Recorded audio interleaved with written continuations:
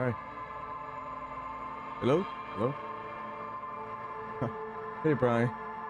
How are you doing today? I feel like it's been a while. I don't know if you watched my streams the past week or so.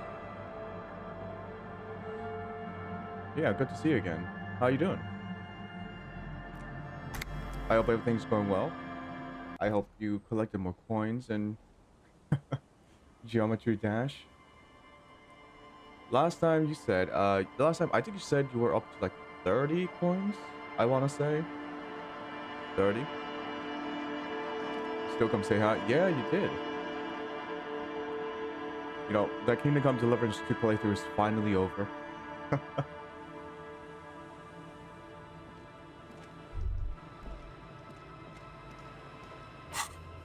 You're kind of done with Geometry Dash? Man, you definitely got your money out of that game. Got all the points possible. I just give up rubies because of shit. Yep.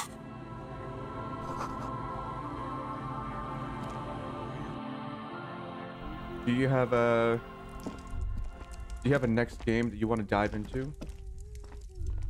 I know you used to play Roblox with the fishing thing, Call of Duty Mobile, and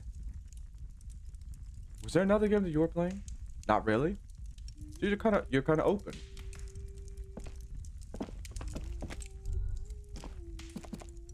What other mobile games are people playing these days? You know, I don't want to date myself too much, but the last time I remember people like being crazy over mobile games were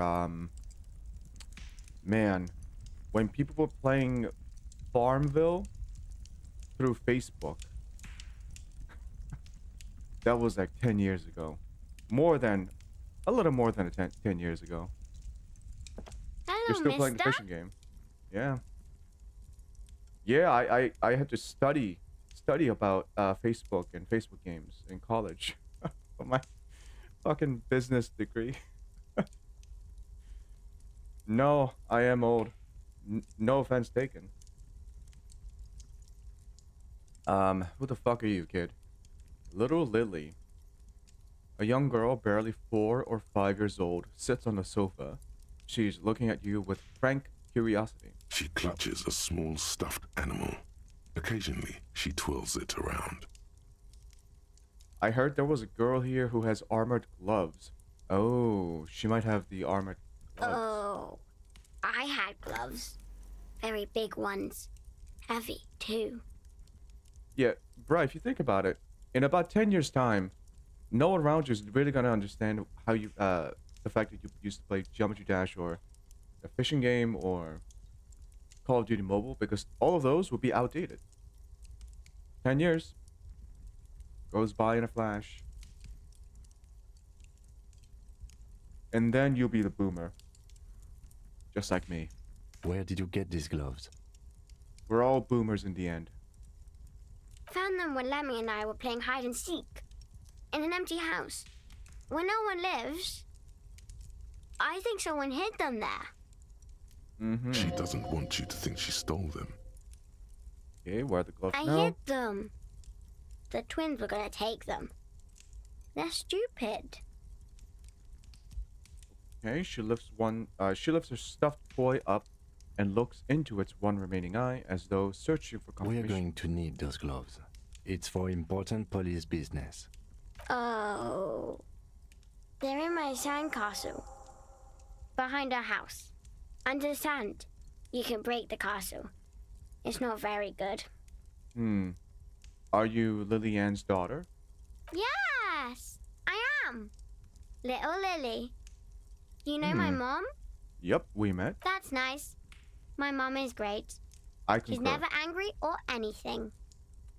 What's this? Show her the stuffed bird you took from the ceiling. Did I? It's a grouse. You might be able to get on Garth's good side if you replace the broken skewer you almost certainly broke. Yes, but what's it for? I don't know. Can I have it? I know someone who really likes stuffed birds. Sure. I mean, you already took it. I don't like it anyway. It All right, looks thank you. angry. And what's the thing you're holding? Point at our toy. It's Lammy. He's my friend. Sort of.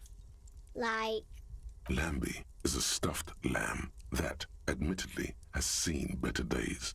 One of the eye buttons is missing, and the fur is tattered in several parts. Lambie looks like he's falling apart.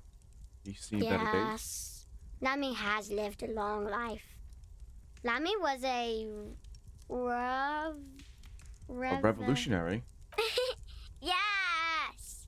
Lammy was a revolutionary. All right. Bye! You got a new rod. Sorry. I was thinking about something else.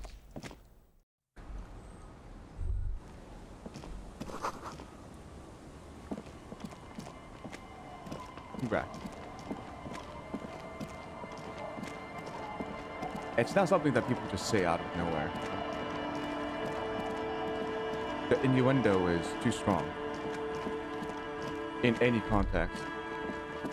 Oh, A drop in temperature, an easy flow of air, an empty street. Before you, a thoroughfare unjammed with lorries. No more drivers smoking on hitch steps. Just silence. yeah, but we know each other? True. But still, new rod? Chemically sweetened. Across the road, a forgotten bus stop. Corrosion has opened a hole in its roof. An elm tree watches over the building. Its branches are dripping with rain and snow. The road is smooth and motley, craters filled with a black asphalt. The asphalt, first laid, is grey already. A row of tenements are under construction in the distance. Who are the people? A tub warm with water, white with soap. A man bathes while radio waves transmit the lottery numbers. 4, 18, 21, 4, 1. A modern washing machine rattles a drawer full of silverware. His boyfriend is on his way home. He brings tins of meat and vegetables with him. Their pockets are heavier with money, but only slightly. What about the bus stop? It's called a Cerebra Rod. It's like a nurse thing. A nurse thing? Number 312D. Young girls used to come here huddled up, hoping for more warmth than their thin coats give them. The bus took them to school. It has not run for 8 years. There were not enough girls to sustain its cost. What about the road? Craters pocked the surface. Children played in them until heavy trucks full of black pitch rolled in. The landowners have filled the craters with money. It is a vital artery of the flow of trade. There's one bump on the road. A dead dog lies flat about 200 paces away, right at the turn. That dog. Tragedy comes from the wheels of a fast RCM vehicle, hurrying to work. The cold washes over you. The sound of the sea has grown distant. You hop on Geodash for your chests, but that's it? Well, like dailies? You get like daily rewards? The wind moves the aerosol. A detective stands behind the boom barrier. A breeze moves a curl of his hair. Huh. They do? What do you get from like your daily chests? Like new cosmetics?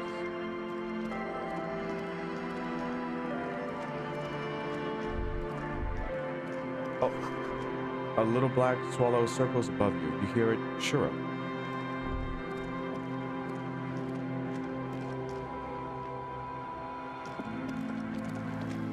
If you're not playing fish or pot mobile, you're playing doors. What's doors? The water runs from the west. The source is upstream, a broken pipe. And that does not look like clean water to me. That looks very dirty. My sandcastle. Has not been kind to Lily's little sandcastle. Oh shit, the The doors once game? mighty I towers remember. are quickly eroding away. Yeah. You can see something shining back to you from what must have been a vast underground catacomb network. The game where I said it looked like Amnesia, or like it reminded me of Amnesia. We saw the gameplay together, right? On stream.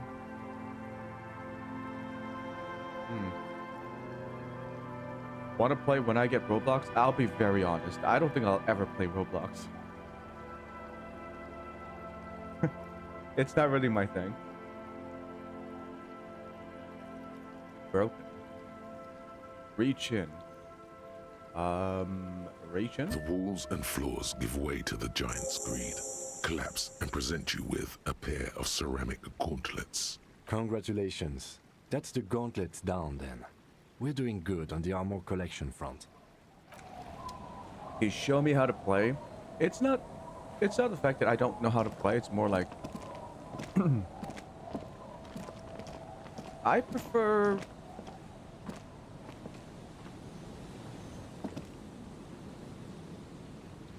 you know what? Maybe I shouldn't be. Nah, I just don't get the whole Roblox aesthetic. Interfacing 2. Oh damn. It tests me mentally and my will. As you fold your fingers into a fist, You know, realize there's you can knock anyone out with one punch. The white ceramic gloves wrap around your digits comfortably. I've been thinking about like maybe trying out Resident Evil, the new remade series. So starting from Resident Evil 7, then Village, then 2 and 3 and 4 and the latest one's coming out, right? Oh, the remakes. Yeah, I've been thinking about doing something like that because you know I've said multiple times that I get scared very easily and I don't like to play horror games. But the only horror-ish game I ever played was Resident Evil 7 10 years ago. And now I'm thinking, maybe I should try it on stream.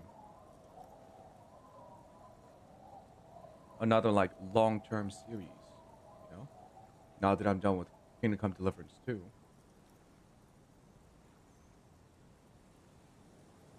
Game has thunder and rain going on, so it's harder to tell if something's coming. Maybe I should just play Amnesia: The Dark Descent, like the actual original one. Your movements cause tiny little clicks, like dice rolling somewhere far away, as the plates reorient to your motions.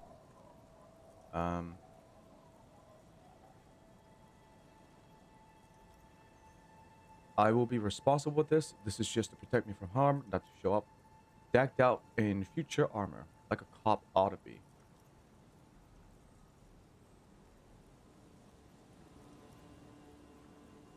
The hardened vitreous enamel, at once sleek and light, adds a glow to your cheeks and a spring to your step. Just imagine what a full suit of this stuff could do for you. You really do feel more confident. Invulnerability does that. Even partial invulnerability. One down, 2 pieces to come. Yeah, I want the full suit. This gear could line my pockets with cash. I want the full suit. It may be a while before you have all the pieces. In the meantime, you should analyze the armor. Figure out its vulnerabilities. Vulnerability. Remember, this is a highly specialized kinetic redistributor meant to stop bullets. Wear it. Observe its properties. See if there's a weakness in the design. For the day you have to fight someone covered in the same material. Ah.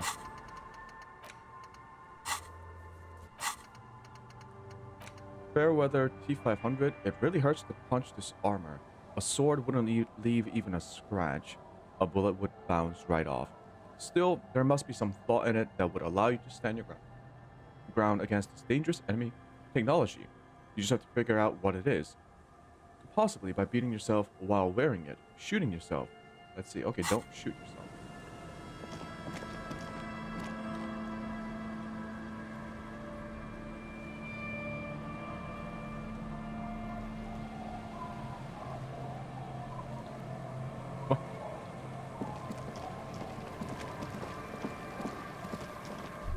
Are you talking about stuff that you say in that game?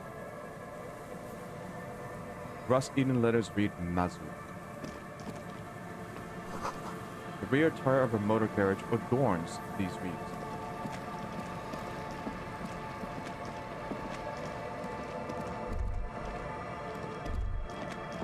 Oh.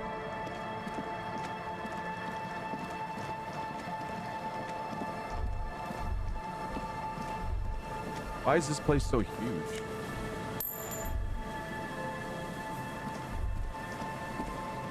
I'm looking for like cryptozoologists.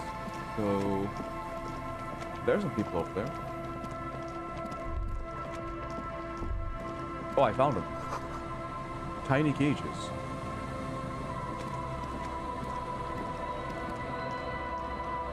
Here we go. Nice and easy. No way out, little guys. Not out of this jam. There's a cylinder on the ground in which the man is arranging some netting. It looks like some kind of trap. He notices you. Who's there? Oh, the police. Hello, officers. Don't get too excited. His self-conscious enthusiasm renders his movements ungainly. He looks like your understanding of a scientist. Is that the police? Why are the police here? You say the oil man, but he's really called Seek. Like me Seeks. Don't worry, Gary. I'll handle it. He must be Morel, the cryptozoologist. To what do I owe the pleasure? That's sarcasm. He takes no pleasure from your appearance. Thank you, rhetoric. I couldn't tell if it was sarcasm or not until you said it. Wow. You don't seem too happy to see the RCM. Or Lena sent me. She's been really worried about you and is waiting for you to get back. Of course. Thank you for passing along the message. That damn water lock is broken, and we can't go all the way around the AL-81. The water lock's been fixed. Oh, good. We should really be getting back. Gary could use a hot shower and a warm bed. Did he say we can go back now? Yes, Gary. We can go soon. Don't forget about If you Sally. see Who Lena, is Sally again? tell her I won't be long. Sir, your wife is waiting for you. I just have to do one more round. See if the phasmid has taken the bait. Then we're going. For all his passion, this man is diligent and patient. You could learn things from him. Tell me about this phasmid. Well, first of all, it's damn difficult to find, which is why we've been knee-deep in the reeds laying traps for it. Why is it so difficult? Good question. Being a phasmid of the order Phantasmodea, a ghost insect, it disguises itself as plant matter. In this case, the reeds. Awful lot of reeds around, aren't there? And I suspect it may have also developed other specialized techniques to protect itself from predators, or scientists, in our present case. Don't forget about ambush. Ambush? Right? Is this all related to the Doors game?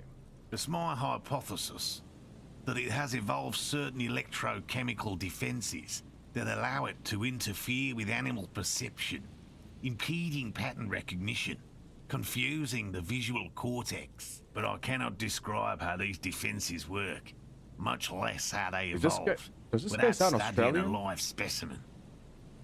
Yes, it makes perfect sense. You're beginning to suspect there's something paranatural about this phasmid. Okay, how big is it? I'm expecting it to be quite giant. One known species of phasmid, called the Megaphasmodea zoensis, is about the size of a grown man's forearm. Megaphasmodea. So, Why are you so interested in the stick bug? typical rookie assumption.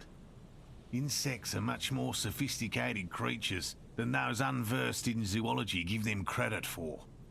Even simply catching a glimpse of the Insulindian phasmid would be the apex of my, of any, cryptozoologist's career. But to study it and its defenses, thrower, not a find out shower. how it stayed hidden so long. Very little, I'm sorry to say. No one's ever captured a specimen, so all our information is based on first and third-hand accounts. So no one's ever found Not one, huh? yet. That's what makes it a cryptid. Just out of curiosity, if there's no proof of its existence, how do you know it's real? I know it's real. I never gave any context. Me? Saying things out of context? I would never.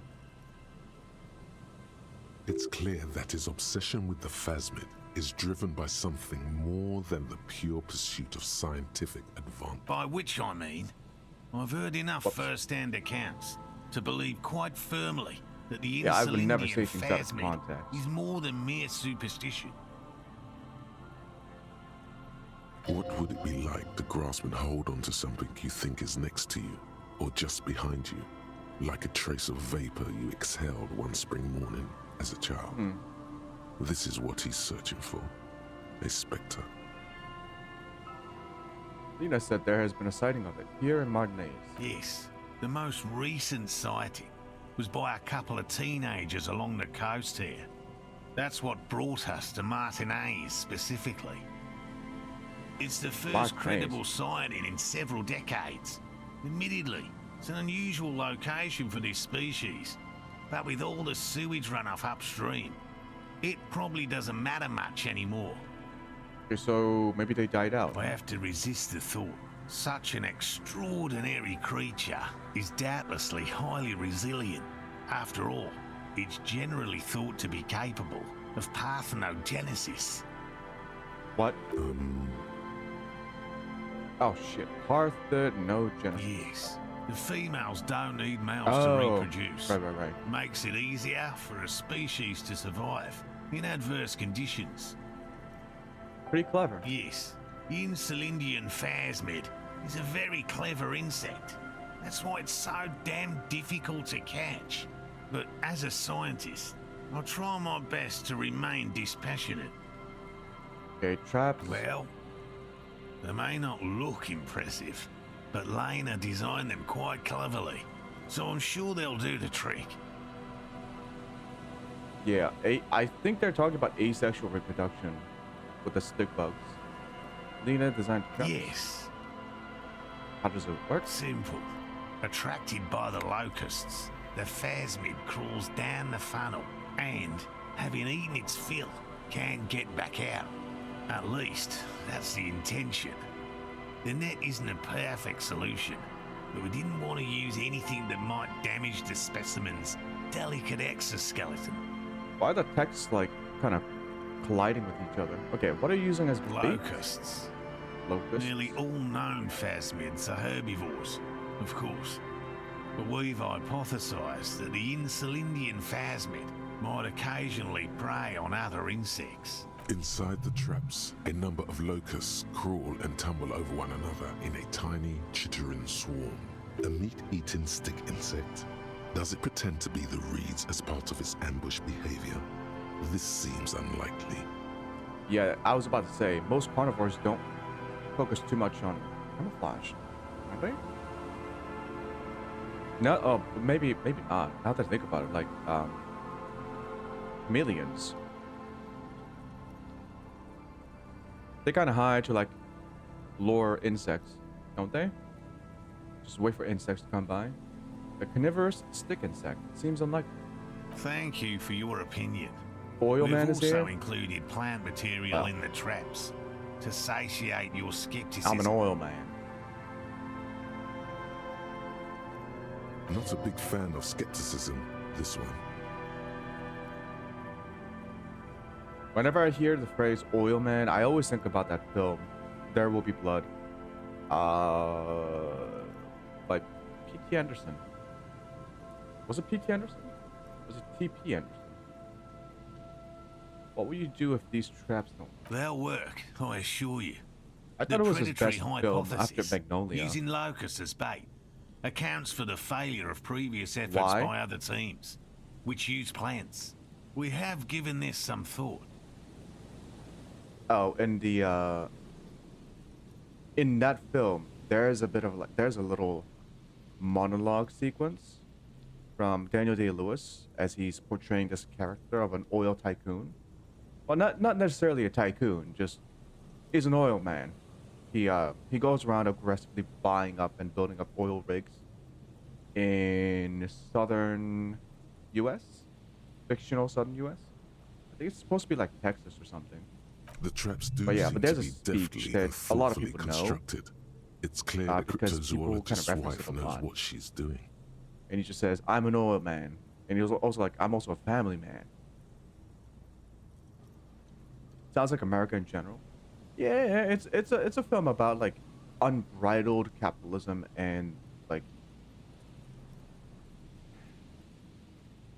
it's a lot. Yes. But it's a very good film. What? Yeah, I do think that's his. For me personally, that was my personal favorite out of all T.P. Anderson films. I know a lot of people might prefer Magnolia, which is fine, but I think There Will Be Blood was a lot more focused, and had a lot more touch upon a lot more interesting subjects. I don't know about his latest one battle after another. I thought it was okay, but it kind of lacked some of the substance of his earlier films. Didn't really like The Master. I thought it could use a bit more focus on that one, but you know, he is a very talented director. Oh, there was another one that a lot of people didn't like, and it was the my God, what was it called? It was one with Joaquin Phoenix, and it was all like, God, I already forgot what it was called. He was sort of like a private investigator, I think. Man, I need to watch the film again. Anyways, Lena seems pretty eager for you to return. And I'm eager to return to her. Yeah, but if you have the opportunity to do But so, I can't I would leave recommend before we finish with these traps. There Will Be Blood. It's a good film. It's a great film. My wife understands Really good. that just as well as anyone. Come on, Morale. We've been soaking out here for days. It's time to go back. And leave the traps? Absolutely not. I won't let Lena down. Come on, she wants us back. I'm soaked up to my nuts over here. We'll both catch reed crabs if we don't dry out soon. Won't let Lena down? Sounds like the cryptozoologist's wife shares a special connection to the Phasmid somehow. I didn't know the Phasmid was so important to Lena. Of course it's important to her. She's seen it. A verified sighting, on record. One of only 4 this century, and it's hers. She's sighted the Phasmid. Yes, that's how we first came to know one another, in fact. But that's her story to tell, not mine. Needless to say, you must ask her about the mysterious Phasmid. Suffice to say, it's long been our dream to find proof of the Insulindian Phasmid together. I can't abandon course now. His spirit may be willing, but his body might be too old to endure the rigors of the coast. Maybe you could go back, warm up, come back to check on the traps later. No. The traps need to be monitored on a regular schedule. What would we do if the Phasmid were to starve while we were sipping tea at the hostel? He's dead set on this. I could go for some trap setting. What if we check the traps? I didn't expect you to take such an interest in our work here, officer. I mean, cryptozoology and detective work are very similar. Yes, indeed. Both require a great deal of research, attention to detail, and, above all, persistence. Alright, where are the traps? There are 4 in total. One is to the south, on this little peninsula, by the boathouses there. It's very near. Another we set in Land's End, to the northeast. It's behind a small sand dune there, on your way to the old radio tower, after the church. The third is set near the canal, where you crossed, by a concrete slab. A big thicket of reeds going up the slope, and among them, you should check at least one of those before returning to this one, since I just said it. This one's more of a technicality, but still, Better safe and stupid than sorry. That seems like a lot. What? Do we really have time for this extracurricular venture? Him, come on. Aren't you having fun? Even relative to examining a week-old corpse, I'm not sure mucking about in the reeds qualifies as fun. But have it your way, detective. If you think it's important, you have been right before. Mm-hmm. What do I do if there's a phasmid and one of the Bring it to me at once. Just make sure the trap is closed tight. Mm-hmm. What if I encounter the phasmid in the wild? That's highly unlikely, officer. But in the event you do, I'll spray you with a pheromone mixture I developed. It's made of musk and research chemicals. The pheromone should attract the insect to you, or at least prevent it from bolting at the sight of you. It's quite potent. Will last you about a week. I laid on me. Wise choice. It's not so different from the putrefaction of the hanged man, actually. I Oh, hope you're not God. buying this. He dispenses it without letting you touch the canister, so it would be precious like holy water. It is precious. A single dose cost me 50 real to develop. Not that I expect you to understand self-financing one's own research. Right, which means you two can pack up and go back to the whirling. Whatever he thinks about this detour, it's clear that these men are exhausted and in need of assistance. Finally, someone's talking sense. Wait, Gary, the crypto fascist? Thank you for your help. Oh, he's a fascist? Gary and I Oh. will start breaking What the down fuck? camp. If you have any more questions, now's the time to ask. We'll be gone once you get to it. If it's more cryptid-related business you want to discuss, you'll have time for that later too. But what if the information is vital? On the hunt. Okay, how did you become a cryptozoologist? I've just always liked animals and puzzles. Searching for cryptids is a bit of both. He seems reluctant to talk about himself, but he'll open up, if you prod a little. Alright. So you're living your childhood dream out It's here. not child's play. Just because I have to traipse through the mud every so often. Why not just be a zoologist? Real animals are puzzling too. Real.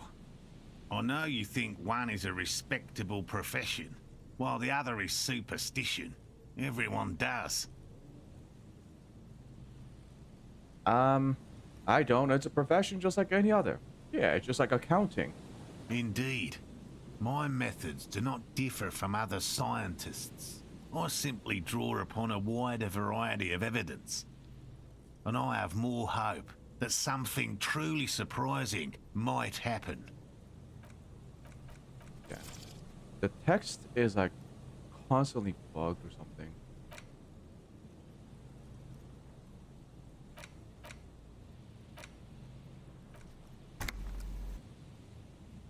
Okay. And has anything truly surprising ever happened to you? No, as I said, I have yet to catch a cryptid. Although I have come close. Close enough to keep trying. Interesting. Something for later, this close call. What kinds of evidence do you use? Everything from forgotten regional lore to newspaper accounts, like the one that brought us here, to look for the phasmid. I keep a very open mind. He's interested in things that people believe that scientists don't. You think other scientists don't listen to ordinary people enough? Most establishment scientists only Ah, care yes, about the establishment. reputation and remuneration, not real research, and certainly not the truth. They're a cowardly lot, and both the field and basement archives can be dangerous places.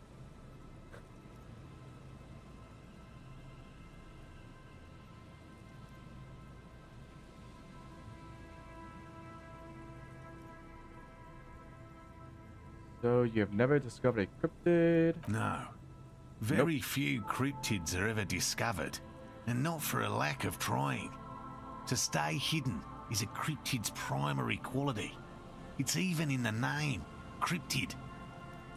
So how many cryptids have been found? Of the list of cryptids kept by the Cryptozoological Society of Chemney, which is 4,082 items long, About 2,000 have been confirmed as hoaxes.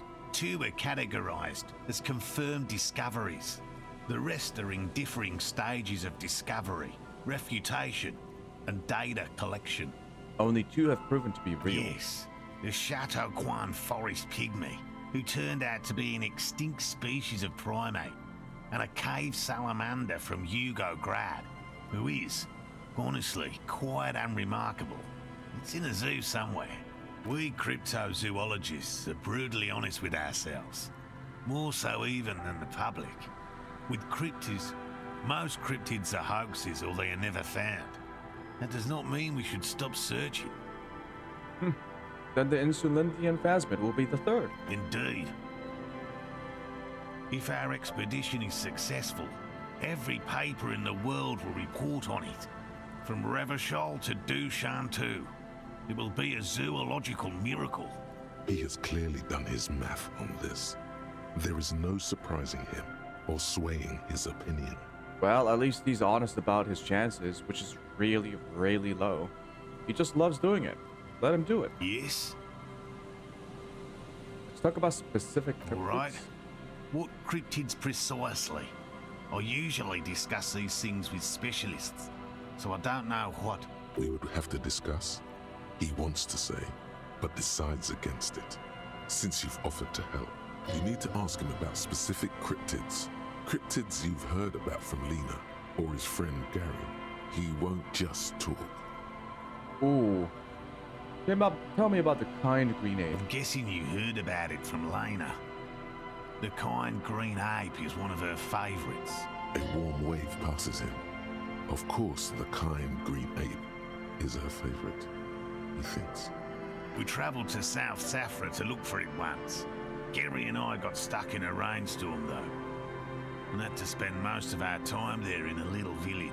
The search was fabulously unsuccessful, but the people were very nice. I'm glad they didn't understand what Gary was saying about them. What? South Safra? They're just on a different rung of the ladder, Morale. I had no problem with them. Really? You kept complaining about how dirty everything is. We digress. They're a nascent culture. I just didn't feel comfortable. And let's change the topic, okay? Talk about your critters, or whatever. Yes, back to cryptozoology. You don't want to sow disagreement between friends. Tell me about a cool cryptid. Any cryptid. Or which cryptid did you almost catch? You said before that you almost caught A willow person. It's a long story. One non-specialist would find rather dull. Willow people? Not at all. What are the willow people? They're not people, really. Some argue they aren't really animals, as they seem to have evolved directly from trees. They're very, very thin, almost flat in fact, and can camouflage themselves easily, wrapping themselves around trees and blending in with the tree bark. In that way, they're not too dissimilar from the phasmid we're looking for here. Wait, so are they plants or insects or animals? How did you almost catch a willow person? Gary and I painted an entire grove's worth of trees in slow-drying paint. It was a bright lavender colour. I was hoping one of the willow people would get paint on it and not be able to camouflage itself. After waiting in hiding for hours, I saw a figure slip from one of the trees, a lavender shadow, dashing through the grove. And then? I chased it with a net. Not very elegant. You can't be elegant in the field. And, well, it was faster than me. A lavender shadow. I know you think we were snacking on funny mushrooms. It's easier to mock someone than to admit that the world might be more interesting than you've imagined. Furthermore, I'm not saying it was a confirmed sighting. I'm painfully aware of what goes into verifying such things. There is a serious possibility that I saw a squirrel or a trick of the light. I am my own harshest critic. He makes it a real point here to sound falsifiable. And Lena's signing of the phasmid, is that... Confirmed. It's 100% verified and meets all the standards of an authentic cryptid sighting. cool. Tell me about a cool one. No offense, officer, but I'm not much of a pedagogue. I don't know what I would have done if Lena hadn't persuaded me to go back to field research. You should ask her if you want interesting stories. Alright, Me? alright. I'm not a people person, unless you haven't noticed. And I don't make a good lecturer. My strength lies in field work and persistence. By all means. Alright, goodbye, goodbye. I want to get another point here. And let's start researching Fairweather T500. These soggy logs smell of ignition fluid. Huh. It's almost impossible to get a fire going this near the ocean. These heavy military blockades are riddled with bullet holes crumbling. Let's talk to the crypto-fascist. Hello, I'm Gary. Very generous of you to help us out, officer. Yellow man. I mean, officer. Shut the fuck up, racist piece of shit. The lieutenant raises his eyebrows slightly and takes out his notebook. What the fuck am I talking to? Yellow man. Can I give him shit? Interesting. This is something to ask him about after a little probing first. I'm just waiting for my friend Morel It is to not finish up interesting with that his this guy's a insect racist. traps so we can return to civilization. Not a lover of the great outdoors, huh? I like nature, just not this bloody coast.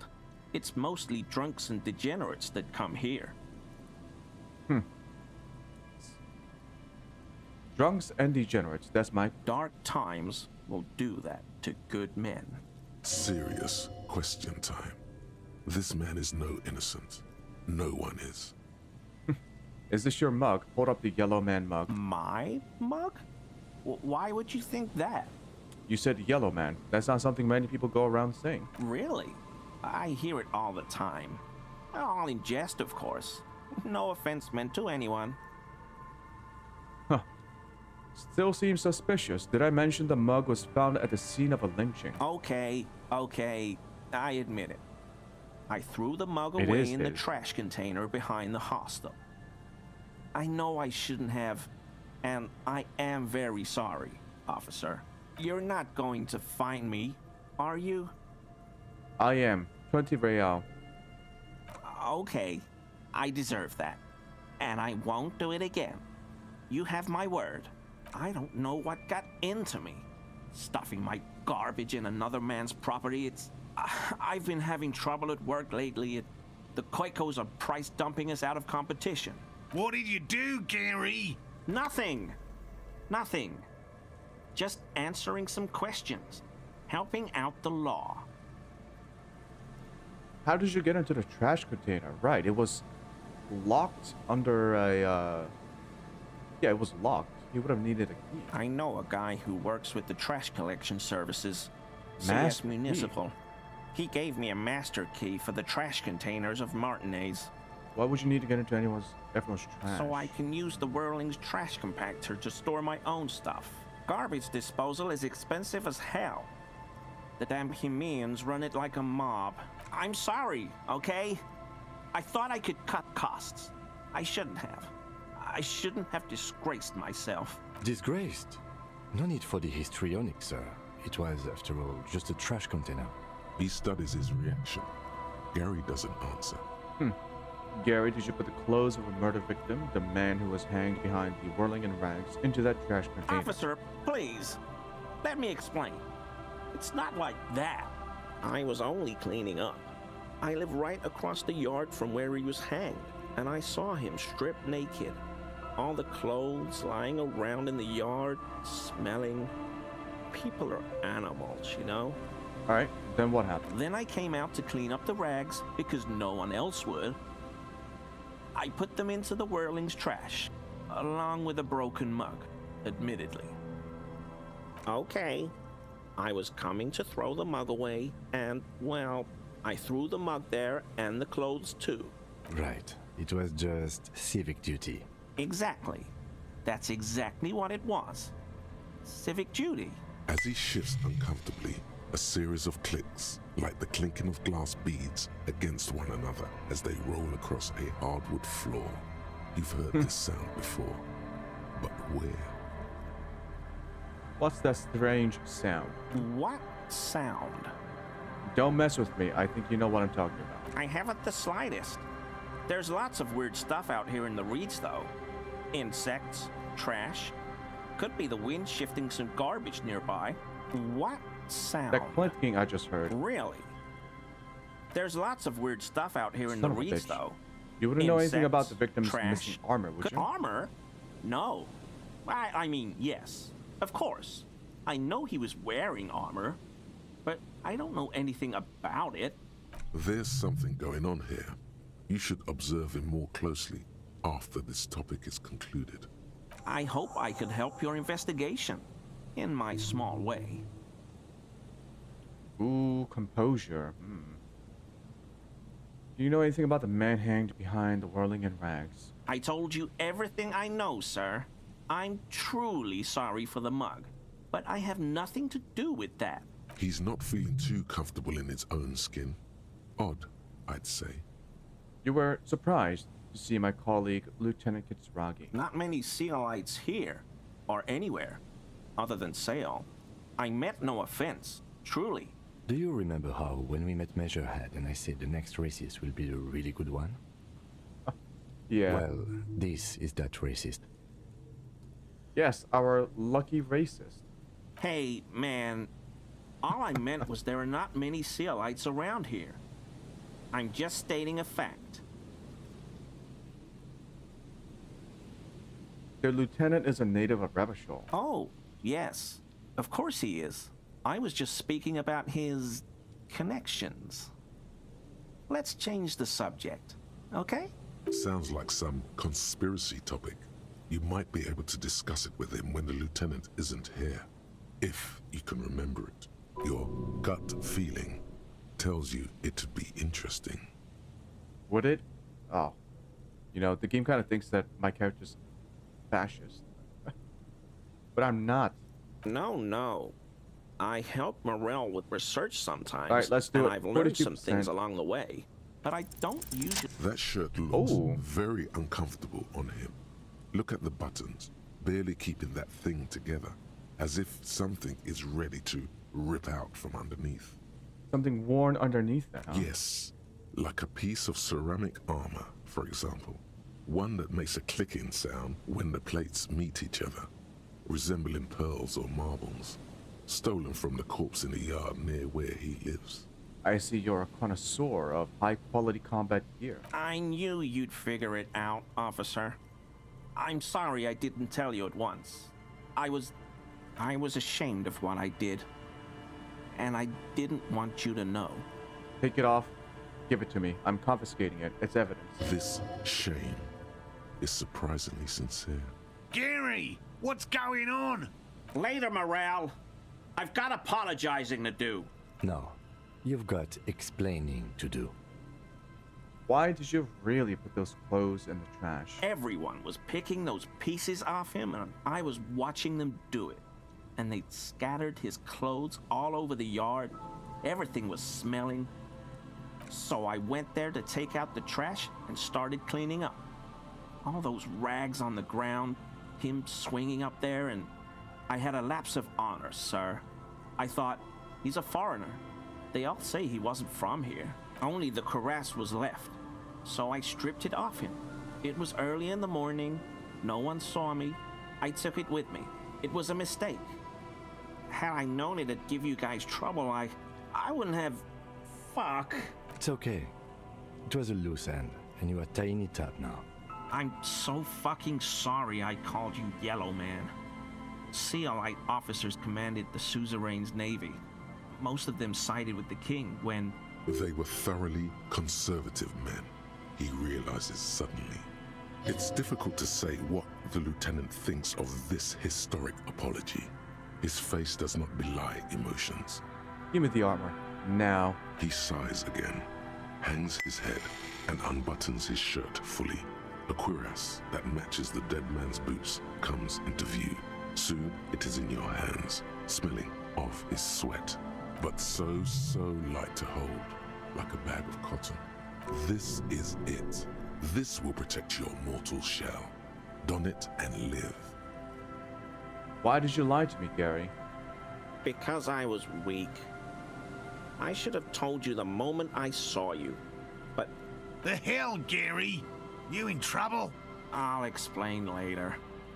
Do you know who killed the hanged man? I always thought it was the Union. Some Union hardasses lynched him because of the strike. But almost everyone in town knows that. I wish I could tell you more.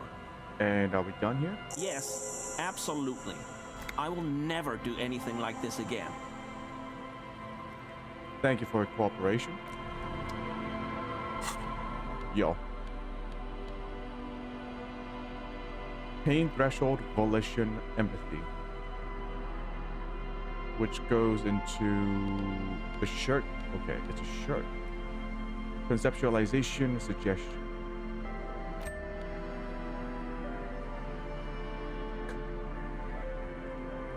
We gotta get more pieces. I know we can get the leg pieces soon.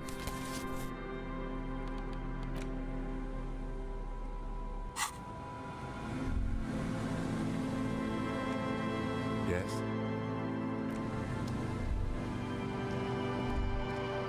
That patch of reeds over there, it's a great place to hide something. Kind of out of the way, being so close to the water. What's this about? Nothing. Just a hunch. The hunch passes, leaving you there, by the old boy bobbing in the water. Time to go. The number on it says 11. Okay, that's a puzzle. That is a puzzle.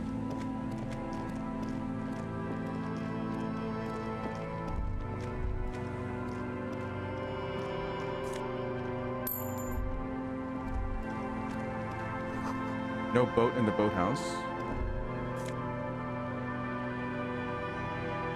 Savoy flare, oversized superstar sunglasses, -1 visual calculus.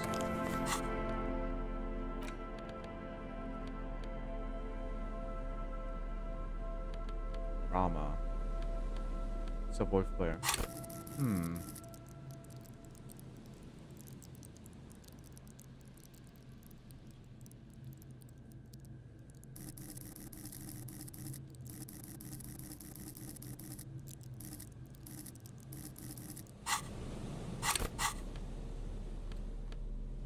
Interfacing and pain threshold. It's only 3 now. Interfacing's up to 5.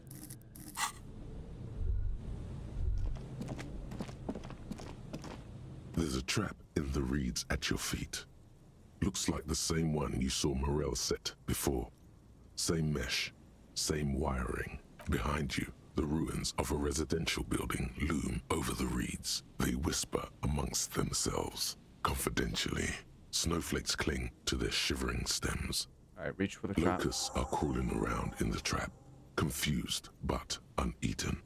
You see no carnivorous reed phasmid gorging on them. Big surprise. Anyway, 1 down, 3 to go. No need to grin. I'm not expecting to find anything. I'm helping some citizens and getting some fresh air. I meant no offense, just... The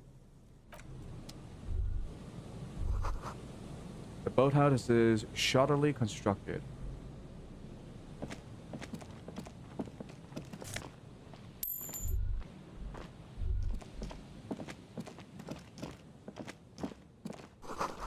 Ancient paint is peeling off the roof of this shaded bench, covered in rust.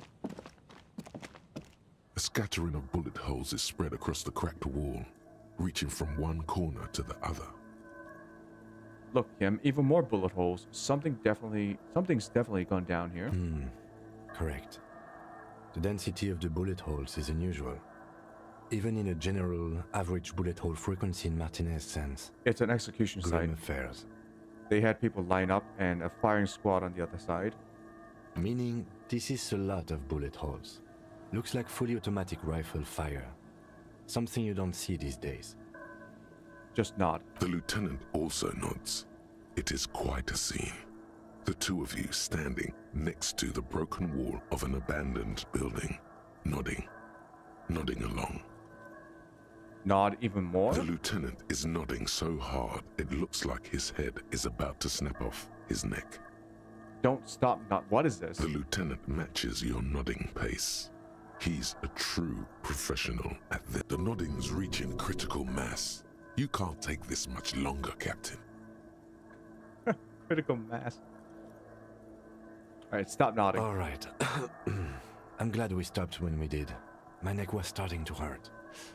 If there's nothing more, we should get going. Phew. All that nodding was rough on the old neck. Close to feeling that twinge. Alright, how much you want to bet this is an execution site? A row of ghostly shades stand facing the wall. There are many of them. A dozen at least. Their heads lowered and eyes blindfolded. It's quiet. No sound. No movement. 10 meters away, other shades are lined up in an orderly manner. Automatic rifles primed. A gust of wind blows by. The coats of the firing squad flap slowly in the breeze. A single person stands on the side. Snowflakes fall on the wooden planks and the surrounding sand dunes, covering the land with the white of incense. A long time has passed since the moment of this fusillading. Rain and brine have since washed all the blood away. Not a trace remains. What is this? You know what it is. The abundance of bullet holes leads to two options. Either an inordinate amount of executions were performed here, or they did not use a conscience round, where only one soldier has the loaded rifle. Looks like this was a mass execution with everyone fully armed. Look at the people against the A wall. host of men, probably in everyday clothes, ragged from the conflict and covered in dust. They were not sitting, a common practice for executions in some nations. As demonstrated by the height level of the bullet holes, they stand, facing the wall. It's impossible to discern any details about their personality or background. Ordinary people, familiar, each and every one of them. Who were they? Collateral damage on the path toward normalcy and progress. Such is your belief, officer. Maybe you should change it. They were praying, screaming. Look at the line of soldiers. 7 men in combat uniforms and dark coats, holding automatic rifles aimed at the people. Soldiers from some side, but from which one? Men of duty. Dark duty. Yeah, a death squad. In all truth, violence offers no answer. It's only the last available resort when all mediation fails. And here, all did fail. Look at the person standing on the The side. commandant, the one who gives the order. Machine gun fire crackling through the air. The lights of the muzzle flashes dancing on his face. Kim, who was in this execution? I don't know. I don't know who died here, lined up beside that horrible wall. It could have been any of the parties involved in the revolution.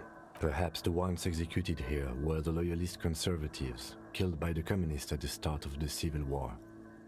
Or it could have been the communists, put to death during the last stretch of the conflict by the coalition forces. It could even have been the employees of the failed R&D center down the coast, as their building was taken over by the revolutionaries. Or maybe...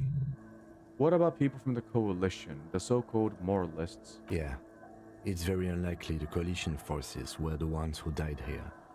They were always the last ones against the wall. To be honest, if a coalition member was anyone in this situation, it was the commandant, the superior giving the orders. A cold sea wind blows away the figures. Dark. Very dark. Main threshold 7, Inland Empire 7, empathy 6, authority 5, suggestion 6, rhetoric, logic, perception.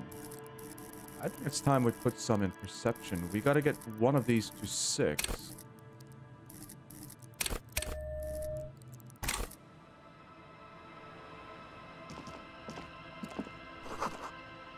I think I should have at least like one high trait in every category. So 1 in intellect, 1 in psyche, 1 in physique, and 1 in motorics, at the very least. An old ticket, taker booth, no longer in operation. People paid money to park here. No one would pay now. Indeed.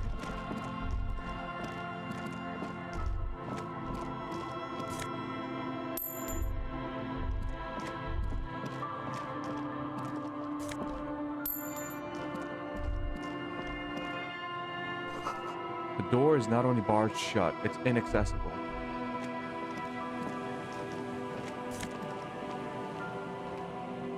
Found Peepo Peepo. What is this?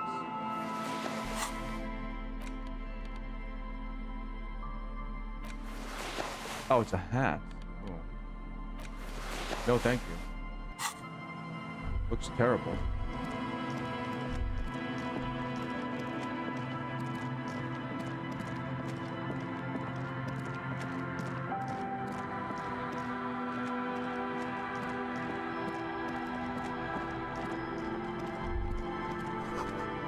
This section of the coast hasn't been used in decades.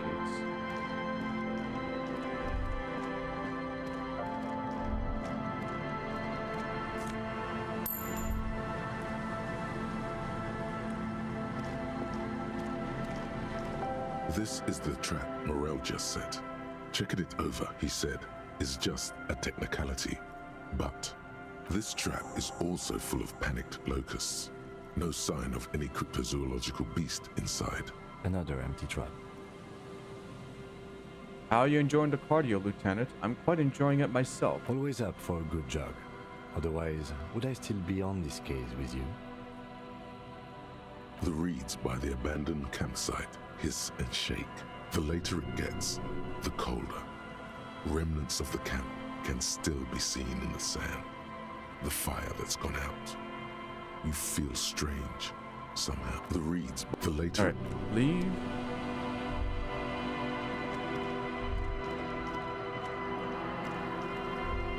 Let's go up here.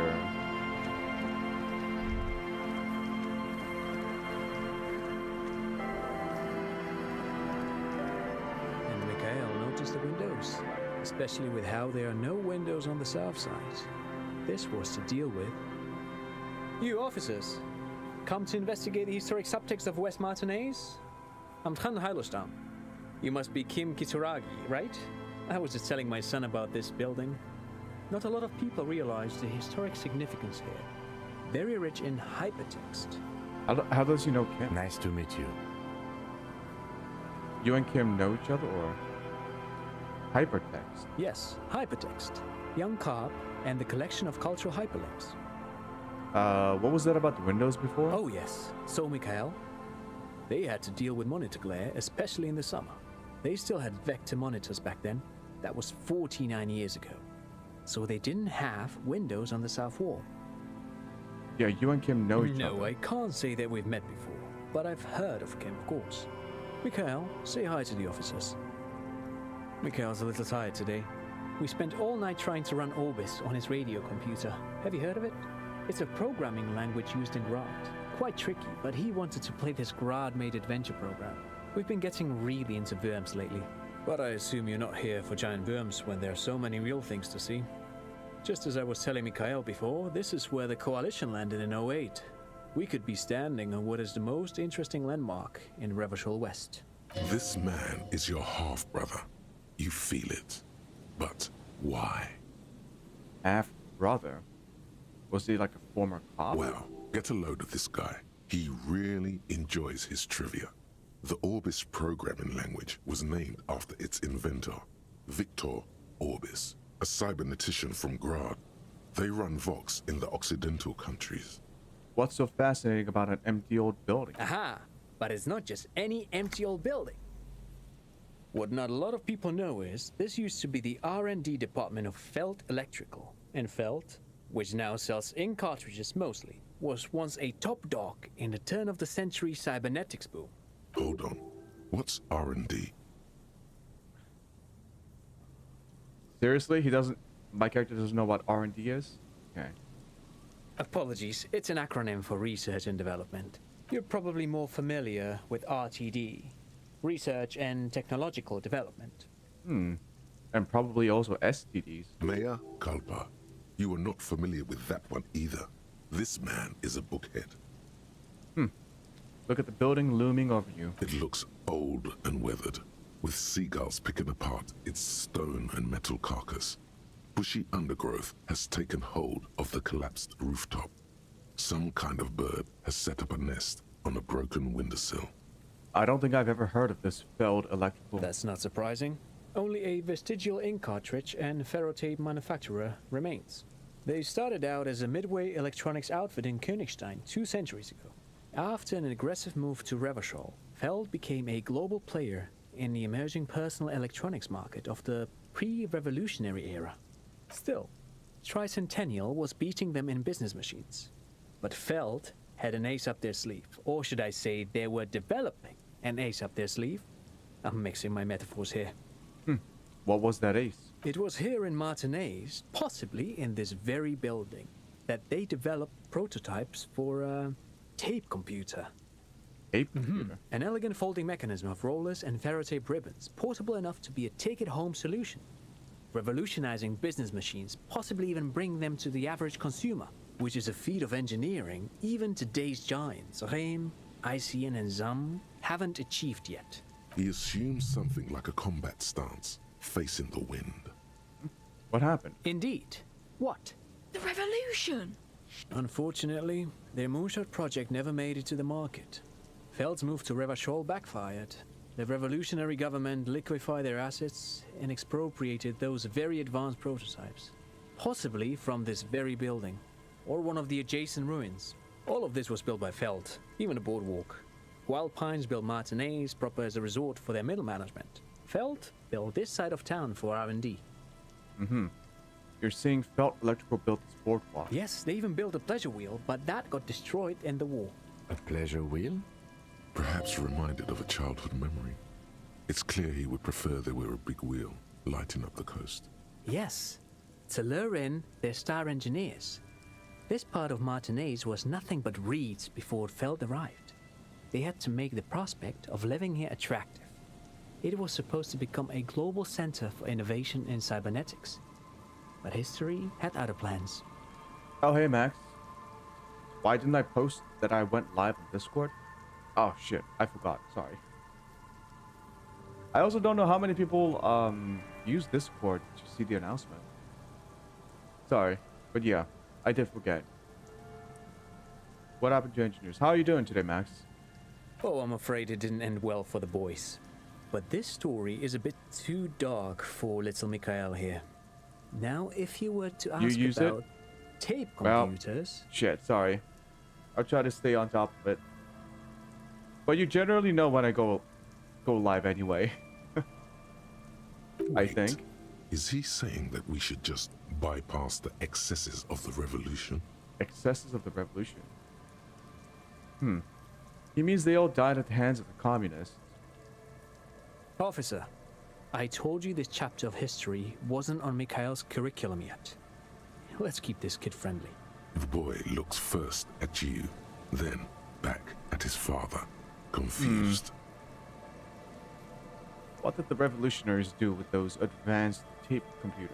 They used them for military communications, but also to write and send out press releases. The most notorious example being Le Décret de Mars.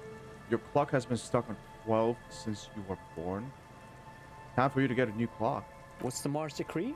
I mean the radio transmission sent out to news agencies and world governments by the newly created commune of Revachol on the 7th of March in the year 02. A short-lived legislative foundation for a short-lived utopia.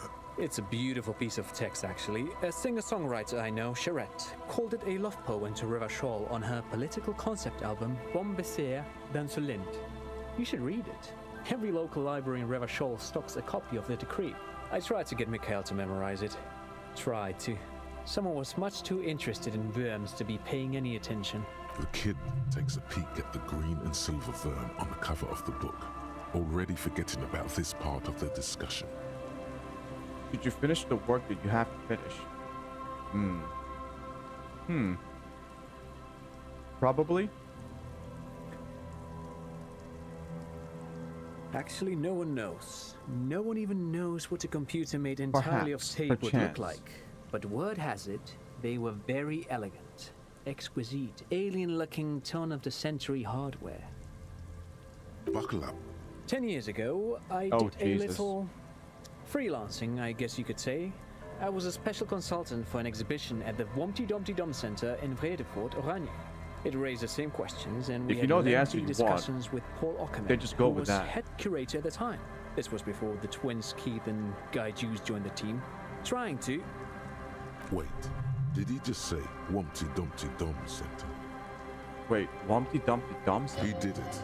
He said Wumpty Dumpty Dum Center, like it's the most natural thing in the world. What the hell is a Wumpty Dumpty Dum Center? And who the hell are Keith and Guy Juiced? Okay, the Wumpty Dumpty Dum Center. Paul Ockerman. Keith and Guy Juiced. What are you talking The about? Womty Dumpty Dum Center for Contemporary Arts. The exhibition itself drew on Lagerman's notion of memory, and so there were some parallels. That's why the head curator, Paul Ockerman, chose to... You're making this up. Turn to the lieutenant. Kim, is he making this up? In fact, I'm not. The Womty Dumpty Dum Center is a place you can visit if you're ever in Vredefort and are ever in the market for an exhibition space / contemporary art research center. Am I hungry? You go see a food? I don't know what that means, but now that I think about it, I need another cup of coffee. I will be right back. And I might get some raisins, too. Alright, yep.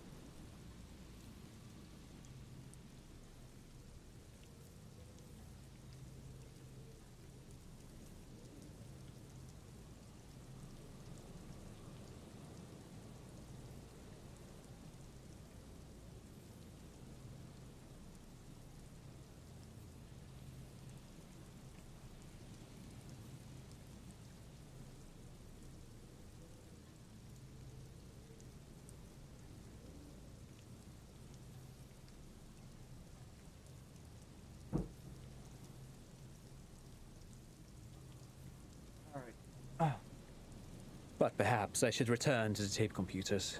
As I was saying, the device itself was very elegant, fragile even. One could write directly on the tape using a special chemical solution.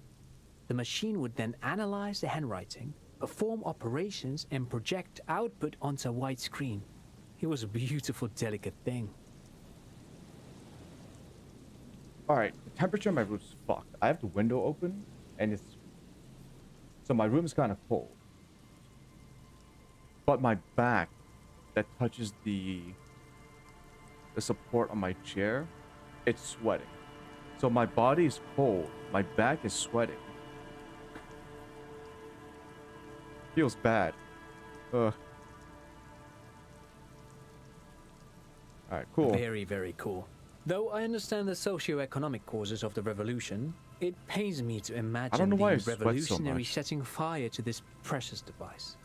But so they did. The felt playback experiment vanished into the fires of '07. Why did the revolutionaries destroy it? Who knows? Maybe it was an accident, or maybe they didn't want the technology to end up in the wrong hands. Either way, they're all gone now. All 3 versions of the prototype. Nothing but debris and ashes remain inside that building. Uh-huh. Alright. But of course, what else? You look like someone who has money. Do you have any money? I do have some money, yes, but that's not what's really important here. He's not gonna give you money. What are you doing? Clearly you were just profiling. No, I mean, come on. You need the money. If it's not a thing, he can give you some.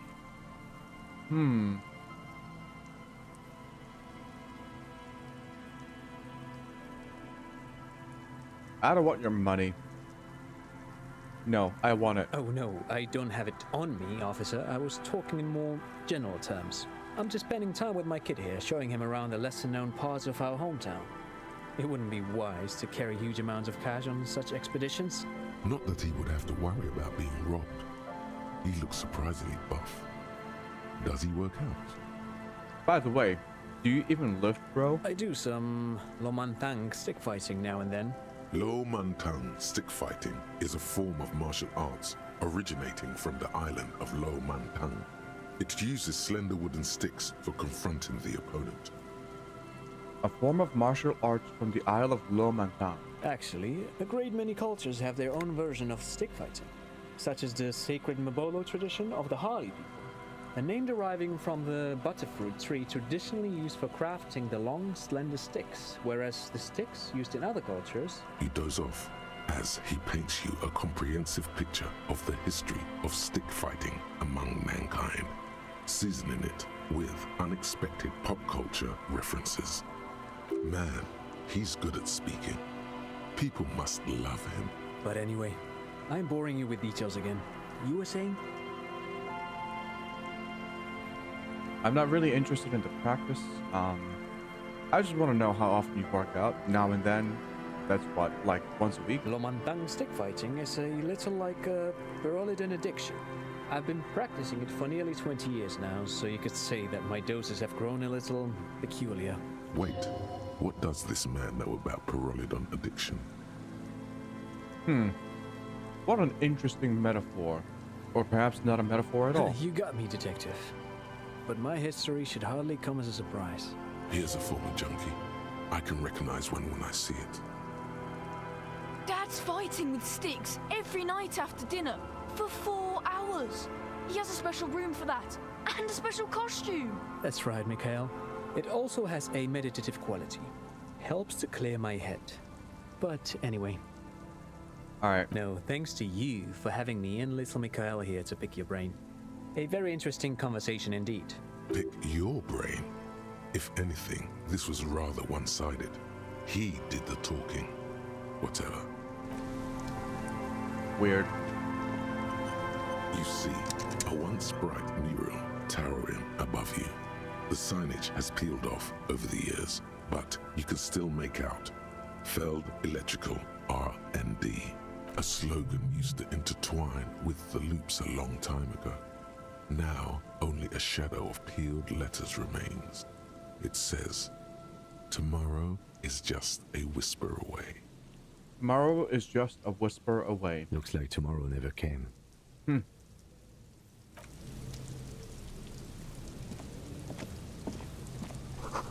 Another power box. It charges nothing now. It's empty. Money.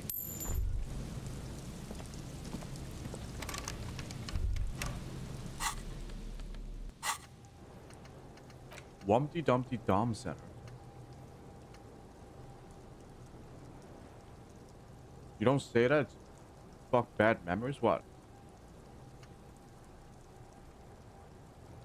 It's Wednesday evening and something heinously exciting is underway. People have gathered beneath the billowing roof of an oddly shaped trophy building, sipping wine and exchanging opinions. 29-year-old Wunder twins Guy and Keith Juice are the stars of the show, with their bomber jackets and white sneakers, head curators of this art exhibition. It's the Wumpty Dumpty Dummiest event of the year, and all the cool kids have RSVP'd. Where are you, if you are not here? What the fuck is this?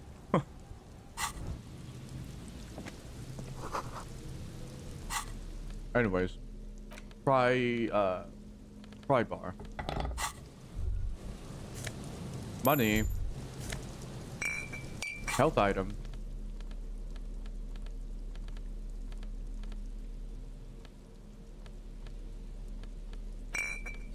What?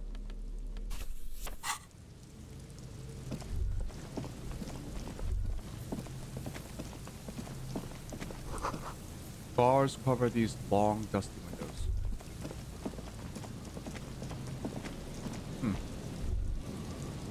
Oh, you can get up to the top? Wait a minute, what? The remaining windows rattle from a strong gust of wind. They're covered in a thick layer of grime. They must have been like this for 40 years. Try to see inside. Dripping water falls from a high place. All you can see is the shadow of a collapsing staircase. There's rust and corrosion on the bars. They're foaming with it.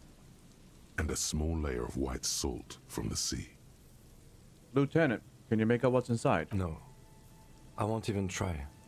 You know, I had a partner once. They called him Eyes, because he had to show me things. It's that bad. Jesus. This partner of his, Eyes, things didn't end well. It saddens him to say his name. Don't even ask. He wouldn't answer. Maybe some other small talk. Can you still shoot though? Well enough, actually. It's odd how that works. I'm no sharpshooter, but I pass my shooting courses 7 out of 10. Hey, you know what they say, Kim? C's get degrees.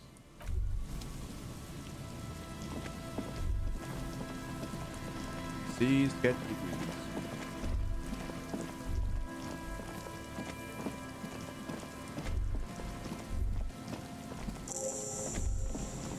Quick travel unlocked. Sure. Someone must have worked hard to smash the plastic dome. A metal payphone under a yellow plastic dome. You could use it to call someone, unless you're out of change. Can I do it for free? You hear Somehow? the tone. The machine is inoperable.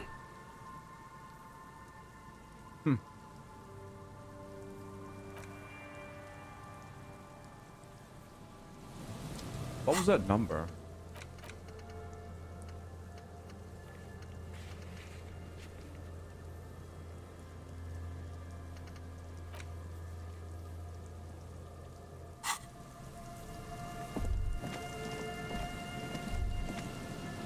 Is this one operable? Dead phone. Nope.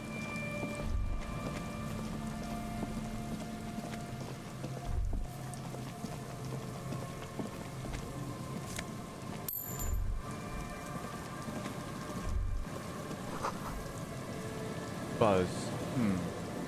The electricity flows through the wires with audible power. Electrified fence? Marshmallow, I have a question for you to forget. Do I forget what?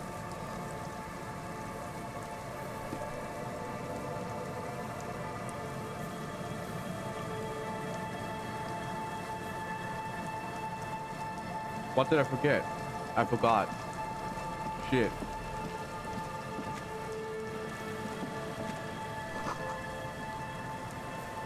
Coin-operated weighing machine.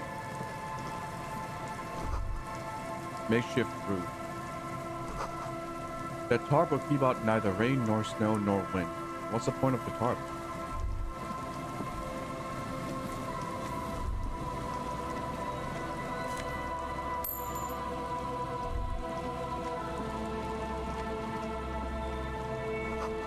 A big wine canister. It's open and empty. Whoa. The smell. It's awful and familiar. Hold on, that is awful. It doesn't help. You can still smell it. Keep it in now. Don't overreact. Breathe. What is that? Don't you recognize it?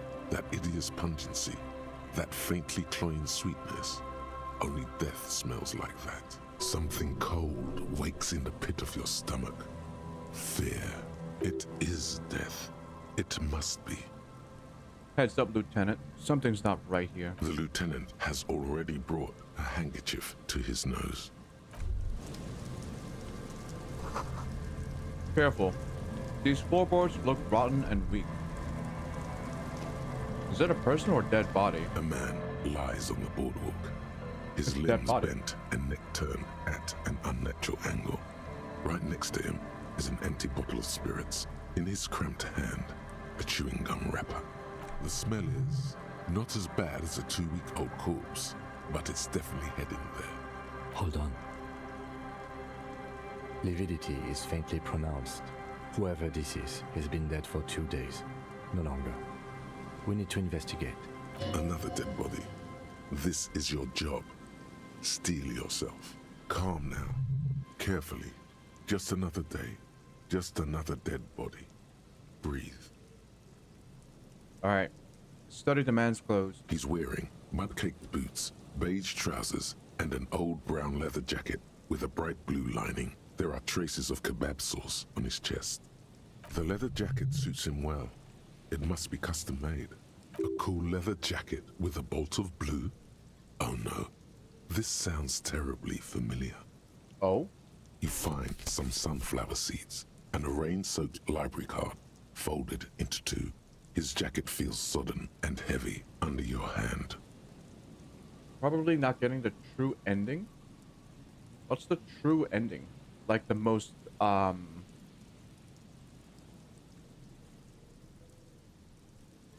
guess the most lore-accurate ending, huh? Good. We should take a look at that library card after this is done. Alright, study the man. The man has fallen through a crack in the boardwalk and hit his head against the metal bench. Coagulated blood covers his black hair. One of his feet is still dangling through the hole. A bad fall. It might have been dark outside. There's This a place is sequel a to this game? minefield in the dark. There is? I don't know. His expression is dull, like the sea behind him. Drops of water shining on his mustache. His eyes, empty and wide, look frightening in their frozen gaze. Height, 170 to 175 centimeters. Curly hair, stout build. Age, approximately 50 to 60 years. Oh, thank God the game uses metric units. He was confused when he died. Confused and alone, most likely. Overcome with the awful surprise of it all. He was just about to head home. The first step back home proved to be his last. That's what the chewing gum seems to point to as well. There's some dried blood on the metal bench, right where the corpse's head rests. The floorboards are rotten and slippery wet around the hole. An empty bottle lies nearby. A chewing gum wrapper is clutched in his fist. A dried chunk of blood covers the hair at the back of his head. An open wound. It's sticky and cold to your touch. This is where he came out of himself, drop by drop, when he was unconscious. It took 3, maybe 4 minutes. I don't see any other major wounds, do you? Hard to say. Seems like the head wound was fatal. It's exactly the shape of the bench. They screech under your feet ominously. It's hard to say whether the dead man's weight was the cause of the boardwalk to break. It definitely looks fragile. You see waves churning below. Something cracks beneath your feet. He could have easily disappeared into the sea through that hole, and you would have never found him. The bottle? A .75 liter Tallulah vodka with its cap missing. There's hardly anything left inside. Tear all around us. Examine the chewing gum wrapper. Brabowski spearmint chewing gum. Green leaves on the cover. The man's mouth is half agape from the terror of the fall. Okay, look The in. blackness of death. Stench. You think you see white chewing gum too. Confirmed. Nearly the whole pack is there. Solidified on his lower rear teeth. Nearly the whole pack. He ate the whole pack, right? It's to cover the smell of alcohol before going home. The worst thing is, I've seen it before. Almost the same scenario. Even the chewing gum. It's always the same.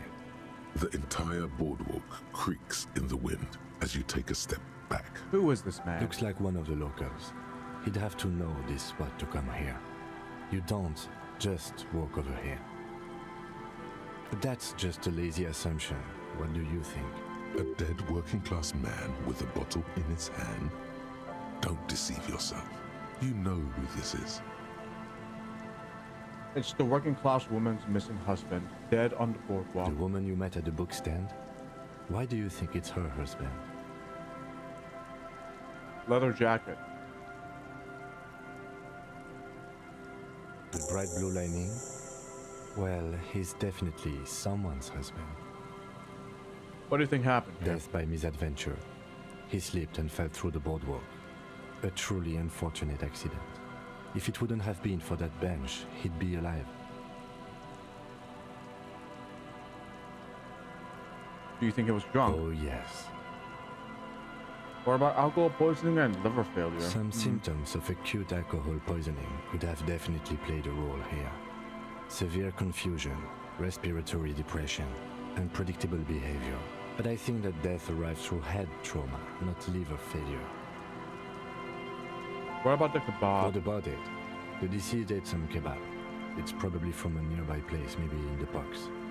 Sometimes a kebab is just a kebab. Okay, Freud.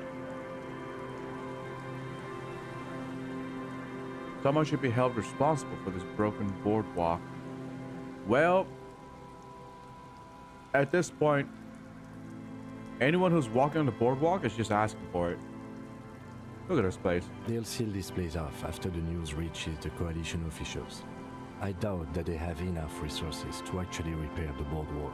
Not that sealing it off would keep anyone away. All it does is keep the city council's hands clean.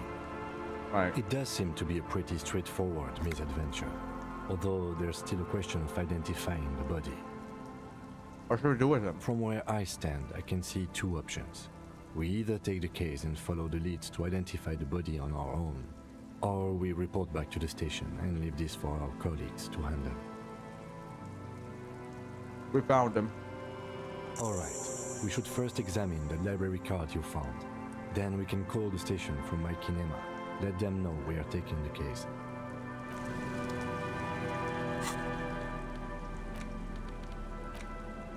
The library card is folded into two and still slightly wet to the touch.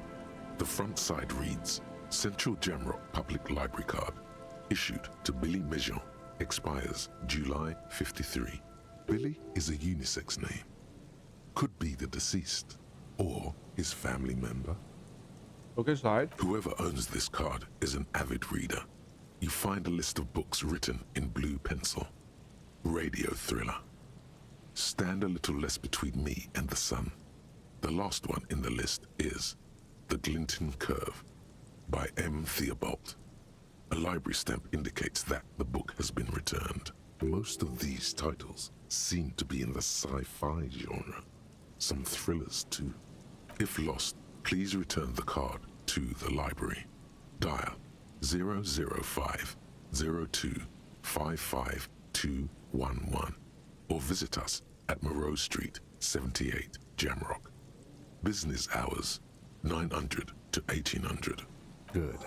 We should give them a call from my kinema. See if we can learn anything about Billy Mejean.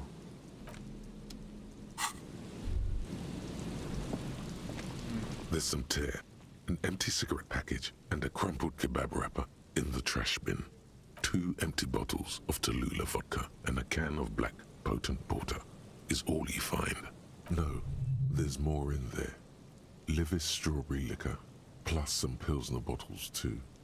Better not pick them up. They seem unhygienic. A tragedy. He shakes his head with genuine sadness. And the cigarette Whoever package. tossed it here was a heavy smoker. The brand name reads Red Astra. Red Astra is the black market version of Astra cigarettes, known for their high tar content. You see traces of mayonnaise and ketchup on it, as well as a tomato wedge. The wrapper reads Shish Kebab Revachol. It's no older than a day or two. No mold yet. It's hard to concentrate in the smell. The sea air brings some relief. I mean, yeah, it probably is the guy, the husband of the bookstore owner. No. The woman in front of the bookstore. Moonshine, probably. Smells like tasty fermentation. Someone's making moonshine? It is almost 5, and I did want to do something without Kim. Like, talk to Classier.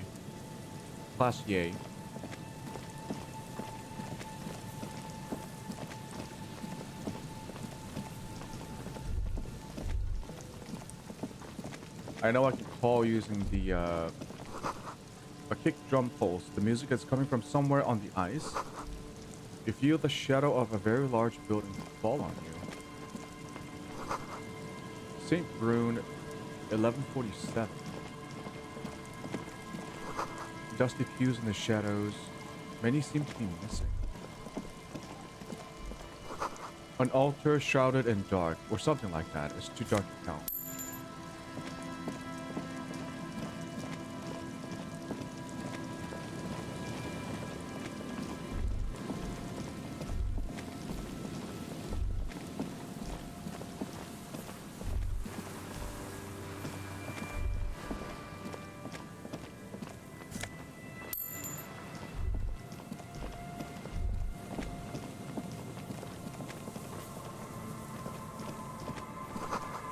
This barrel has been recently discarded. It still smells of fuel oil.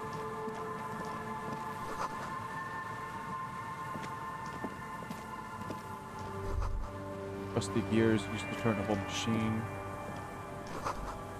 Building before you housed the engine. Must have been a big one. An old door, worn by elements, guards the depot. The wind has blown a sand dune in front of it. The door hasn't been opened in a long while. You see a handle.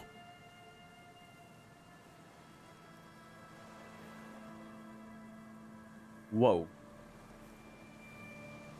This is interfacing skill check 20. And it's a red check. You can only do it once. Well. What is this? It's military. A service depot of some sort. Used to service The what? washerwoman mentioned a depot up the coast. She said it was for moving ammo and cargo across the bay. This might be it. Am I a gambling man? You know I am. But only in video games, not in real life. Because gambling is illegal in Korea. Unless you do it at like the state-sanctioned gambling venues.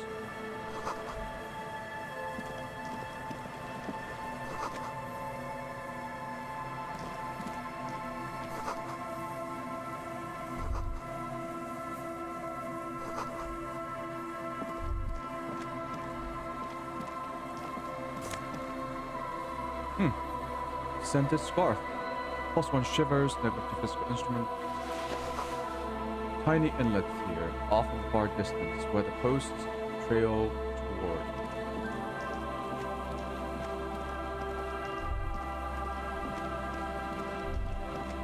Oh, another cryptid This trap's page. not too hard to spot once you know what to look for. Keeping it hidden has not been a priority for the cryptozoologist. The reeds sway in the coastal breeze. They seem to be waiting for something. The wind picks up here, near the cape's end, surrounding the narrow strip of land from 3 cardinal directions. It's cold for this time of year. Nothing but locusts in this trap as well. Definitely no cryptozoological monstrosity. Empty as all of them. One more of these and we are done. Getting tired? No, I'm fine. I didn't mean to complain, it's just... I thought he would be a lot more fit, I'll be honest.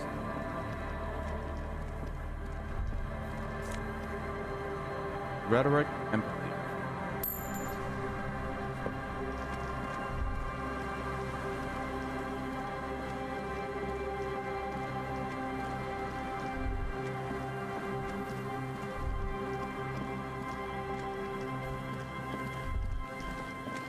Alright, I think what I'll do is I'll try to say goodnight to Kim, and then I'll make my way back to Whirling and Rags.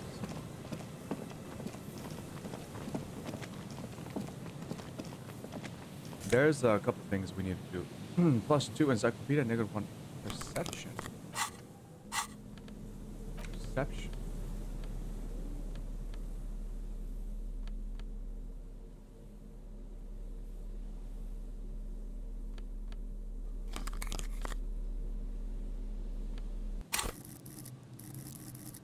Pretty high encyclopedia.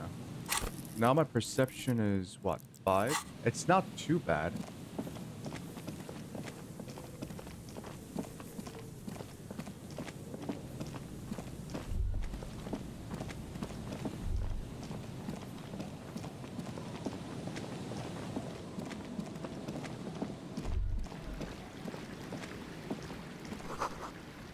Full of holes. Could the posts hide treasure? Look inside. What?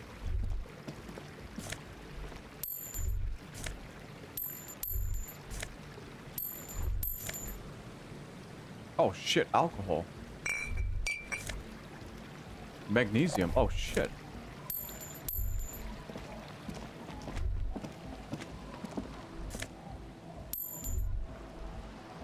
All sorts of goodies.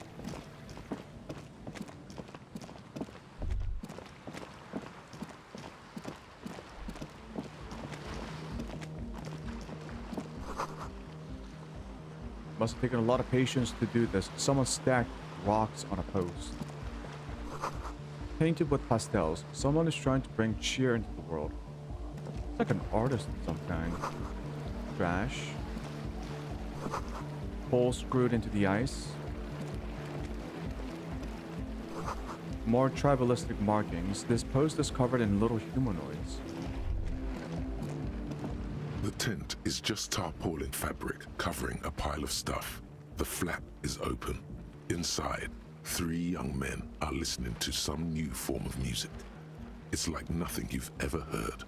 One of them looks at you. Come on, get in and close the flap behind you. The warm stuff's getting out. It's safe to assume this is their leader, or at least he thinks he is. Squeeze in. Sorry, we barely have room for one. You go ahead. I'm too old for this. I'm actually not, he thinks. I just dislike delinquents. I'm sure you will feel right at home. I'll keep watch. What's that supposed to mean? Oh shit. Smells like sweat and laundry detergent, plus a trace of ether. Canisters filled with what appears to be water. The label says distilled. Moonshine, a pile of nasal sprays, brand name Nosefed Ultra. A speaker to be kindly used for live music. Well, well, well. A young man with peroxide blonde hair Egghead. holds up a Harman Welshi tape player, nodding along to the music.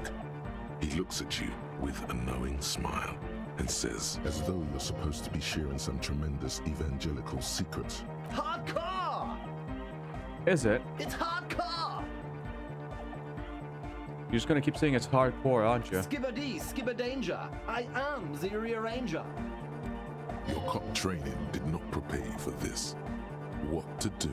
Could there have been a right way out of this garden of forking paths, you think? Wait, that's a puzzle?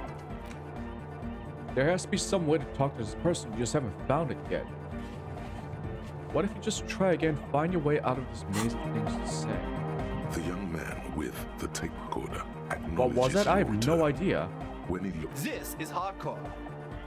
Okay, say nothing. Hardcore! Still say nothing. Hardcore to the mega. All Here right. comes the night. No. Back to the heavy hardcore to the mega. Here comes the night. So guys, so sorry, that was the same thing. So nothing. Hardcore to the mega. Internally coherent. Okay. Maybe the key is not to say anything. Encore! All right! he furrows his brow as his very large head traces the sublime invisible movement of the music in the very real air of the stuffy tent. Hardcore! Ah! Jesus. Say so hardcore. Is it though? It is. But is it? I mean, really?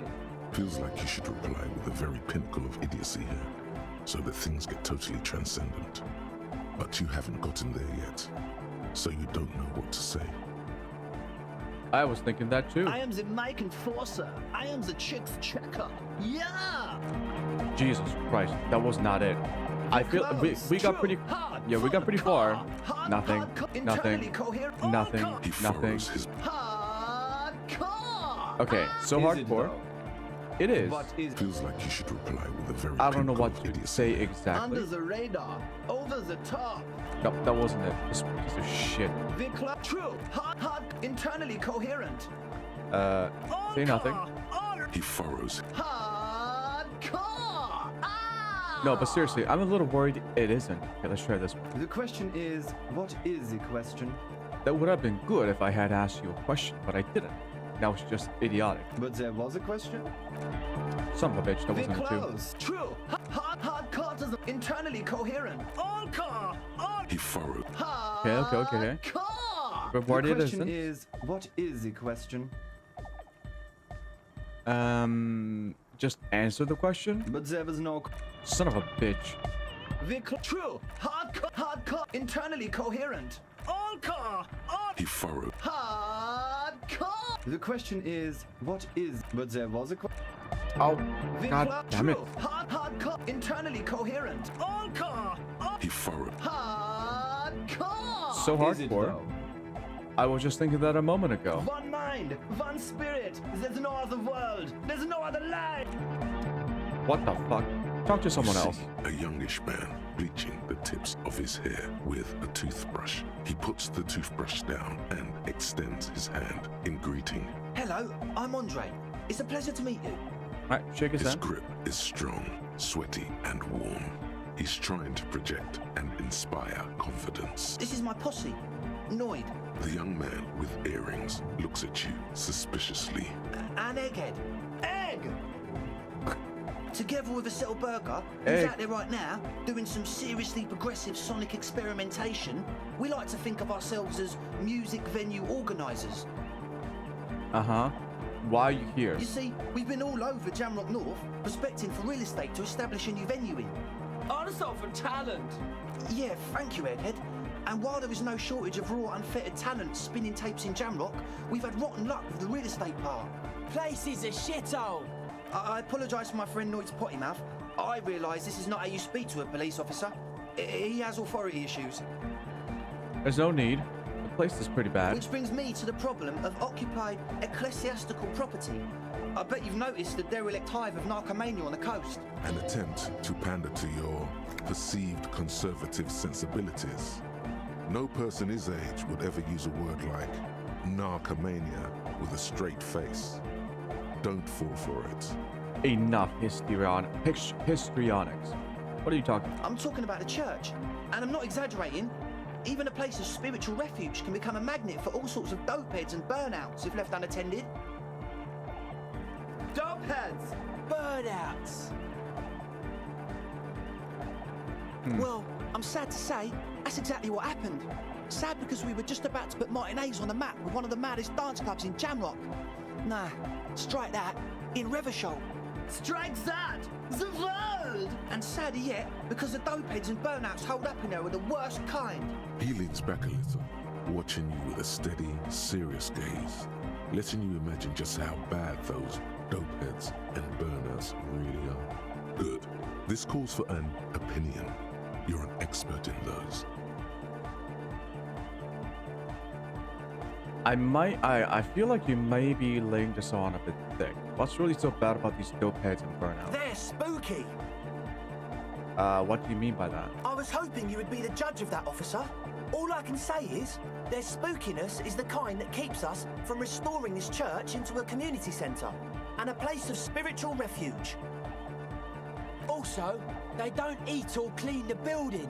Shit's gonna collapse. You're not crazy, there's a rat and no one believes you. People just I mean, there are wanna rats in spin a lot of tapes places. without them spooking it up. Place has bad signs. No one can dance like that. Thank you, Egghead. So you're gonna look into it, right? It should be a police matter. Getting them out. Whatever spooky stuff they're doing, I'm sure it's not what the Ecclesiastes meant their property for. Okay, tell me more. All right, man.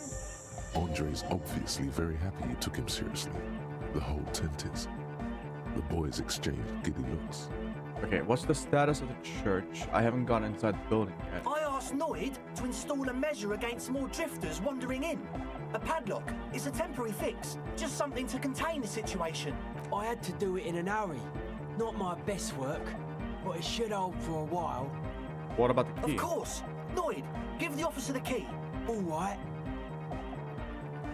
Be the cool cop.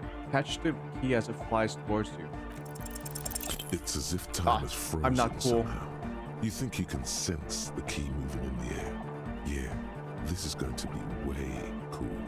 Don't ruin the cool by overdoing it. Raise your hand in front of your face with minimum effort. Blam! Straight in the eye. Straight in the old eye. Are you serious? In a stabbing pain. Tears stream uncontrollably from your right eye. Ouch. Goddamn asshole. What is wrong with you? Can't you see I'm in pain now? Man, Oh god. I'm super sorry. That was totally my bad. I got overexcited. Threw him too hard. I'm sorry. He looks like he's genuinely sorry. He didn't throw them better.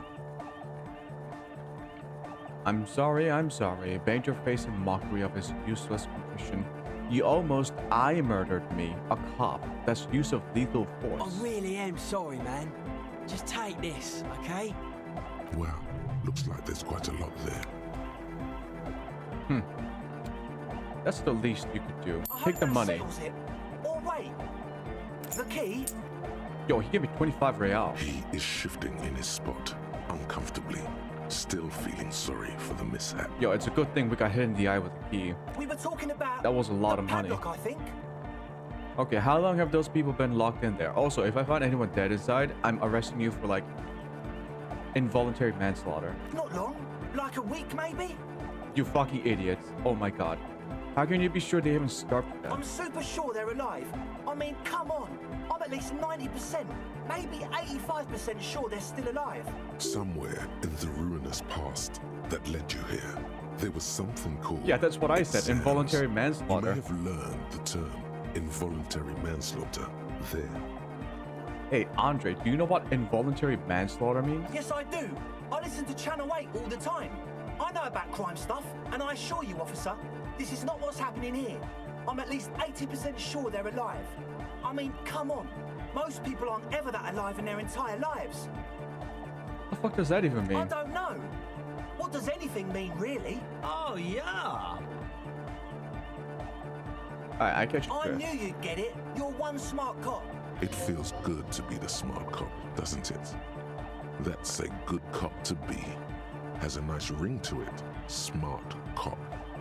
You wouldn't want to be stupid cop, now would you? You can stop buttering But me still, up now, thank you. Oh, okay.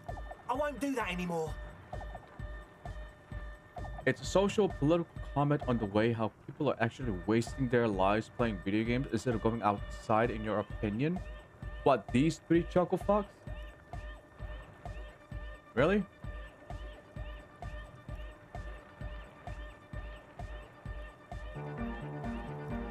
Sure, man. Tell us what you want to know. Let's do it. Okay, tell me about the people inside the church. Listen. Ain't no one gonna tell me how I'm wasting my own life. I get to waste my own life the way I want it.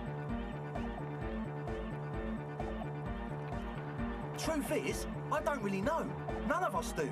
I don't even know how many there are. All we've seen are glimpses. Uh-huh.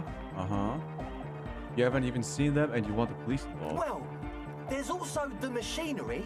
This machinery is of the deeply mystical variety.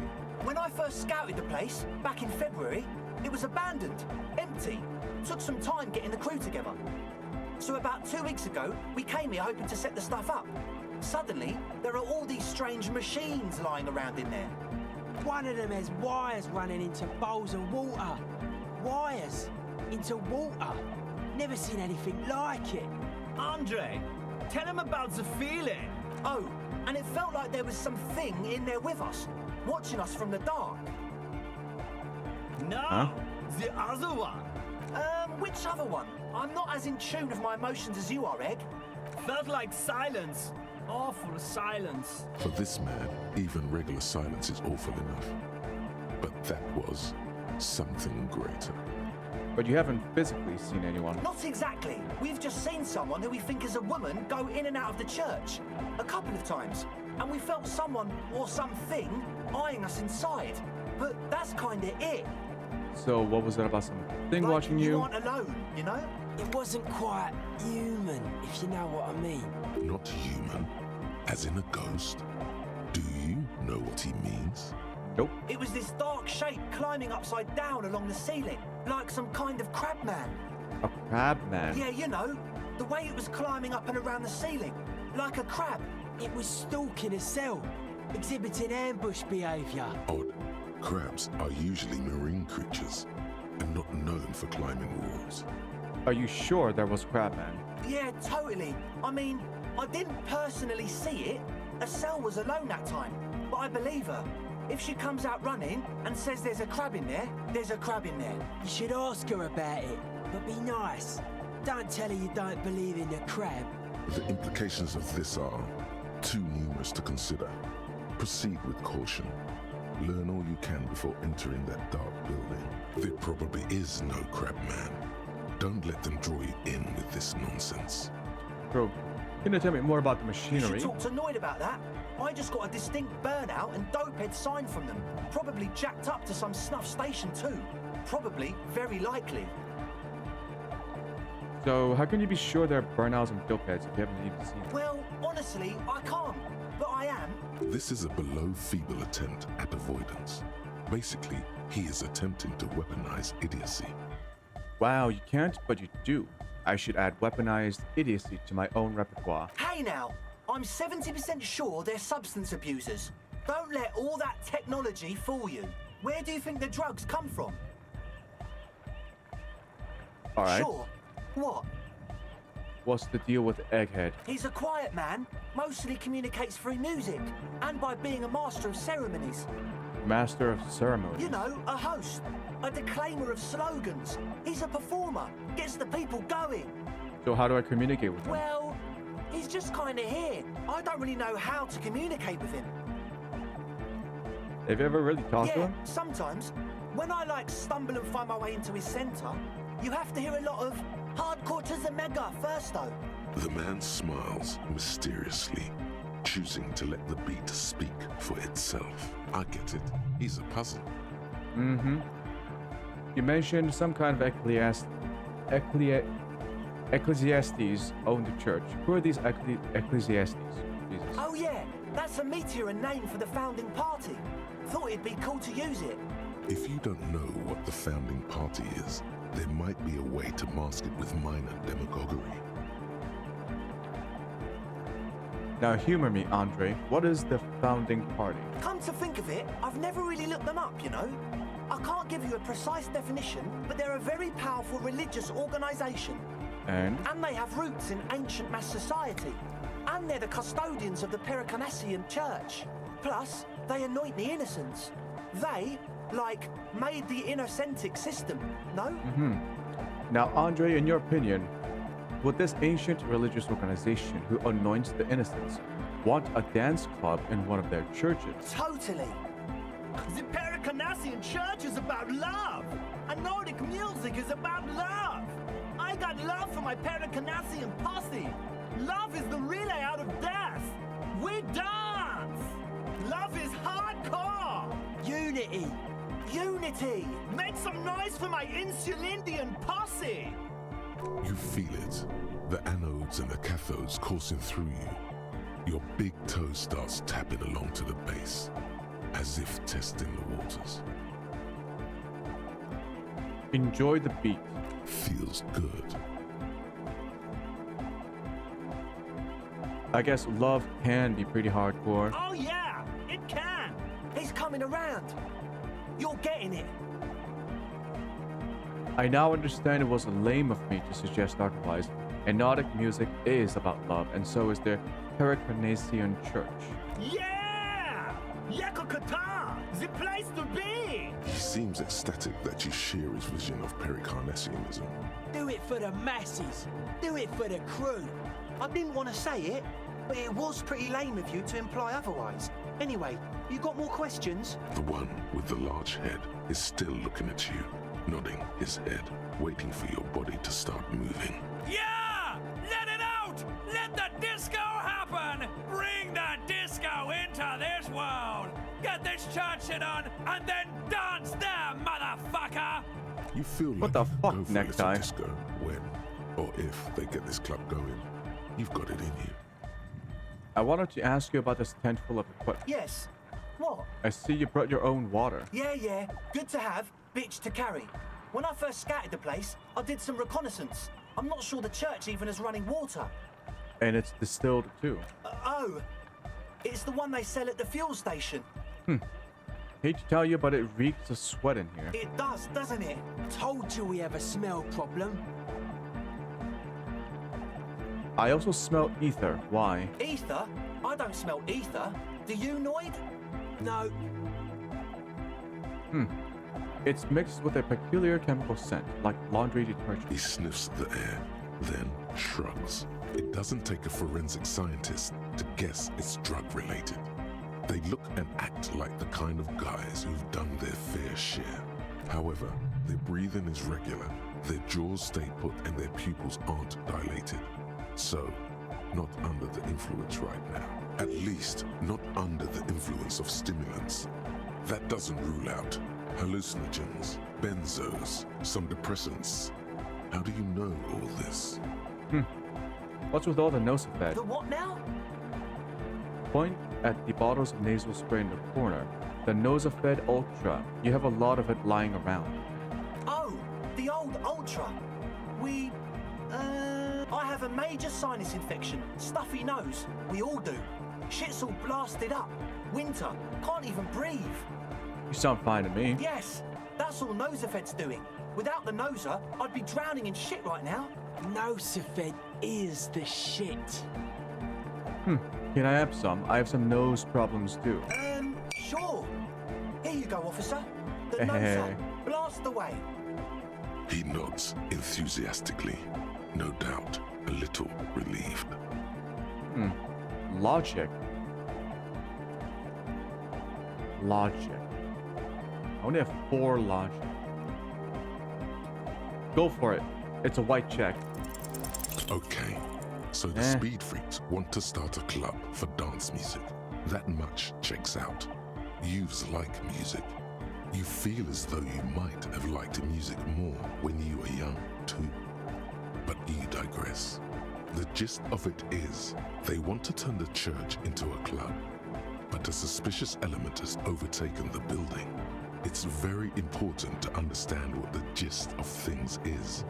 Always consult the gist before making up your mind. This is going well.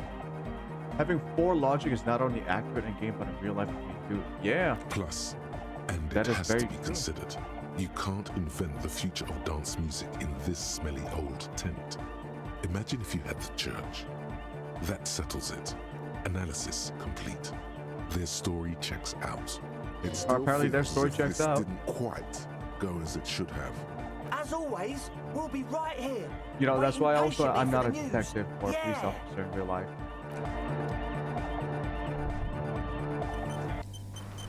Fuck, we'll solve the mystery of the egghead later. I am running out of time for this day, so what I'm gonna do is I'm gonna fast travel, I think. If it is possible. There was a way to fast travel. What the? What the?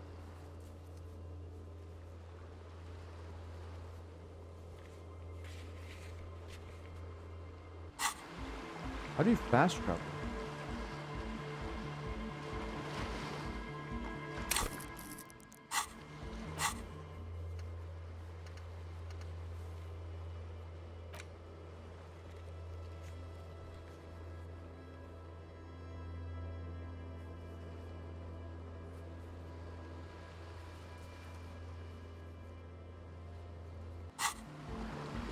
I'm the greatest YouTuber there ever was.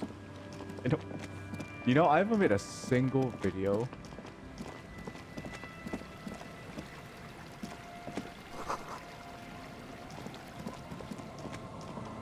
It's all just live stream VODs.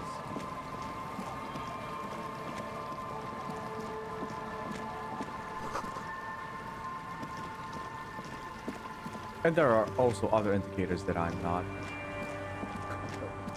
A lot of indicators. So if I go into the shack, no,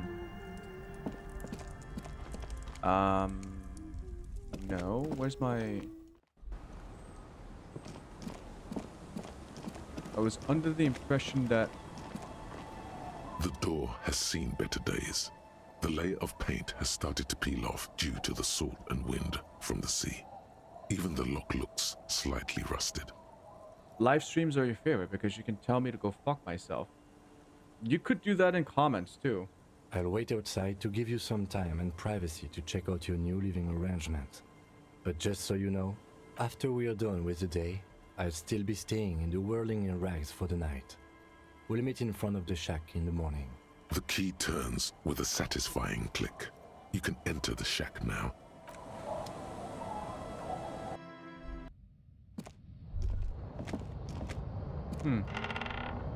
The floorboards creak under your step.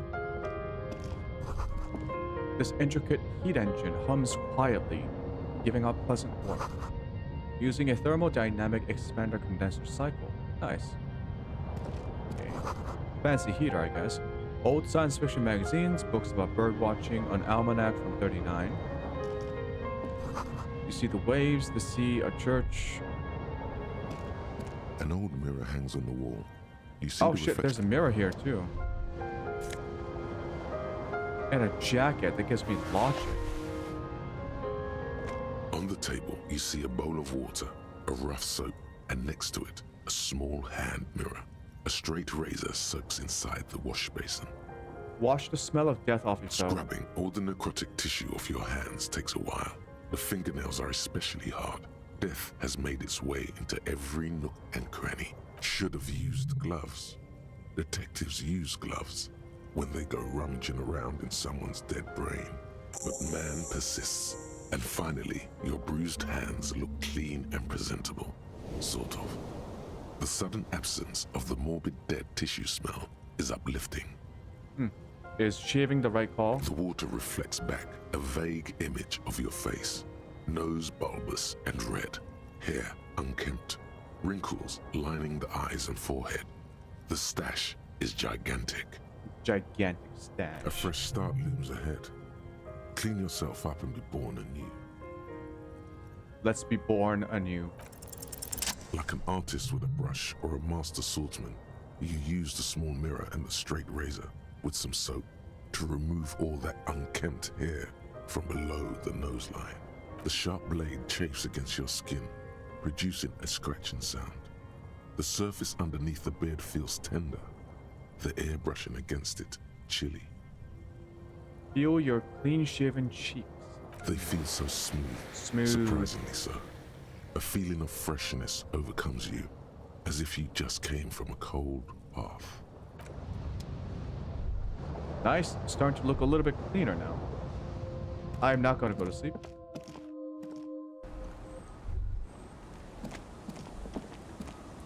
No. How do I make him go away? Oh, it can only be done, shit. Yes? So, I shaved. Oh. Yes. I don't know what to say. Perhaps, I know. Stunning, right? Stunning. I'm really not sure about this turn of events. I may have preferred the mutton chops. They sort of seem to cover up the... What do you mean cover up? Damage. God Yeah, damn it. Damage. He means damage. Either way, good on you. You were saying? Damn it. Alright, encyclopedia, rhetoric is up there. I can put more points to empathy, which is my primary trait. Yeah, let's do that.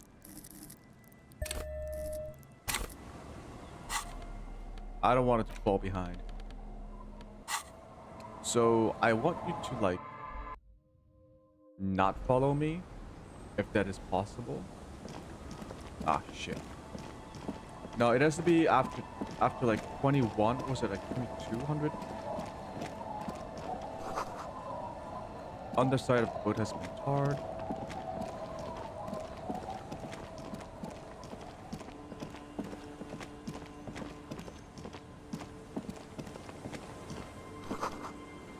Dust-covered linens. What's this?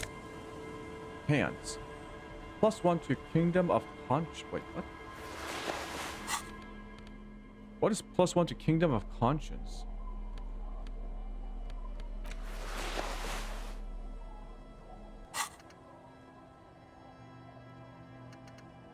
Kingdom of Conscience. Sounds like a thought.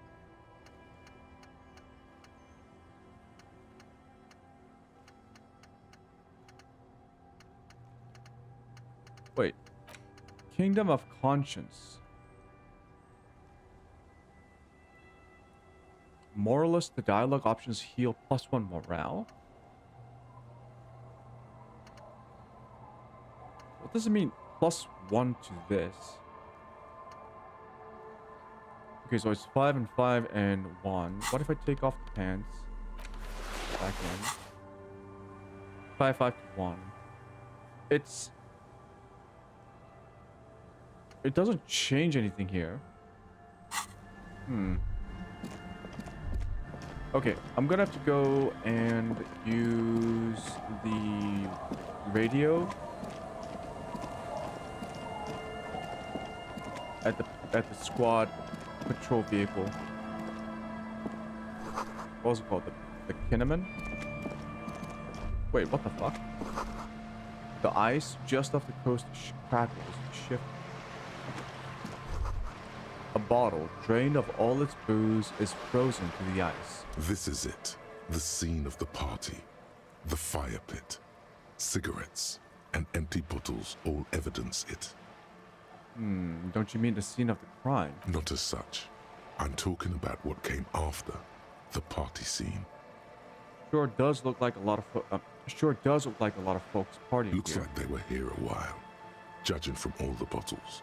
The sunken motor carriage provided them a focal point, like a goose ice sculpture or a chocolate fountain. Hey Gem, looks like we've had a couple of partygoers here. Looks like it. Looks like they had a great time laughing here. Hey, let's keep moving, detective. Somehow, he doesn't want to dwell on it.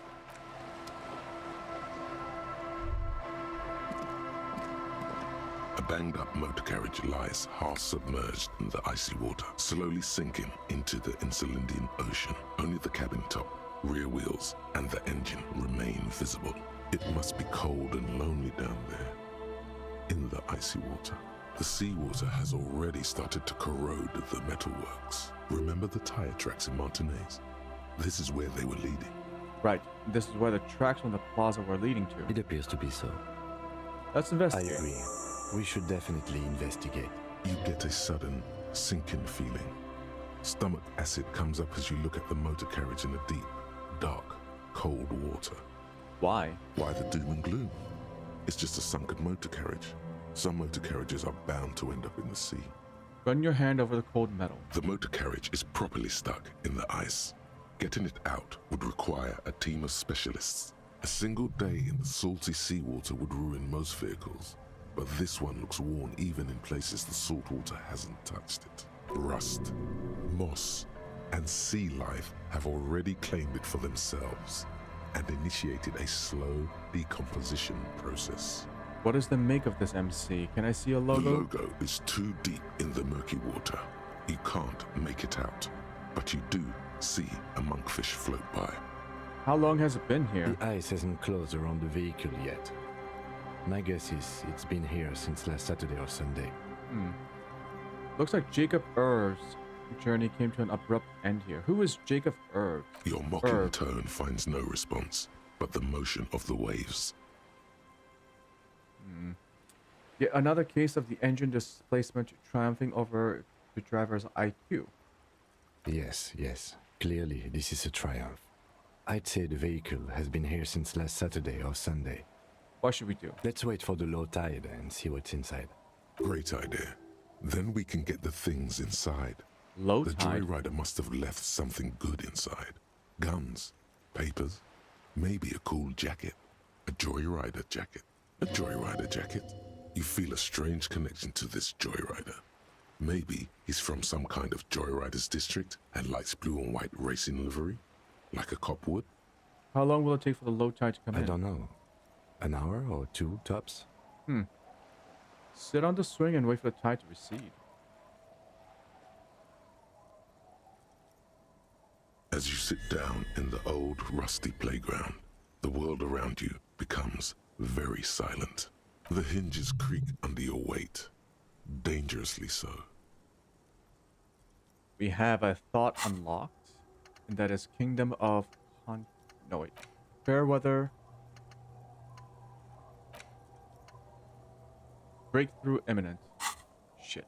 Nothing but the sound of seagulls high above in the sky, echoing like distant laughter. Ice cracks around the blue motor carriage in the sea. Whistle a tune.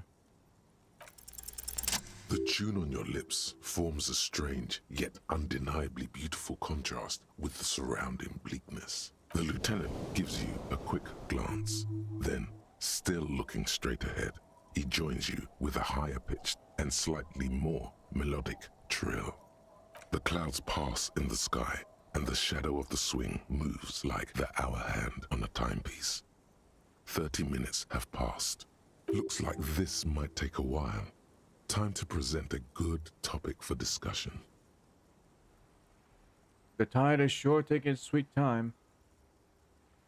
I believe it's following a pattern set millions of years ago by cosmic forces. But I suppose it could move quicker, yes? Clouds on the horizon grow darker, and the shadow of the swing set keeps climbing. You hear the distant rumble of the city. 30 minutes pass. If you have to side with either the strikers or the shipping company, who would you choose? Luckily, I am already a member of an independent organization, and therefore do not have to choose between a rock and a hard place. But if someone puts a gun to your head... Your voice echoes on the water, strange and out of place in the environment. 30 more minutes pass. Can you make out the marquee now? Detective, I've been able to make out the mark ever since we arrived. I find it odd that you haven't. Son of a bitch. It's a Coupris, Model 40. Yes. Why haven't you? Why haven't I? It is a simple and rugged machine, favored by working men, government offices, firefighters, animal control people, you know, those kinds of people. Mm-hmm. Is there a number on the side? Yes, 41. What do you think it stands for? It's as if he knows what it stands for, but wants you to say it. It's pedagogical. Does he know something about the driver of this vehicle?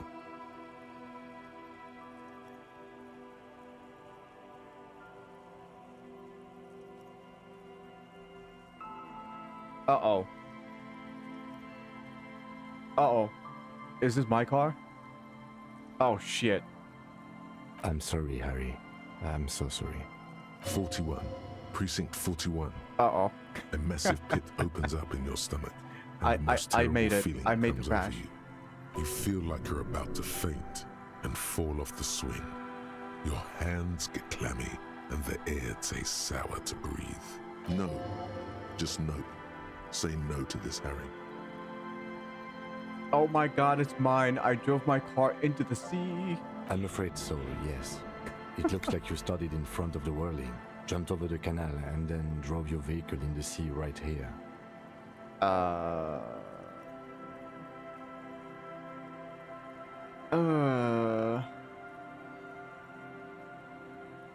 Maybe I was in pursuit of someone. Of whom? I don't think so.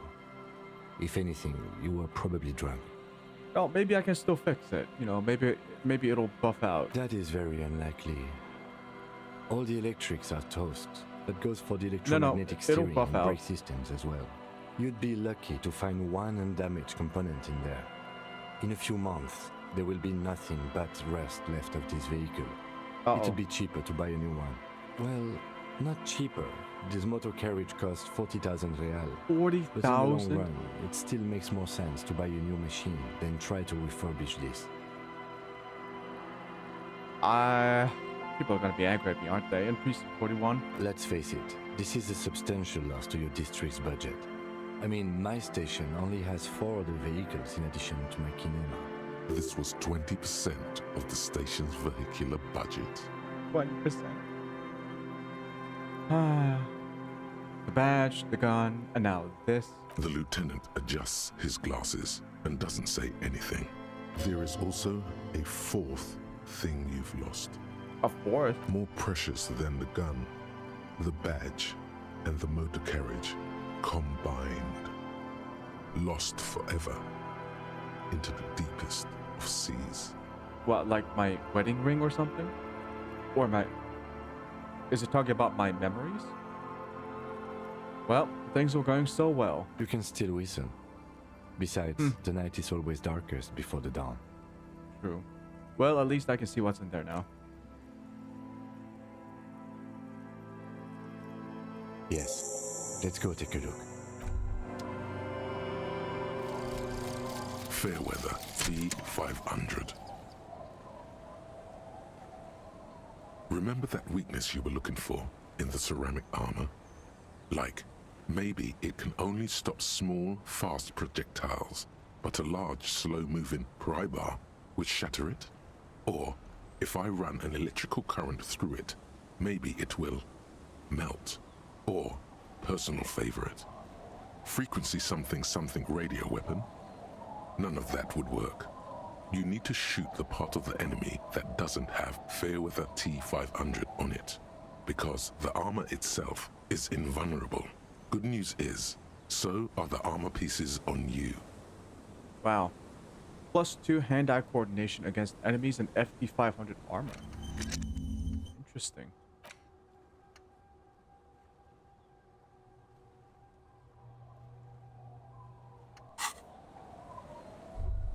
Well, let's bring out the thing. Flashlight. Oh god, there's my car. Or the precinct's car. Fuel canister.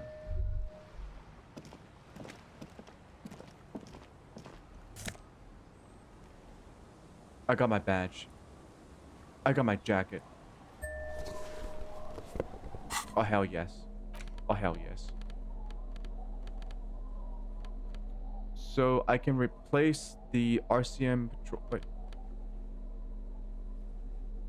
Commander versus patrol, huh?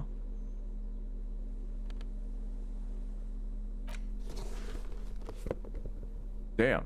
Okay. Esprit de Corps visual calculus. Esprit de Corps shivers. What is shivers? Cool for city lovers, the wisest of the streetwise, the genuinely supernatural. Shivers come when the temperature drops and you become more keenly aware of your surroundings. It enables you to hear the city itself, to truly belong to the streets. It is a supernatural ability. Old wrongs play out in present time. Scenes across the city happen in front of you, but who is speaking to you? It's sort of like... Okay.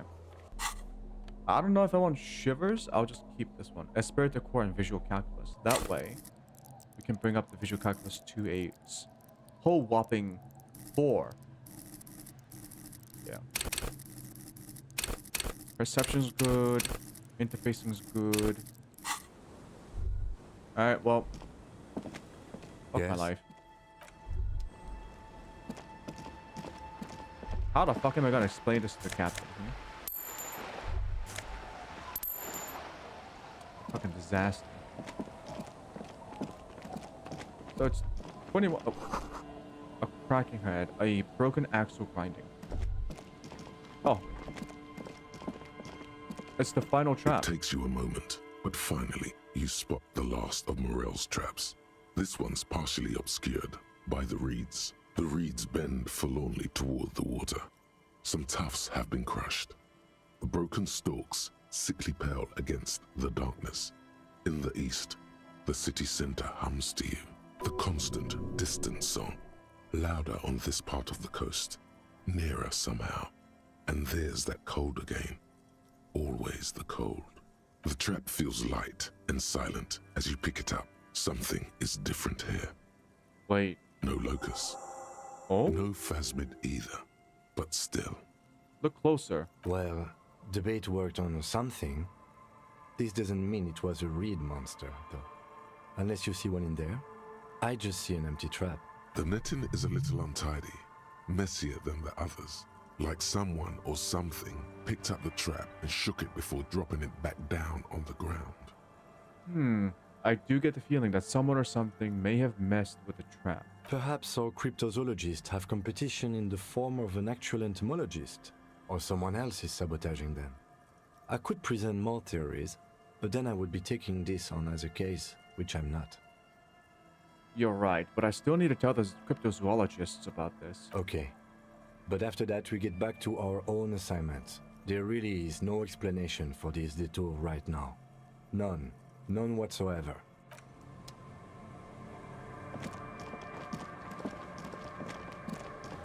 Also, when can I dismiss...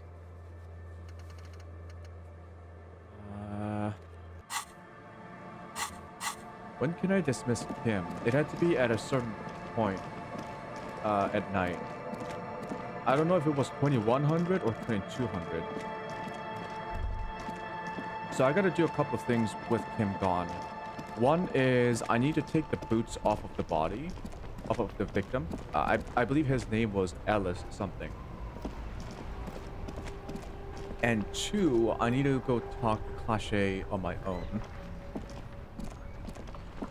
First, let's Inside, call this you in. see a set of steering levers, a radio We needed to microphone, call a in pull-out about the toolbox, case. and the soft glow. This is Precinct 57. How may I assist you? Right. We need the library, and also we need to report a dead body. Let's report the dead body first. I need to report a dead body on the Martinez boardwalk. One moment. Can you please describe the body? Age, sex, cause of death? An unidentified middle-aged man, height 170 to 175 centimeters, dark hair, medium build. Looks like he slipped, fell through a hole in the boardwalk, and hit his head against the metal bench. We suspect he might have been inebriated when he fell. There were bottles all around him, and traces of vomit on his shirt. Those two. Any signs of violence? No, seems like it was an accident.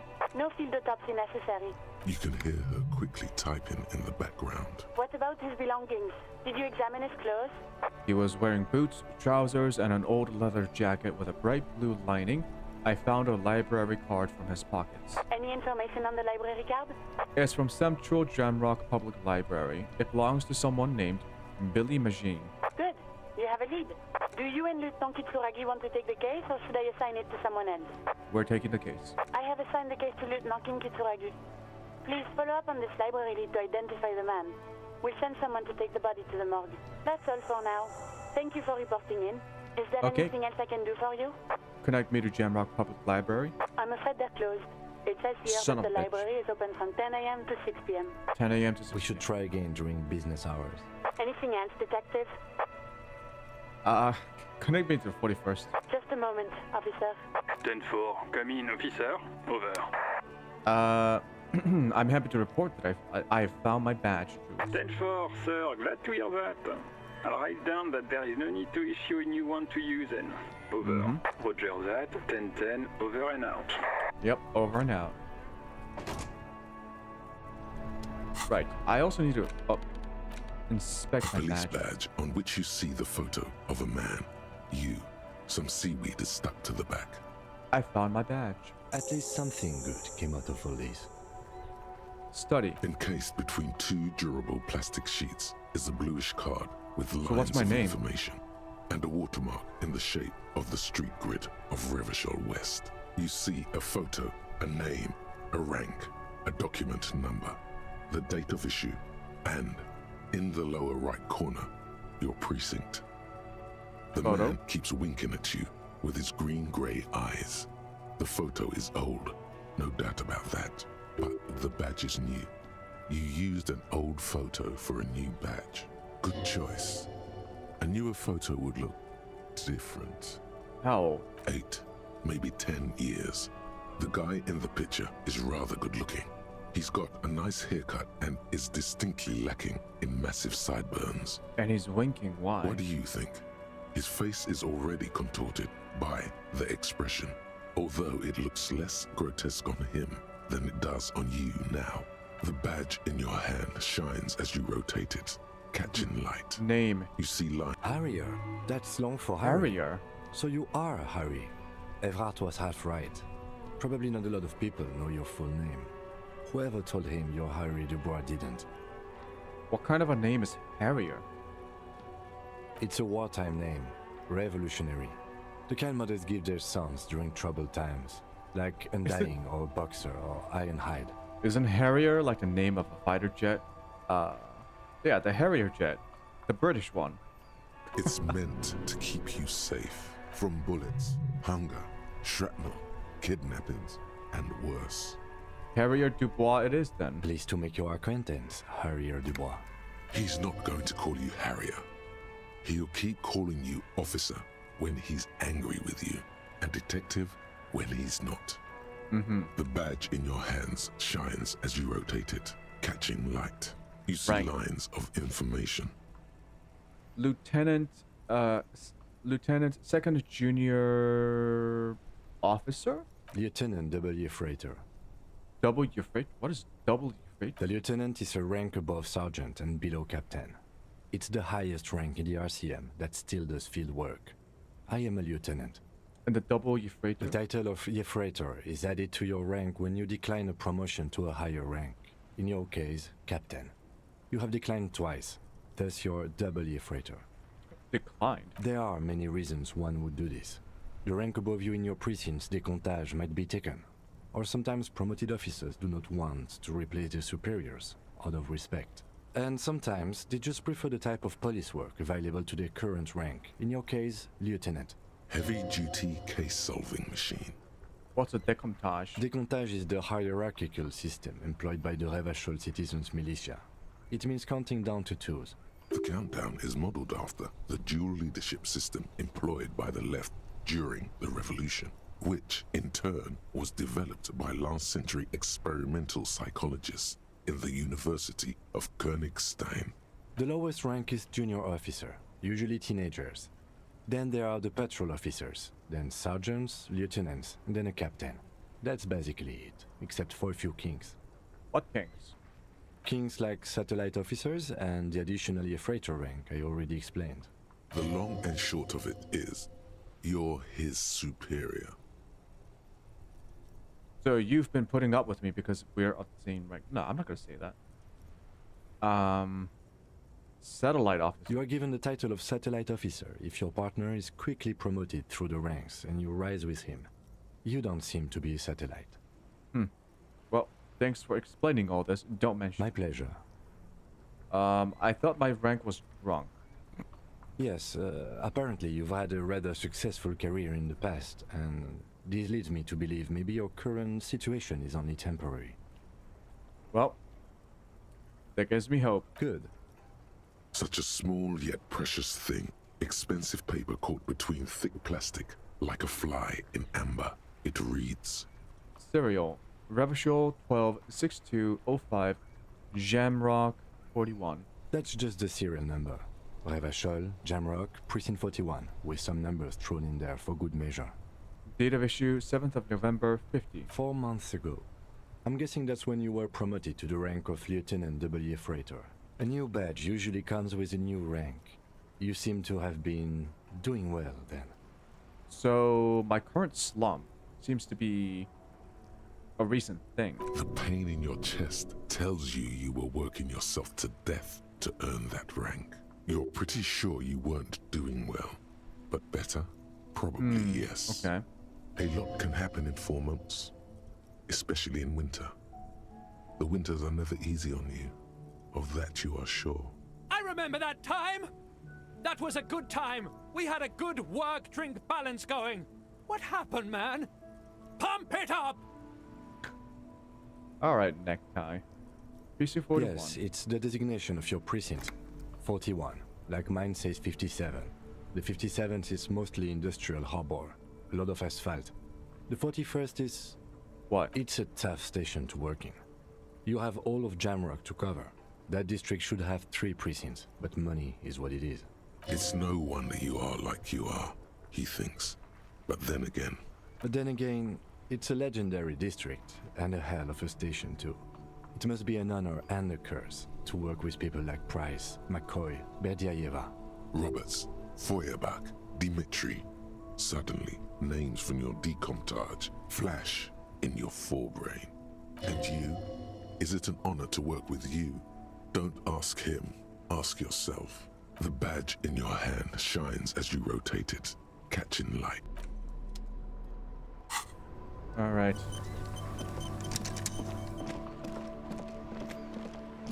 Well. I really do want to figure out how to fast travel.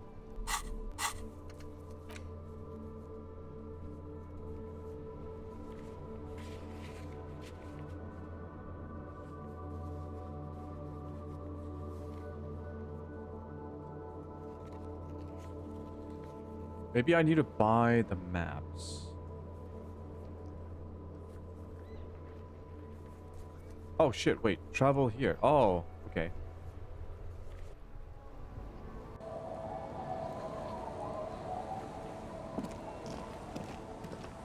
It's getting cold. This late in the night. Time to call it a day. Good night, Cam. Good night, officer. We'll meet in front of the shack in the morning.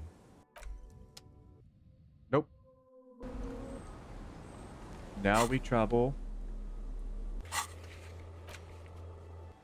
Waterfront. First things first.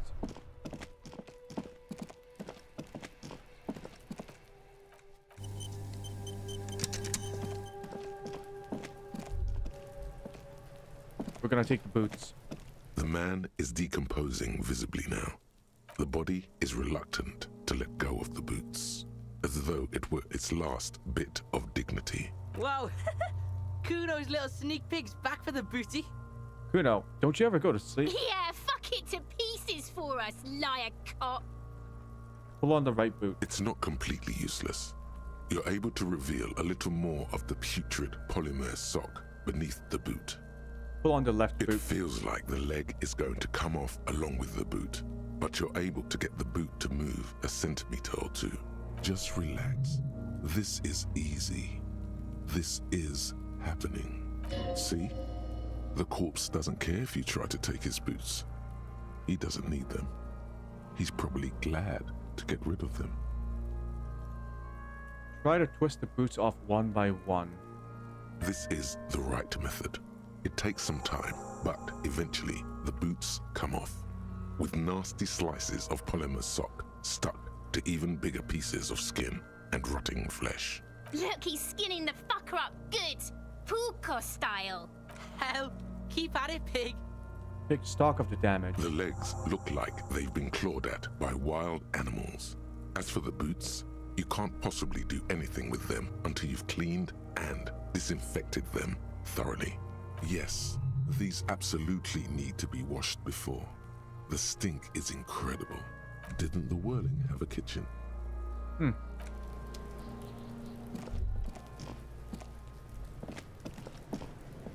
You missed a good show before. A kid came by and completely fucked the tree to pieces. He fucked the tree up. Fucked it good. It was porno. You need to act decisively. It's Kuno. Use Kuno words.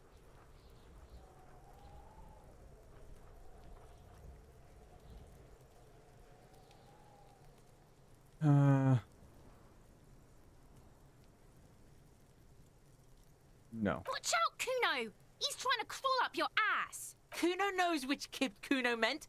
Kuno knows all the Kipt. Kuno's dad's a Kipt expert. Says Kipt every day. 100 times a day. Kuno's dad doesn't give a shit about anything. Try to crawl out of Kuno's ass now. Yeah? The fuck did you want anyway? You got your fuck bag down? Savoy flare. This instrument. Kuno.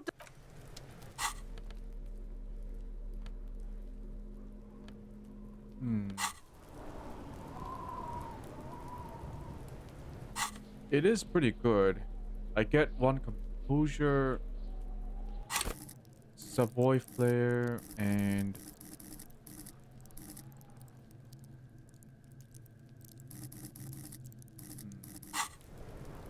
Kuno's like Kuno's dad. 15? Here, Pig.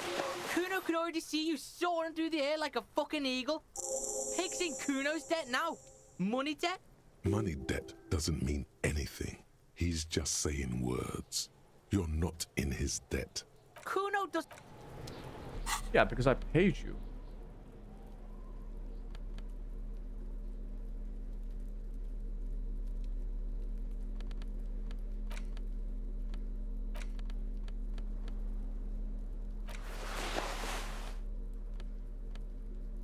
Good, good, good.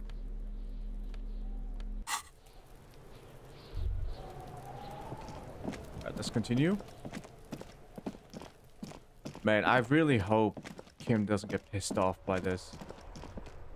He's totally gonna know that I took the boots. Oh.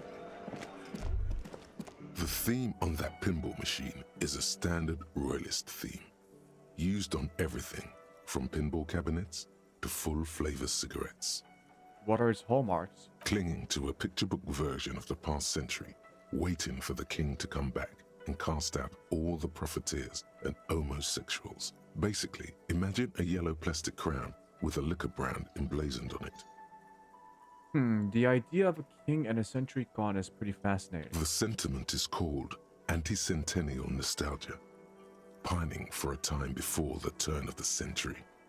It's common even now, after 50 years. Okay.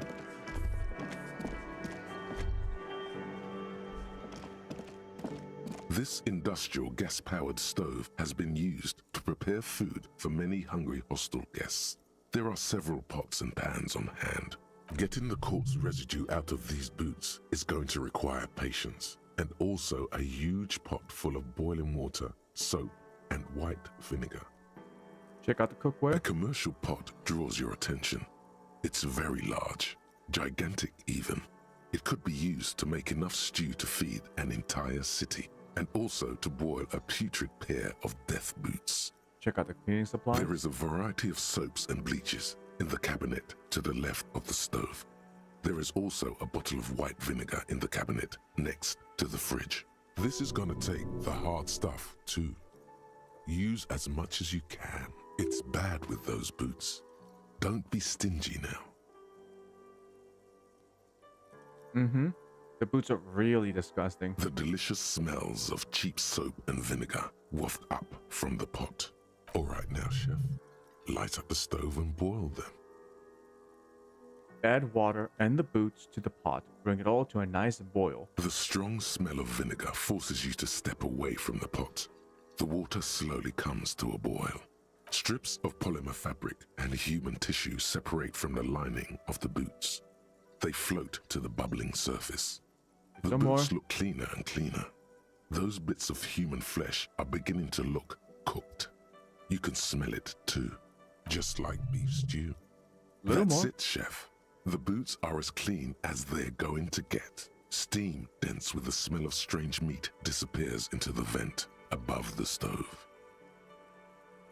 Dump the sock and flesh stew and examine your new boots. A pair of real beauties.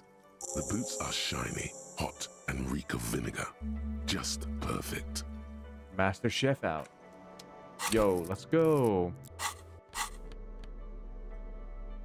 +2 authority, -1 composure. Whoa. Kinda looks strange.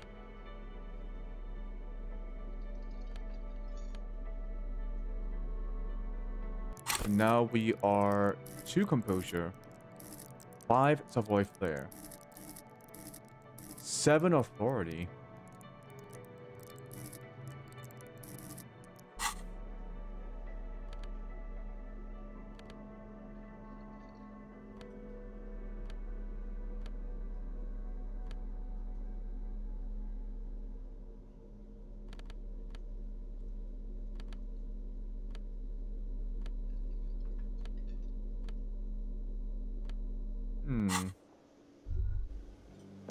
Alright, let's go talk to the woman.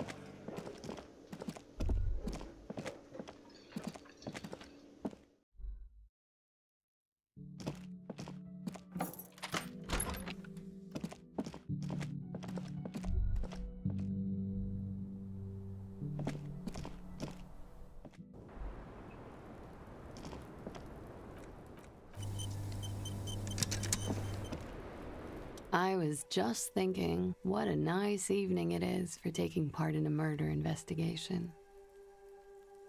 Okay. I have more questions about the deceased, but I need my partner here before I ask. Or, now that Kim isn't here, let's talk about Sunday night. Ah, yes. The night before I saw you in the hallway and reminded you you're a police officer. It's one of the first things I remember doing in Elysium. Wow. Elysium. You don't hear that term often. She's a glib girl, but she liked the wording. Did you hear something Sunday night from my room? There was the usual ruckus. Loud disco music. Any visitors? I can't say. Probably not. Sounded like you were flying solo. You mentioned loud disco music. Oh, yes. Various artists. Ostentatious orchestrations prime among them. Oh, that? Yeah. Whoa. The less said about OO, the better. OO were huge where I come from. Oh. I was very young then, of course. Like 7. Life gets hard, but we go on. Then, doesn't life get hard because we go on? It mostly just gets hard, doesn't it? It would appear so. At around 2 o'clock, the disco stopped and there was a change of pace. Okay. A slow, sad song started playing, like organ music on repeat. That went on for quite a while. Some of that time you were yelling along to it. What was I singing? That it doesn't matter anymore, and that we're alone now. It was difficult to tell. The song itself was very quiet and soft, but you sounded like a winded boar, sir. It was hard to understand what you were singing on top of it. Then what happened? Then you started screaming and trashed the place. Are you sure I wasn't being assaulted? No, it didn't sound like there was a fight. It sounded like someone was trashing their room. A window was smashed, the tape player probably, the song stopped. And furniture too. A real destructathon. There was screaming. Then I think you passed out. Was there anything else? There was.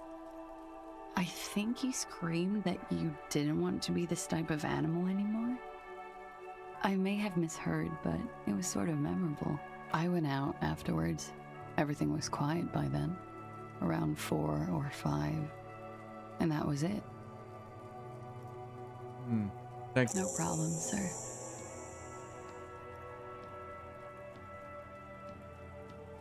Put skill points into volition. Skill points into drama. Sure. Do whatever you need. Okay.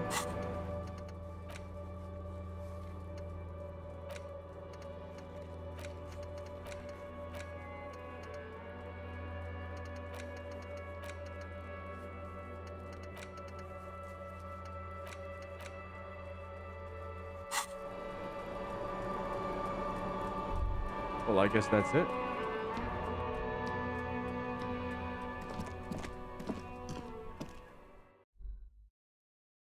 We still have time. Maybe we can do the karaoke. So I got the music. I need to talk to guard. Who are you? Oh, the zoologist. Let's talk to the wife. Oh, sweetie, I don't even know how to thank you for finding my husband and helping him out. I hope we haven't been too much trouble for you. Just doing my job, ma'am. Here, I want to give you a small token of my gratitude. It's a tie. Mexican origin. The pin is an antique. Quite special. The little silvery knob holding the tie together feels warm in your hand. It's in the shape of an avian skull with 8 eyes. You could ask her about this when you get the time. It's probably a cryptid, but the phasmid, of course, is more important. You never told me you've seen the... You never told me you've seen the phasmid. Oh, you don't want to hear about some old woman's ramblings. Ramblings? Nonsense. Your description of the phasmid is the most precise I've ever heard. But, darling, I didn't even get the size of it right. You were a child, my dear. Really. It's extraordinary what you were able to describe. Now go on. Tell our friend about it. He's proven his interest in the field. That is a way bigger compliment than it sounds like. Well, it was summer. I was building a racing track out of sand on the beach near a tall stand of reeds. Quite a tall one. Many times my height, I remember. When, all of a sudden... What happened? I looked up, and one of the reeds moved. Not like a plant, but like a living thing. It stood up and looked at me. Its body unfolded like some antique toy. I'd never seen anything like it. The reeds turned into a creature. I didn't know this can happen, so I reached my arm and touched the thing. It felt just like a stalk of reed, but it moved, swaying, towering above me. After a while, 20 seconds, a minute maybe, it left, went into the reeds. Did you follow it? I tried, but I was only a child. There was mud and high water. I couldn't see it anymore. I was just standing there knee-deep in mud, looking around me. Where did you go? Don't go. I ran back home to my grandmother and asked her if reeds could walk, and told her they were looking at me. Of course, she just laughed at me, but I knew what I'd seen. For years, it was a story I told at parties when I wanted to impress boys. That sort of thing. Of course, most people just took it as a strange, amusing anecdote. So did I, honestly. But then I met Morel. We were on a date. Can you imagine? She tells me a story, and it's the most detailed report of the Insulindian phasmid I've ever heard. The sounds. She told me it hissed. So that's how they met. This is beyond significant for them. It's how they bonded. It did, yes. Like reeds in a gust of wind. The way it moved, the colour, how some of its limbs were white, like marble. It matched perfectly with what I know from other accounts. It was amazing. If it weren't for Lena, I might have given up hope years ago. It's no exaggeration to say that she restored my faith in my profession. You were on a date. Our first, yes. Its limbs were white. Not all of them. There is some white coloration reported, along with beige, where the camouflage ends. How big was it? It's hard to say how big things are when you're quite small yourself. To me, it seemed to be taller than I was then, but that's probably not the case. All right. Thank you for sharing. You're welcome, sweetie. I do appreciate the chance to relive it whenever I get one. It was just such an impossibly sunshiny day. So warm. And she could get up and walk right into the reeds on her own. Into the mud. Anywhere. You know, I probably shouldn't talk to people alone without camp. Let me just check that I don't have anything else that requires me to be alone.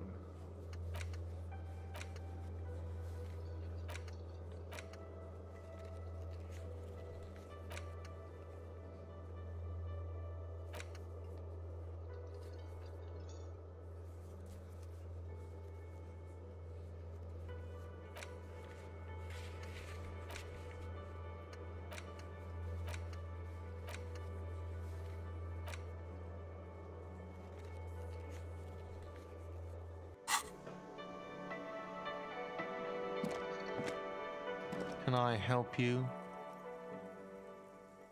Guard, I found a new bird for the whirling. What is this thing? It's no biggie. I just thought it would look nice on the wall. I'm that kind of a cop. What, the interior decorating kind? You know, I'm sorry. This is actually a nice bird. A competent piece of taxidermy. I can fix it to the plaque and have a new bird in the establishment, I guess? So, I don't know. Thank you. I'm gonna go with thank you. People just don't know how to accept gifts, especially taxidermy. He likes it. He likes the bird. It solves his broken bird problem. This was mostly about the fucking cardio. Massive cardio here. You'll live till 90, or you get a heart attack from running. Guard, I need to sing karaoke now. No, you don't. It's not happening. You need to approach this situation logically. Ask him why he has the PA system installed if you can't use it. Why do you even have the PA system if no one's going to use it? It's for no one. It's a prop. I'm not letting anyone use it after the great karaoke catastrophe of 44. What happened in 44? A lot of people got killed because some arsehole wanted to sing karaoke. When was the last time you had a band play here? It's not for bands, it's for clients. Some clients, okay? Not you. I'm a real client. I've paid my bills and I have the right to use the karaoke machine. Ha! Well, we don't have any tapes. They all got stolen. It's alright. I have my own song with me. The man in the vest and the violet shirt stares at the tape you've just given him. He begins to frown. Hard. This is the look of a man who's Defeated, he knows he's out of excuses. Fine, fine. Climb on that stage and do your thing. Just get out of my hair. I'll plug it in for you. Damn this karaoke machine. I'm having it uninstalled, he mumbles to himself. Oh yeah, time to do the damage. Time to do the damage. With my flashlight in my hand. The stage is all set up for your performance. Feels silent. You can hear the pellets creak under your feet. You feel a little dizzy, a little unsteady suddenly. So, are you ready for your thing now? Let me know when I should turn on the karaoke carousel. Put your lips against the microphone. Test it. Immediately, a loud feedback noise startles the room. You feel like an amateur. How are you supposed to hold the mic? Should you just sing into it? Where should you stand? Hands. Where do you put your hands? Does someone feel like throwing up? I do. A little. Look around the room first. The bar is full and buzzing with chatter. No one is paying you any attention. But still you feel your knees turn to noodles. Okay, now a couple is looking at you. Even worse, they are going to hate you. Just make sure you move, okay? Don't be stiff. Oh, the hand conundrum. Too close to the mic. Oh, it's even worse. Wait, hold on. Do I have anything that can help me with drama? Oh, I have a level up.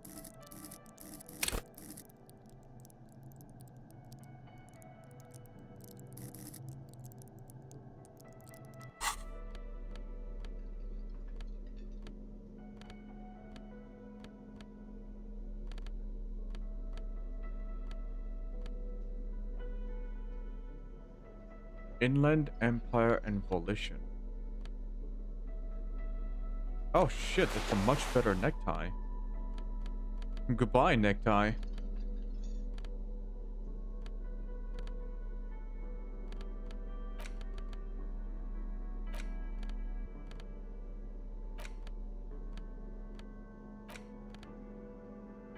Motorix, Psyche.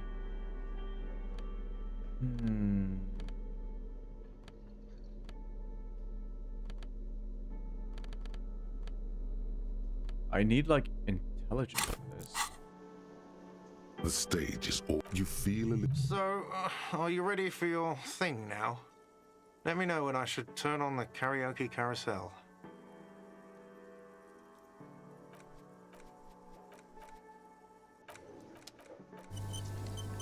I'm a coward. You feel. So, are you ready for your... The air is thick with anticipation. Someone dims the lights as the music starts. A lump's in your throat suddenly. It's okay, just sing. Feel the music.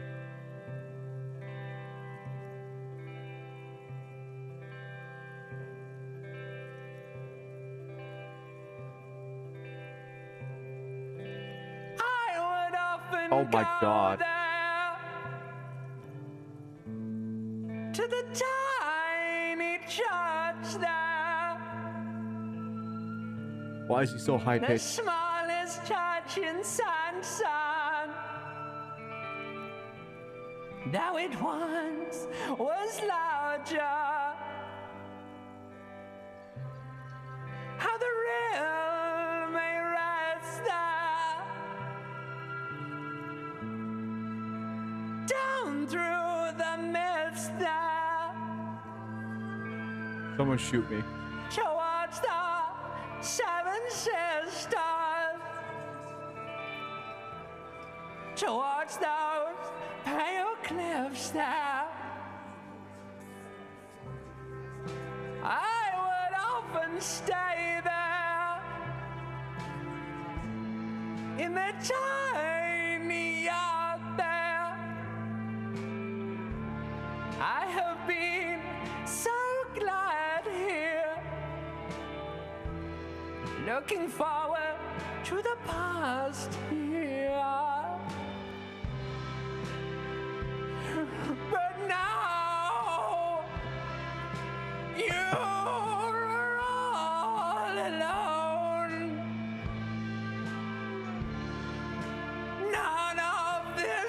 matters.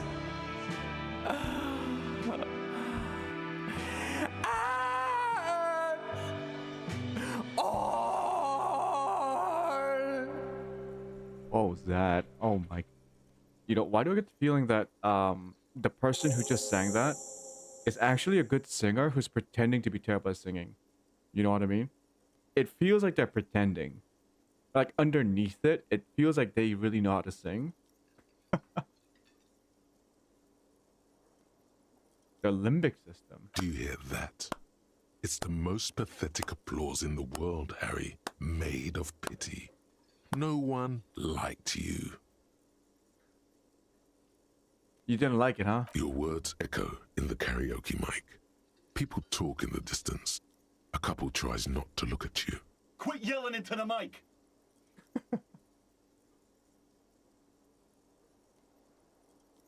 I'm up here singing my fucking heart out, and it's not good enough for you fuckers. You hear, or think you hear, uncomfortable shifting around. A bit of laughter, maybe. No one saying anything. I'm gonna unplug the mic now, okay?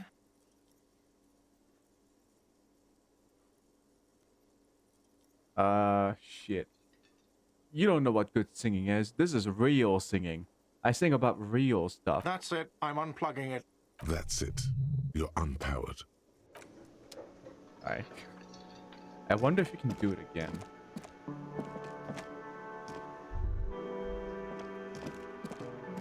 Alright, well, there's that. We are going to... Oh, I still have to level up. Or, I can get another thought. What else can I get here? Wumpty Dumpty Dom Center. 15th Indo Tribe. Date of birth generator.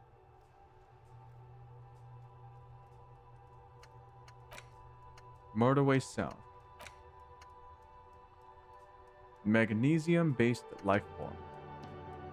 Didn't I already have this one?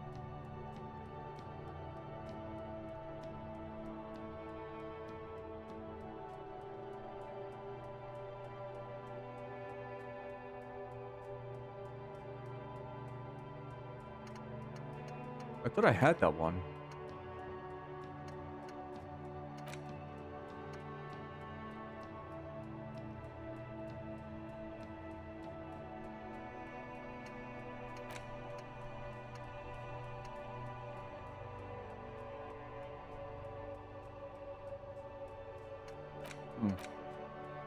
I might get date of birth generator. And rigorous self-critique.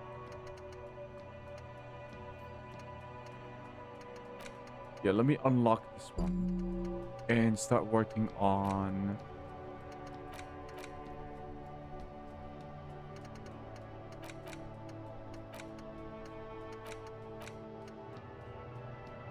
date of birth generator.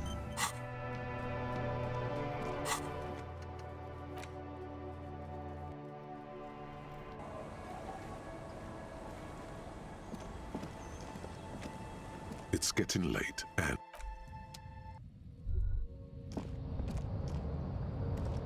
On the table, you see a bowl of water. The water reflects back a vague image of your clean-shaven face. Despite the bulbous nose, unkempt hair, and persistent swelling, you look a little younger, maybe. You almost look like a professional. The beardless nature of your cheeks makes the expression seem even more like a terrifying grimace. Wait. An old mirror hangs on the wall.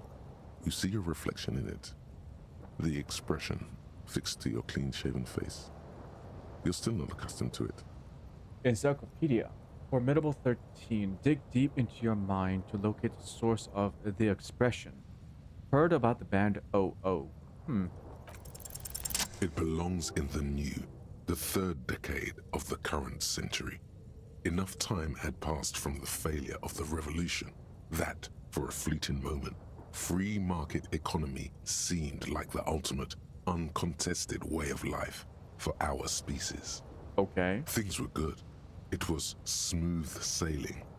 People made gold and champagne-tinted interiors and facades to suit the times, calling this the new style.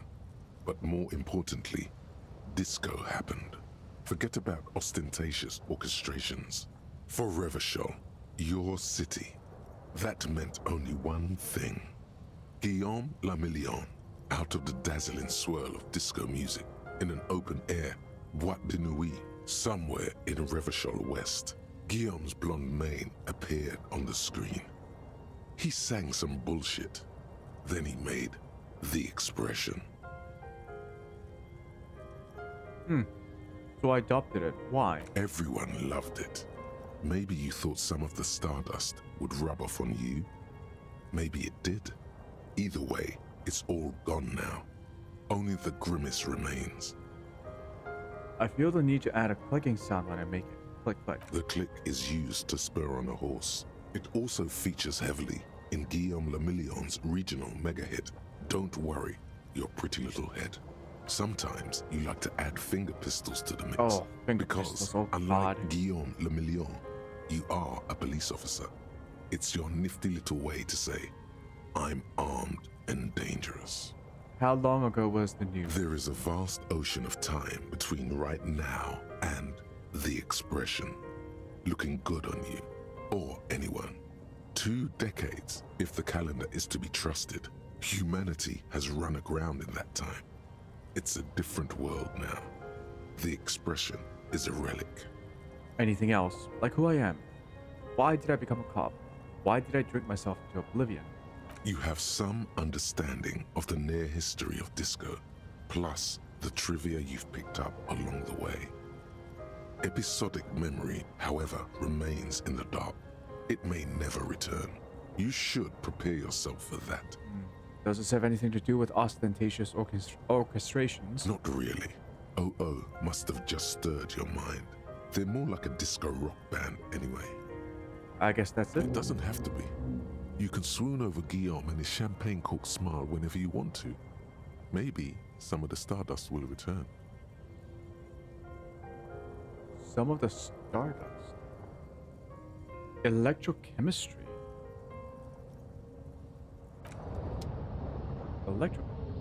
Wait a minute. Can I max out my electrochemistry right now?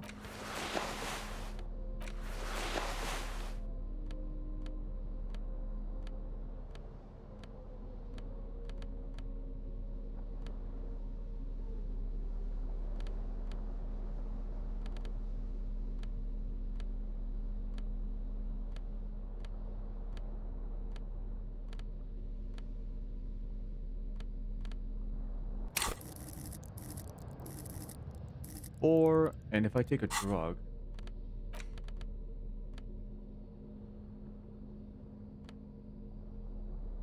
it's physique. Yeah, if I increase my physique,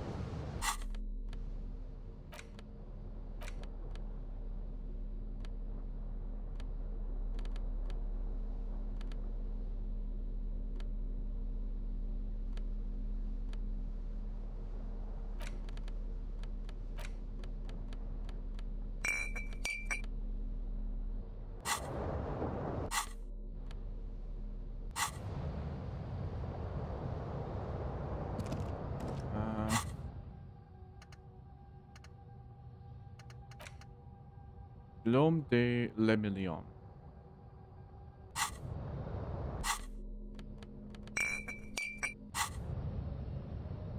Come on, let me drink.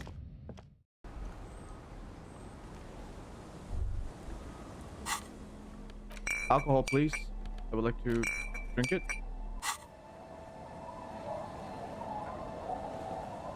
Come on, let me click on it.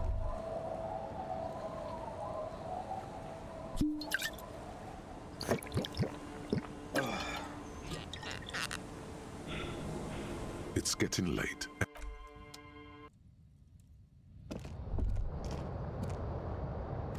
An old mirror hangs on the wall. You see your reflection in it. Man. The expression fixed to your clean-shaven face. You're still not accustomed to it. Only 17%. It's like something snaps in you. A nerve ending. Yes. A thought. A sadness. Your face in the mirror is suddenly clean of the layer that had distorted it for God knows how long. Just like that, it's over. The running gag that your life had become. A sad old man looks back at you. Oh, now we're truly sad. On the inside and the outside. Well, that was worth the alcohol, I guess. So we're back to the that one.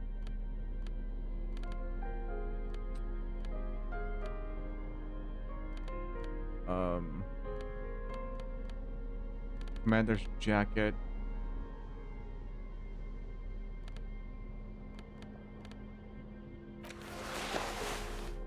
The phone, gloves, the gauntlets.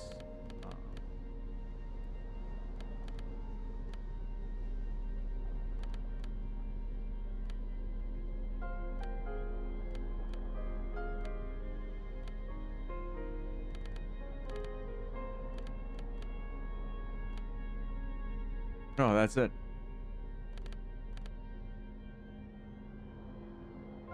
-1 perception, -1 composure.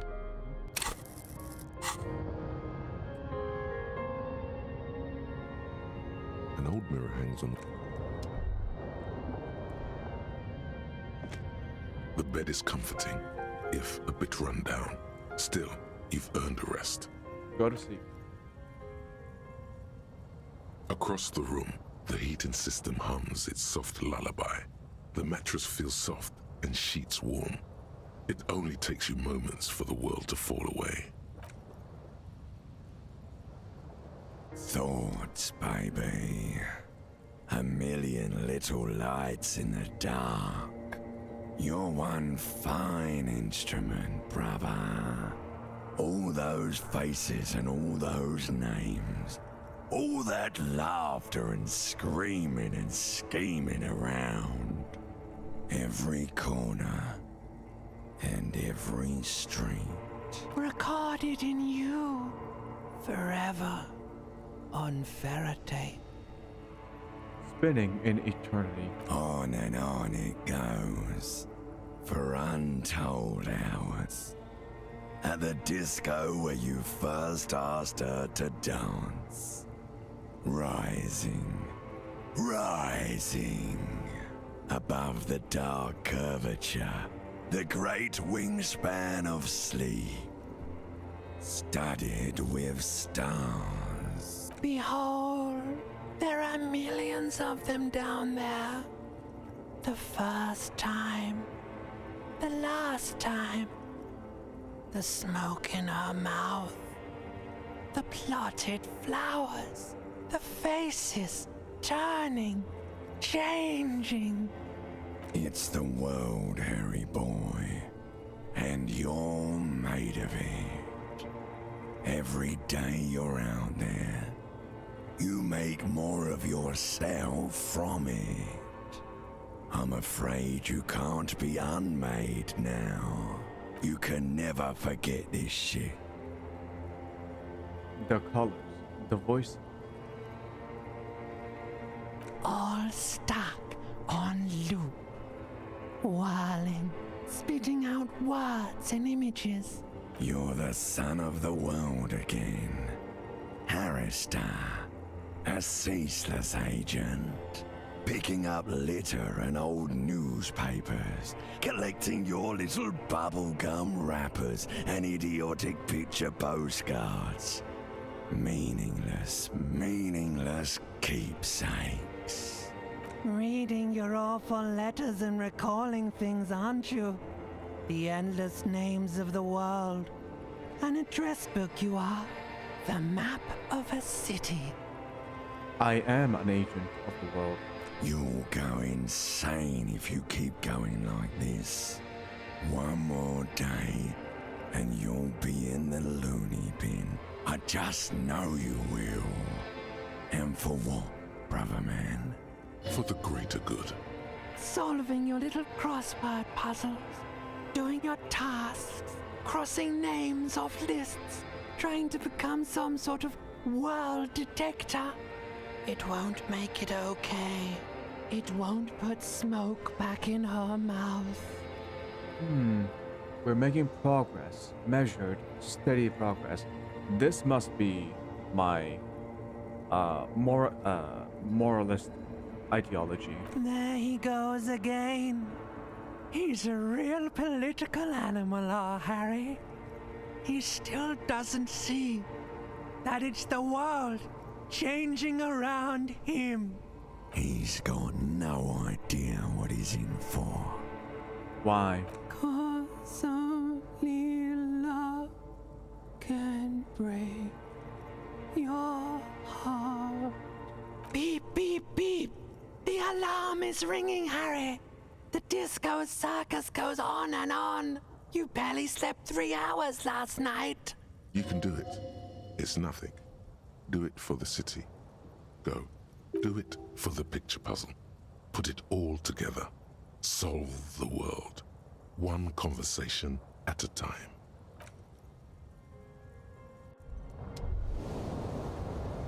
Ooh, healed morale too. Good. You're up. Listen, there's something that's been bothering you for a few days now. What is it? It's a suspicion, or a feeling really, that things are not quite in hand around here. You don't say. An earth-shattering deduction from your psyche. What will those guys come up with next? Logic, just shitting on everyone else. Every day, things seem to spin more and more wildly out of control. The center isn't holding. And despite your efforts to moderate and contain these energies, things only seem to be getting worse. What needs to be done? You've got to find out who bears la responsabilité. What exactly is la responsabilité? The most awesome, terrible thing. It is human nature to crave la responsabilité and to deny it. That's why it must be distributed across many different organizations, agencies, offices, and portfolios. I thought I was assigning responsibility for the murder. Harry, you're thinking about this too narrowly. La responsabilité isn't concerned with trivial questions like who killed who. It's about the real issues, the human welfare index, the price of staple goods, the transition to real democracy. Alright, give it to me. I'll accept the responsibility. Whoa. This isn't some kind of dictatorship. You can't simply seize la responsabilité for yourself. It must be given by a legitimate authority, like a committee. There's always time to follow best practices. Once someone's decided to cut corners for the sake of expediency, who knows what else they're capable of? Swift, decisive action. A little self-dealing. And who should sit on this committee? Only the most even-keeled minds in Martinez. Your half-brother, the lieutenant, is a natural place to start. Together, you'll be able to discover who has la responsabilité in Revachol. And, if necessary, you'll have the wisdom and expertise to assign it among yourselves. And what happens once we've assigned responsibility? Most likely, your findings will be collected in a report, which will be carefully reviewed by your superiors.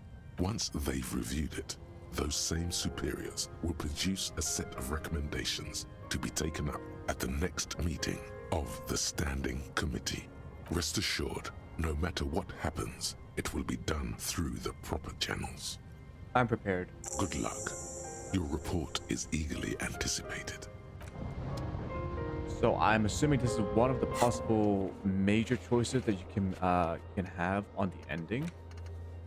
Things down here are a mess. Someone really ought to do something about it. First though, you and some other moralists should probably form a committee to decide whose job it is. Form a committee of moralists to assign responsibility. Kim might know where to start. Carrier Dubois, Lieutenant Second Efreitor. Superstar cop, good cop, bad cop, moralist. Good. Oh.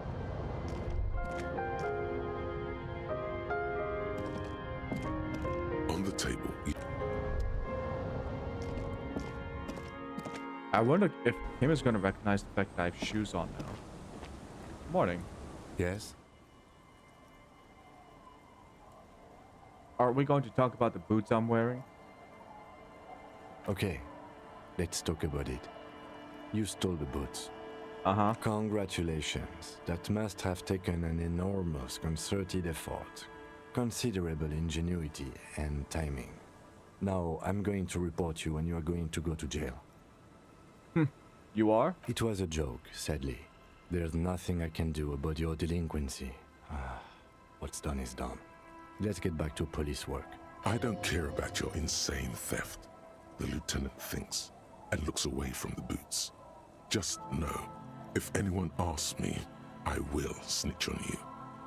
Kim, we need to talk about responsibility. I'm glad to hear it, Detective.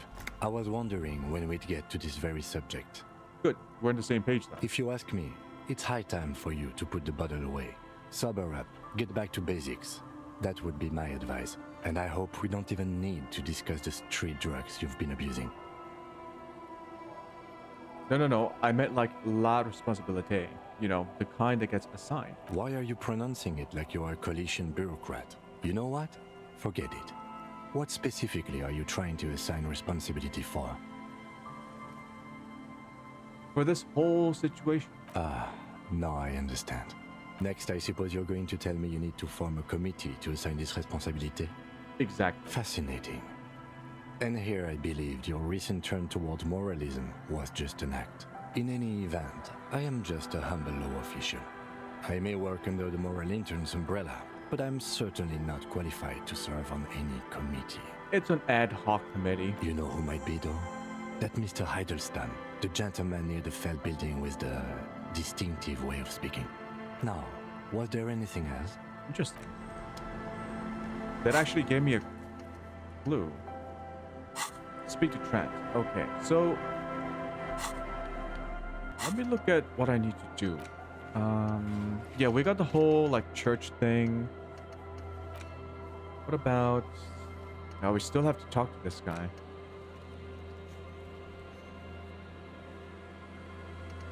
I need to find a metal ball.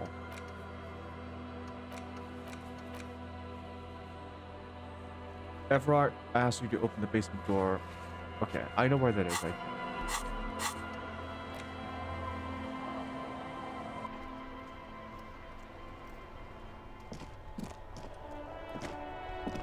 Also the library, we can call at 9 a.m., right? Let's wait a little bit. Oh, let's get some more books.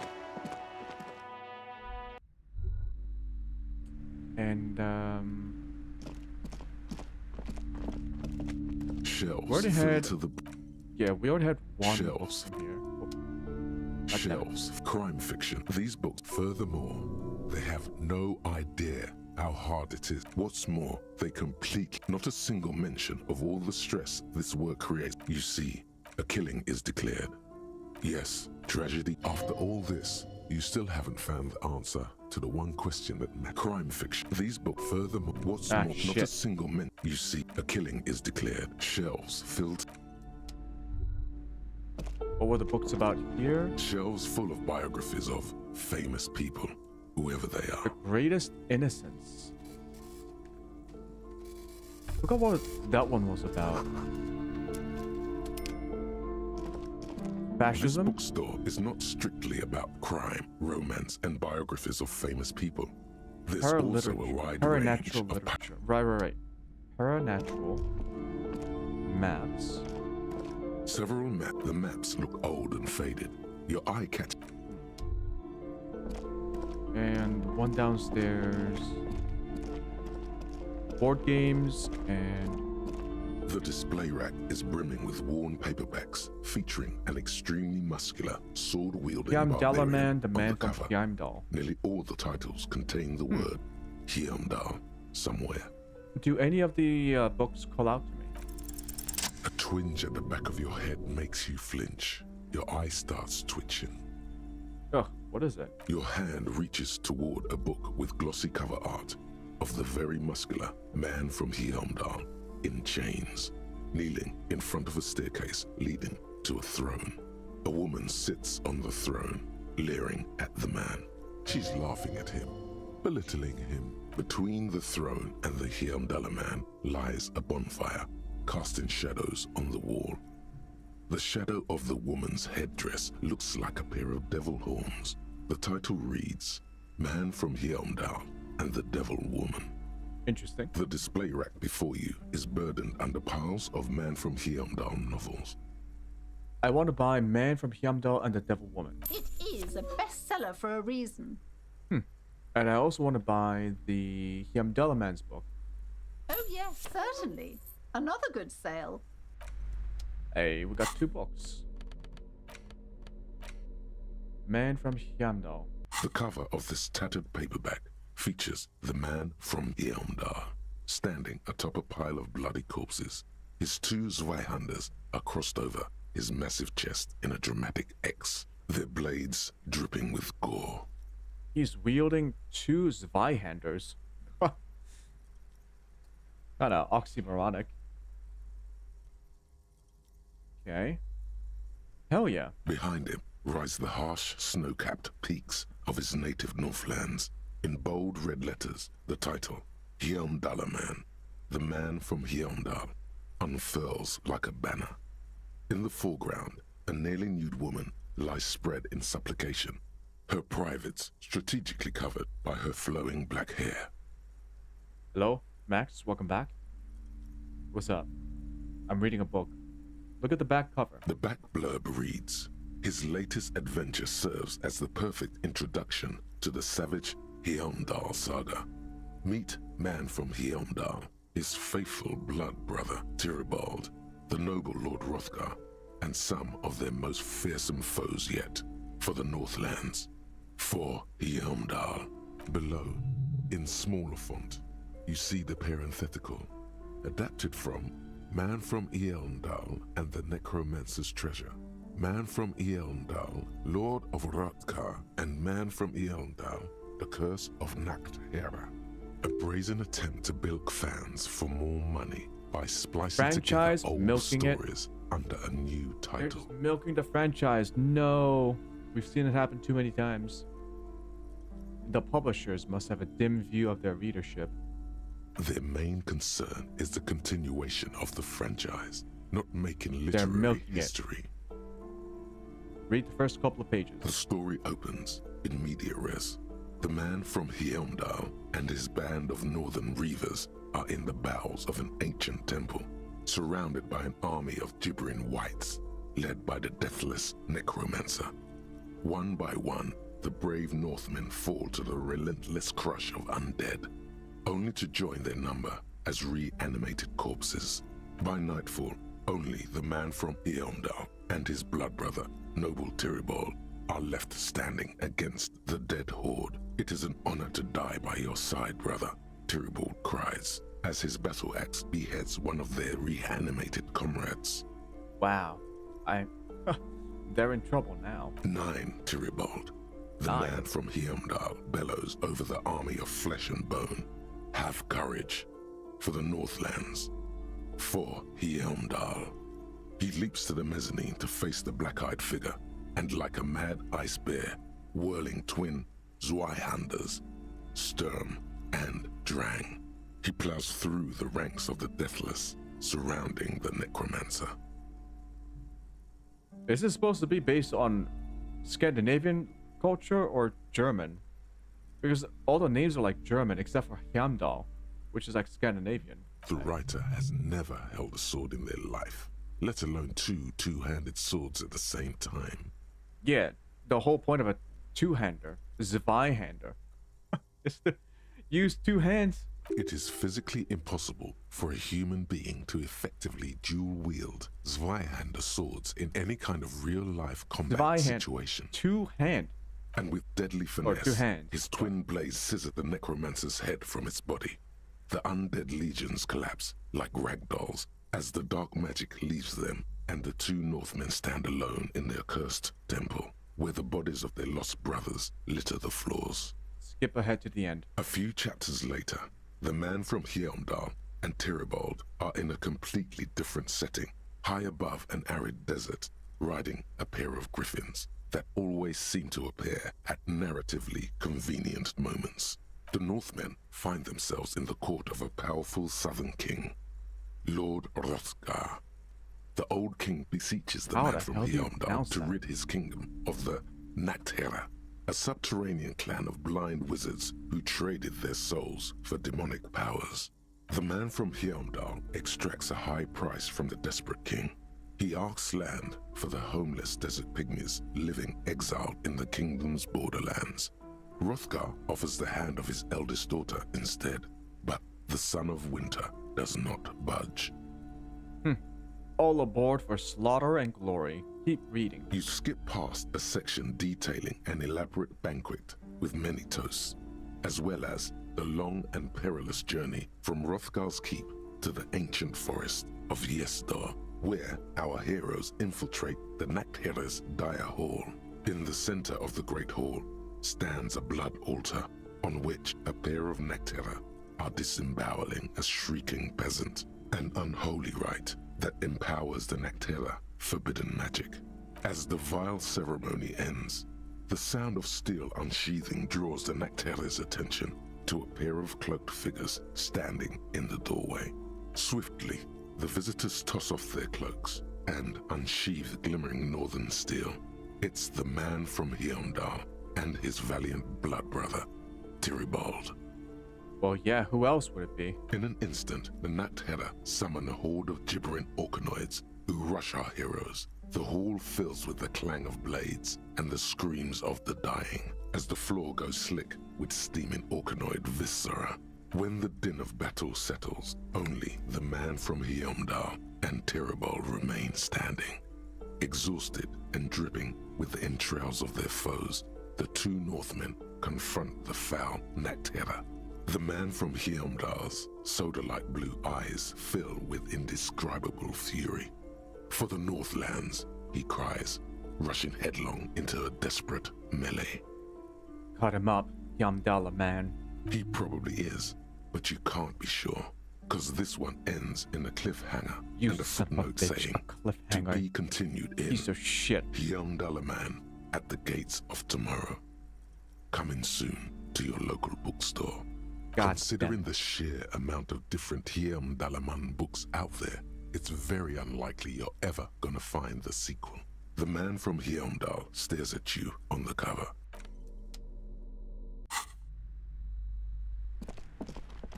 Disappointing. Wait, I had another book. The edges of the pages are worn and smudged. A lot of people have read about the Devil Woman's altercations with the Heimdall man. Oh, it's gonna be like a little bit more saucy? The jacket copy proclaims, Man from Heimdall returns in his most exciting adventure yet. After crashing into a strange jungle, cannibalistic natives abduct his only surviving comrade. When I say saucy, I didn't mean like sauce. Before Man from Heimdall can mount a rescue. Well, maybe it's like that kind of sauce. He is ambushed by a tribe of female warriors and taken to the ancient citadel of Cloud City, where a mysterious and wicked queen rules supreme. Read it. You open the book to a random page. Man from Heimdall, wielding his two Zweihanders, is carving through a sea of savages, his visage fixed in grim determination. His arms, whirling like windmills, are soaked with the blood of his enemies. Mangled corpses litter the battlefield. Good God, this is some retrograde stuff. When was this shit written? You flip to the copyright page. This book was written in 38. Oh shit, gritty and heroic. Berserker rage burns in his azure-hued eyes as he brings glory and honor to his long-lost Heimdall tribe.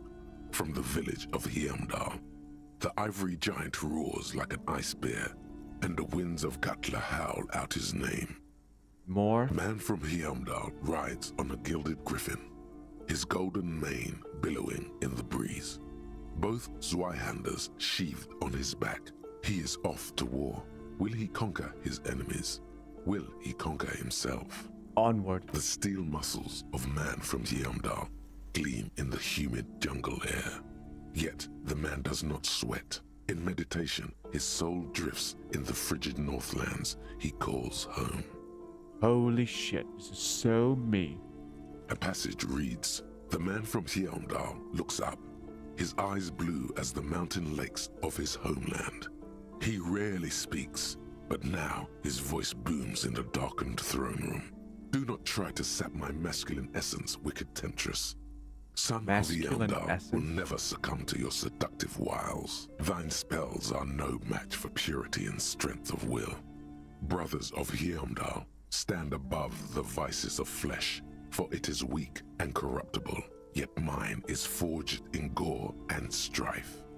Queen Lydiana just laughs, a sultry and salacious sound, then says, "I have grand plans for you, man from Yeomdal." She gestures her diabolical hand toward an array of potions and unguents. "First, you shall please me. Then lead my armies against the vicious cannibals. Not a muscle moves in the face of the man from Yeomdal. Yet inside, there is turmoil. This goes against all he holds sacrosanct." Inner turmoil. Mm-hmm. Wow, this is epic. In the final pages, man from Yeomdal we're just gonna skip the sex scene? Oh, his mighty griffin, and turns his gaze to the horizon. Queen Lydiana is dead, but an army of cannibals is storming the gates, and still there's no word of trusty Tyribald. To find out what happens next, you'll have to pick up Man another from Yeomdal and the Three-Eyed Skull. Fuck you, Available in fine Yeomdal Man bookstores series. everywhere.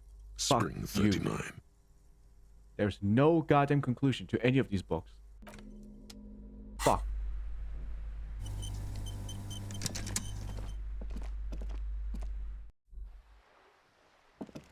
Dumbass series. Alright, let's go call the library. Wait. Inside, you see a set of stereo fuck are these levers, guys? a radio microphone. The fuck? Yo, what the fuck?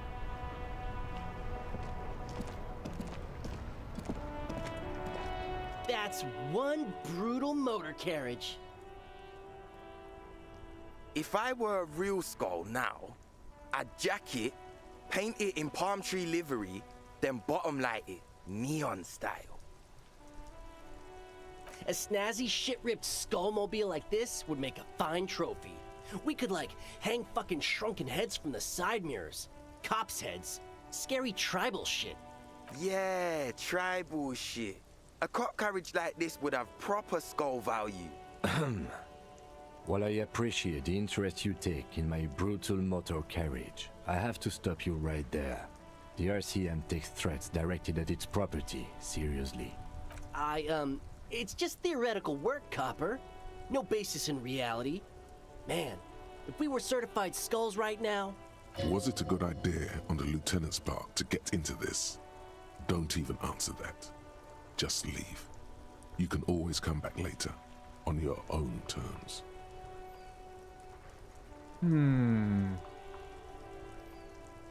Does this mean I can do this alone?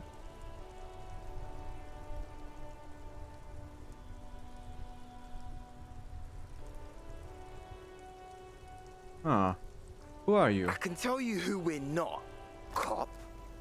We're not snitches or skulls. Which is not to say that the skulls are bitches and... On the contrary.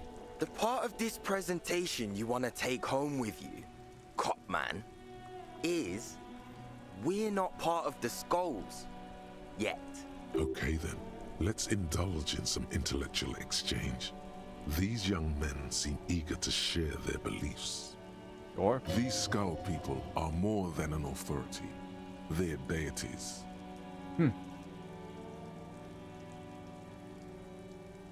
Who are the skulls? You don't know? What kind of cop are you? It's not a question. Don't get into it.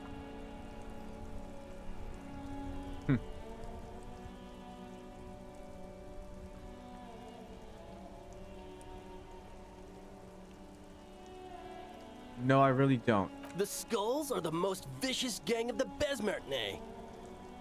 Besmertne? Besmertine, or the Besmati, the Immortals, are West Oh. Rivasholian crime syndicates. The nastiest bunch of psychos ever. Jacking carriages and getting into high-speed chases. Possessing an infinite amount of fuck-all swagger, infamous for their non-verbal modus operandi. Non-verbal? If a skull spots you, he will pull out his dagger and stab you without saying a word. Oh. The lieutenant's voice is as calm as usual, a testament to the violence and death he's witnessed through the sight of his firearm. They usually occupy the burnt-out quarter in Jamrock, or you can find them loitering around their brightly painted bottom-lighted vehicles. I can't wait to become a skull. Bottom lights are wretched aggressive.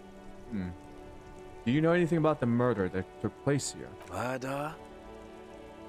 A man was hanged in the backyard of the Whirling in Rags. Yeah, sure. We'll gladly tell you everything we know about it. It was a man. Also, he was hanged. Anything else? He was hanged from a tree. Yeah, I mean, duh. These punks don't know anything. Let's just move along. Hey, stop right there. How does one know anything? Ah, this sounds like epistemology, a field so occupied by thought that it begins to question thought itself. I know that you don't know shit. Exactly. How can one know shit? For example, how can one be sure that there truly is a body hanging behind a hostel? What if it's art? Or just a mere specter? It's not. A man is dead and we need answers. So what do you think we know? Do you guys know Cindy the Skull? Oh yeah, Cindy's a right proper skull. Yeah, a true artist of the future. Just like Arno van Eyck. By the way, if you see Cindy, give her our regards. For all their nihilistic posturing, these young men are not lacking in youthful idealism. Odd, there isn't a hint of hate in them. It's like they're piss and fuck the world out of some kind of moral obligation. The lieutenant on your left is unusually lenient toward them. Who's Van Eyck? Old man, it doesn't matter. You'll be long gone before his greatness is recognized. I guess you're right. I'm pretty old. Yep, old as fuck. Yeah, man. It's like at death's door. No wonder you know nothing about the future. You won't be there. Why aren't there more skulls in Martinez? The Union does their share of policing in Martinez, at least where gangs are concerned. That's why there isn't much organized crime around here. Apart from the unions themselves, of Right, course. what I was just about to say. Don't you worry about that. We're gonna make up for the deficit. Yeah, we are. Your rhetoric is confusing. Are you part of the skulls or not? We're not franchise skulls. Well, not yet. Once we get our name out there, we'll have a chance to join them. And what makes you think that the organization would accept you? Because we can be just as psycho and vicious. You'll see. Ah, you'll see for sure once we're in. It's the last thing you'll ever see before the void consumes you. Throw him off his game. Are you sure a skull would say that? Well, yeah, I mean, we're only saying practice things for now, so we don't mean no harm to the Skulls brand, or to you. This is definitely something the Skulls would say, but we're not trying to encroach on the Skulls branding anyway. On the contrary, we're just here to market it. So you're just pretending to be as nasty and vicious as the skulls. Hey, we can be just as hard. Like pavement on top of pavement, or a brick on top of another brick. Or a grave on top of a grave. These kids have the vocabulary, but might be missing a brain. Oof. Wouldn't a grave on top of a grave be just a big hole? What's hard about holes? Filling them up, baby. Yeah, that was funny. Mm-hmm. What's with the jackets? What about them? Why does your jacket have the piss blah blah blah written on it? Well, First off, it's a statement and not necessarily something that characterizes me as a person, even though the statement has character. And I do like piss. The word piss epitomizes the struggle taking place in the world. Things being defined as they seem, not as they are. And, I guess, it's also about communal spirit, the future, and truly appreciating our differences. Also, you've got to admit, it catches the eye. And since the Grand Piper is slowly but steadily moving towards basing the economy on it, attention, it is imperative that the medium itself convey the message. Makes sense. What I mean by this is, we are all piss and that the world is inherently meaningless. Wow. Though he seemed lacking in vocabulary, it seems that the young man has expertise in at least one field, even if it's rather narrow. Alright, turn to the dark-haired youth. Why do you have "fuck the world" written on your jacket? Like I said before, many men keep searching for the one, for so-called true love, which is actually just obsession masquerading as kinship. The thrill of the chase, the hollowness that fills your chest cavity after catching it. To catch a fish, you'll need to hurl the lure many times, and even then it isn't certain that you'll get anything. If you blow up the lake, though, blow it up. You get more fish in a shorter time. And, for time is of the essence and fleeting ever so quickly, one must think of a way to fuck the whole world and not get caught up in fucking someone. I kind of got lost in the mixing of the metaphors here.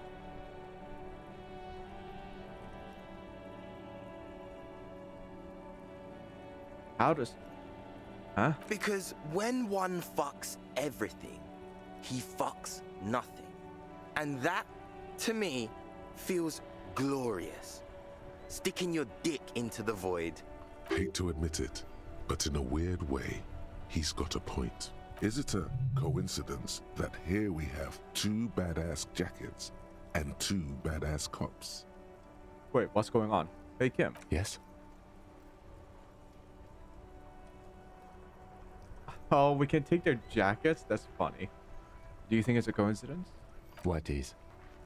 There are 2 of us and 2 of these jackets. What are you implying? Which one would you wear? I'm not sure I understand you, detective. Neither. Come on, Kim. It's just a mental exercise. Fine, if only to end this discussion. Theoretically, if I were a juvenile delinquent, if I were to already be down that path, I think peace is the stronger of the 2 statements. That works. I feel more like a fuck the world kind of guy. Seems about right, especially considering your heroic exit attempts. So are we done here? Or you don't need us around for your secret whisper party, do you? This is a red check. Half-light is 2. I don't think I have anything that gives me half-light. We could just get lucky. These guys aren't scary. You're not scary. I have nothing to work with here. It's either begging or bullying, or both. Just ask them, maybe.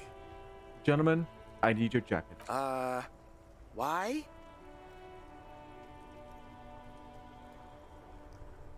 I need them for official police business. And what kind of business is that exactly? Police business. The lieutenant notices your agitation and opens his mouth to speak, then decides against it and merely shakes his head. Okay, we get it. You look like total shit. We look flashy as hell. What about it? He didn't say that.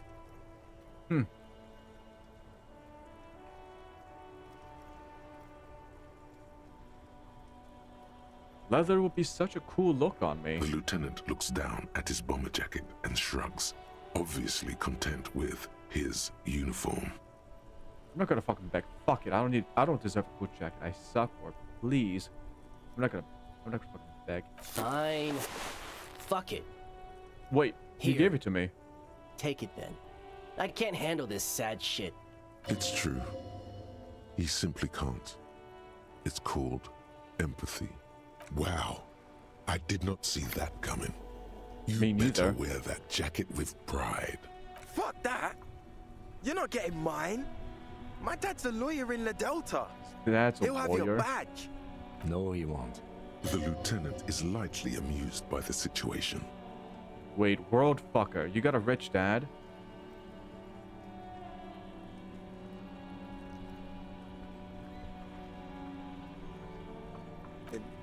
No. He's like a volunteer lawyer. A total bitch. Cites law and does dishes. You know what, cop? Fuck you. That's not what this is about. You're not getting my jacket. Fuck him. We don't need his rich dad jacket anyway. Oh shit, I could have gotten the other one. Fuck it, we don't need the other one. You said you're more of a piss flag guy, so I got the jacket for you. I'm not wearing that jacket. But don't you want to express your individuality? Or why not? You could really raise hell. Go undercover. Hard. I don't think this case requires us to go undercover or raise hell. In fact, I don't think the jacket will be useful at all. Still, like, it's good to know that we have it should the need arise. The need will not arise. Look at this cute shit. How can we become skulls if you go around fraternizing with cops?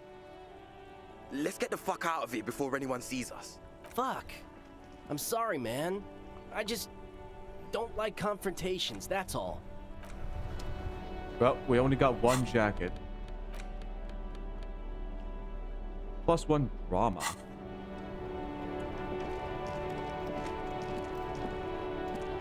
Inside, you see a set of steering levers, a radio microphone, a pull-out tool. This is Precinct 57. How may I assist you? Connect me to the Jamrock Public Library, please. Hold on, officer.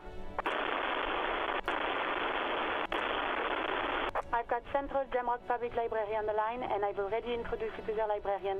Connecting the call in 2, 1. Yes, this is Central Jamrock Public Library here. How can I help you, officer? He sounds worried, yet ready to assist. This is how people get when the police call. I'm looking for any information that you can provide on Billy Machine, a reader. Billy Majon, you said. Give me a moment, Majon, I'll have to check our database.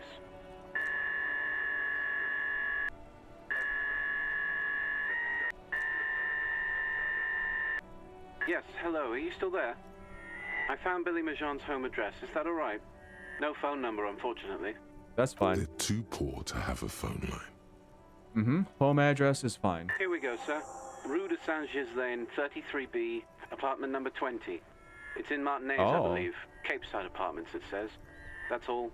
That's where the smoker on the balcony lives, isn't it? Do you have any other information on Billy Majon? It says here that they returned their last book just a few days ago, but I wasn't at work that day. Do you know someone who was? Marie? Marie? Do you remember a reader named Billy Majon? They returned a Tybalt book the other day. Yes, it was my colleague Marie. She said that it was Billy's husband who returned the book. He also asked for this new sci-fi release, Lowe's Radio City 87, but we don't have it yet. Good.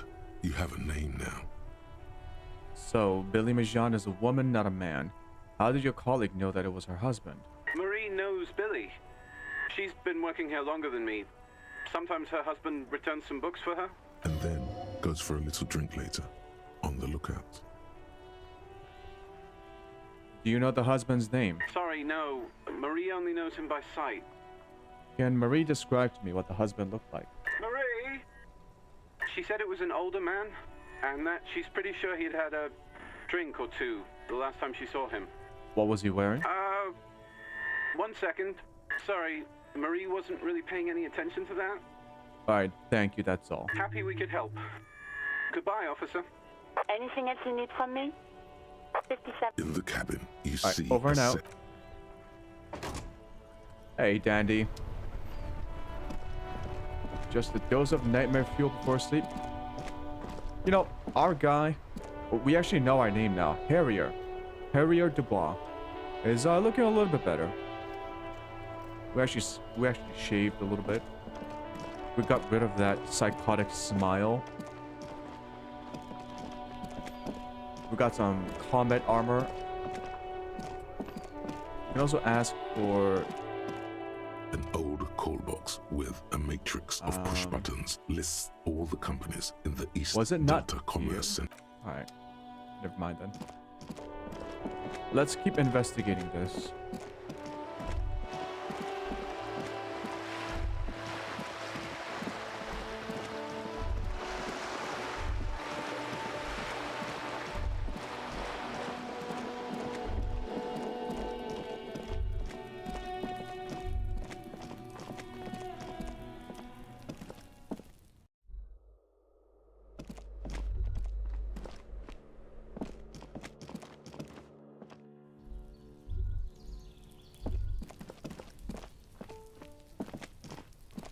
A weathered brown door.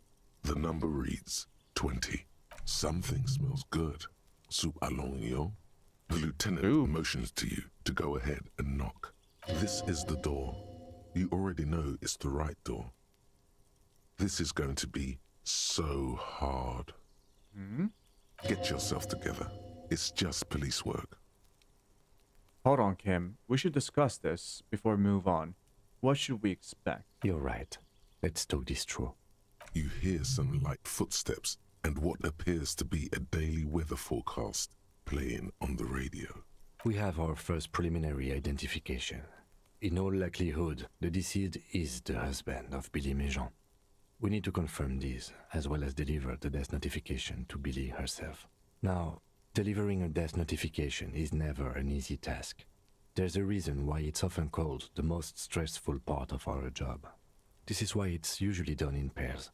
You got this. I'll be monitoring reactions, ready to act if necessary. Ah, shit. This is gonna be tough. Oh. I need to use the bathroom real quick. I've been holding my piss in for a long time. I'll be right back. Before we do this very important thing.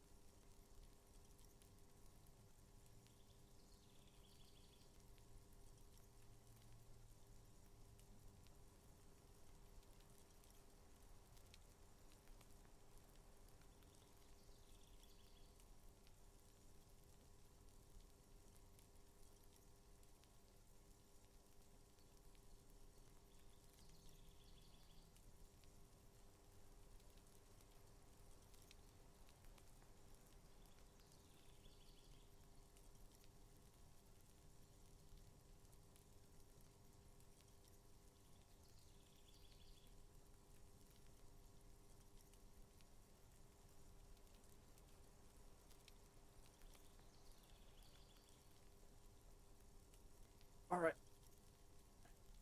Give me some advice, Kim. Dad, just don't say that you know how they feel.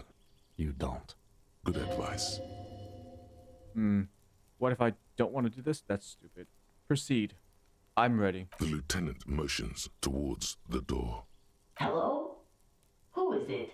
And someone turns down the radio. Is this Billy Méjean's home? This is the police. Please open the door. The police?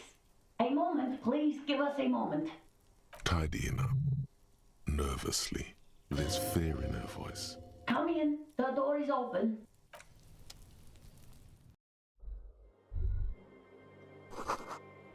Don't run, okay? Take it slow when exploring the apartment.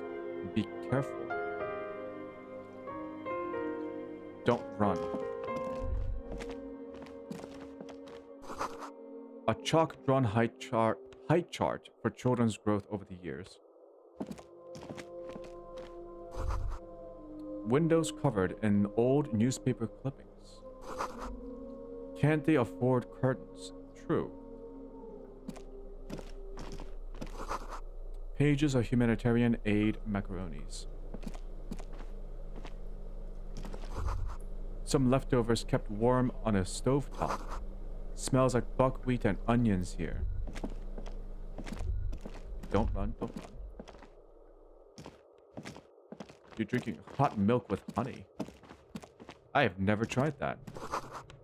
A textbook for high school mathematics, trigonometry mostly. The clock is ticking away with an odd cheerfulness.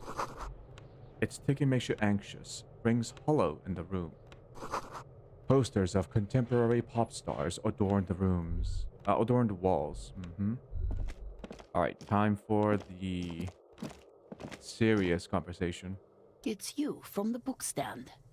Did you come to bring my cockatoo back? I don't think I introduced myself properly.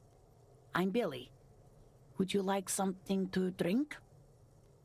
Tea? Lemonade? We're out of coffee. The lieutenant has taken off his foggy glasses and is busy cleaning them in his handkerchief for now. You're on your own here. He must feel vulnerable without his glasses. Is this why he's letting you take the lead? Hot milk with honey is great help with sleep. Same with hot milk and anise. I've never tried hot milk actually. Now that I think about it, it sounds pretty nice. Hot milk with honey. Do you just use skim milk or do you use like whole milk? You need some fat in it. I'm assuming you need some fat in it if you're gonna warm it up. Or maybe not. Alright, thank you, but I'm alright. Is this about Victor, my husband? Is he in some kind of trouble again? I can come pick him up in the station if that's what. No, this is something much worse. Is he in the hospital? How bad is it? How about some small talk before you break the news? Thank you, Frederick. No small talk. This isn't the time or place. Actually, that's true. I don't think we should do small talk. No. High empathy, 97%. We cannot fail this. Ma'am, your husband is dead. You've done this before. Just keep your focus. Ma'am, I'm very sorry to say, but your husband, Victor Majan, was found dead on the Martinez boardwalk. What did you say? Your husband, Victor Majan, is dead. I'm very sorry for your loss, ma'am. Oh. But he was just... But he was just here. Alive. We understand this comes as a huge shock. I want you to know that me and my partner are here for you if you have any questions. Take your time, ma'am. What happened to him?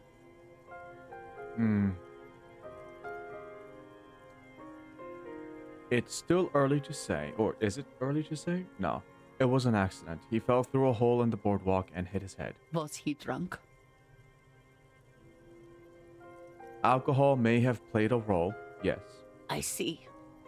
And you just found him there? Sad.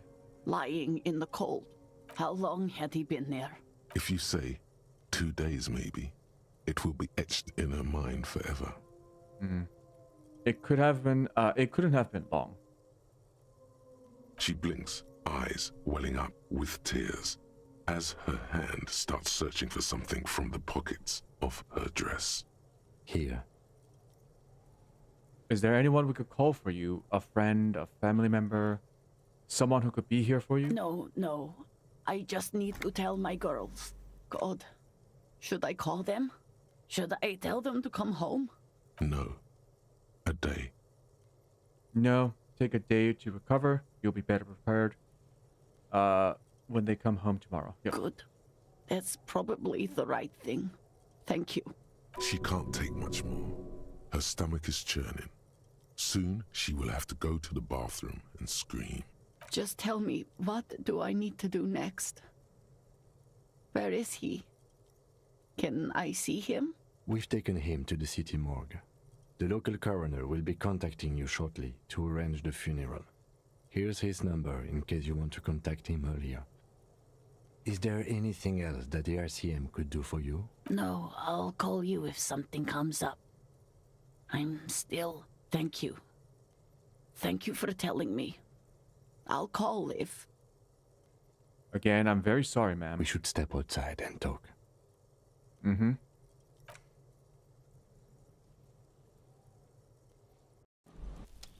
Man, that must be fucking rough in real life. Jesus. You did well. What now? I'll call the station when we're finished with the day and let them know the name of the deceased. What about Billy and her kids? They'll manage. They have to. It's not your place to live their lives. Right. This is closed then. Let's go. Case closed. Suggestion, rhetoric. Savoir faire. Composure is way too weak. Way too weak.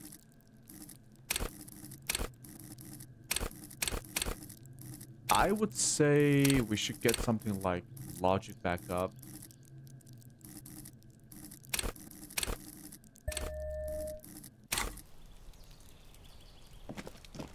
How would I even live their lives? Oh, like basically just kind of telling them how to feel or do at this moment. You know, overstepping my boundaries as a police officer. Even if well-intentioned. I think that's what the game's talking about.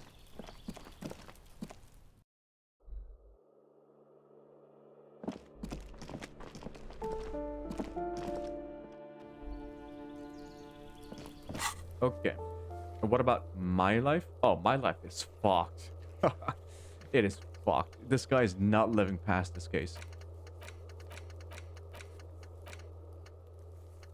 Smoke on the balconies for something else. Apartment door for Everard. We are right here. I believe this is the door. Actually, can you give me one more second? I gotta get a glass of water.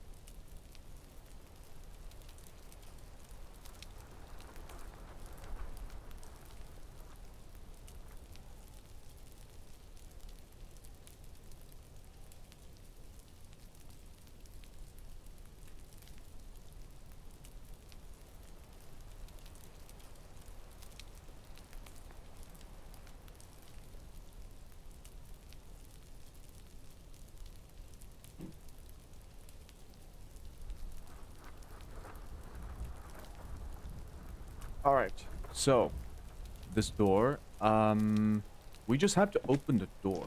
The door has braved the elements for decades.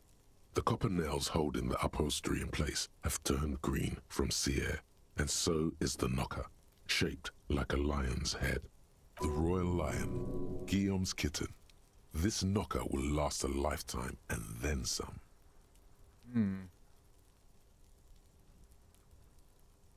Press my ear against the door. Someone is moving around in the apartment. You hear the water being turned off and the sound of dishes clinking together. The tenant must be cleaning up. That means you're too late. Nothing more to do here. Better report back to Everard. I'm too late? This was timed? Uh-oh. You know what? No answer. I know you're in there. That already defeats the point, doesn't it? Let's get out of here.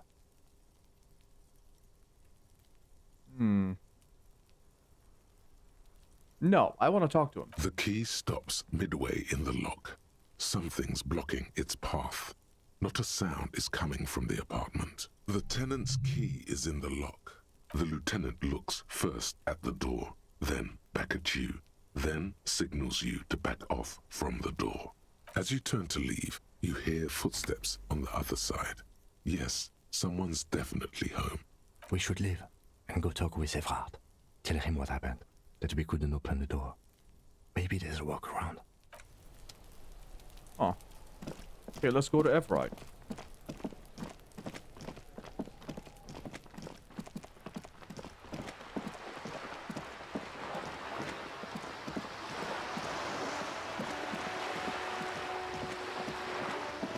Maybe you're supposed to fail that?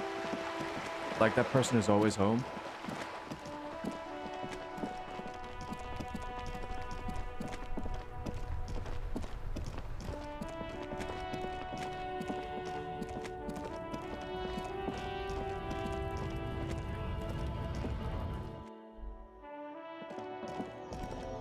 The tear machine stands in the corner. I'm good on supplies.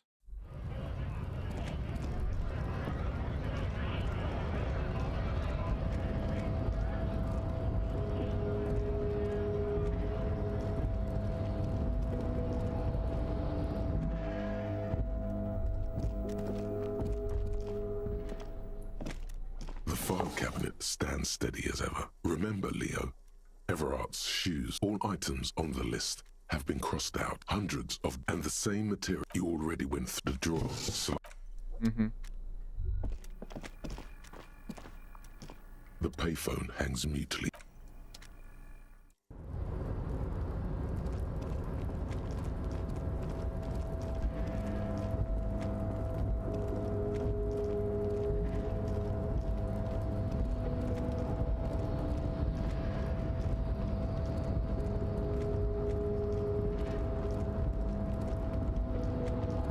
Whoa, some graphical glitches here.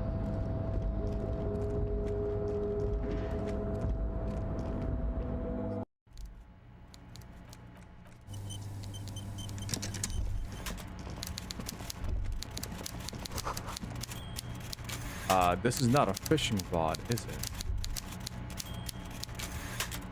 No, it looks like a fishing rod.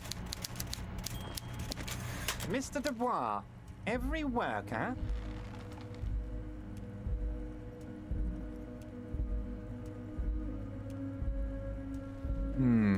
Is a member of the board?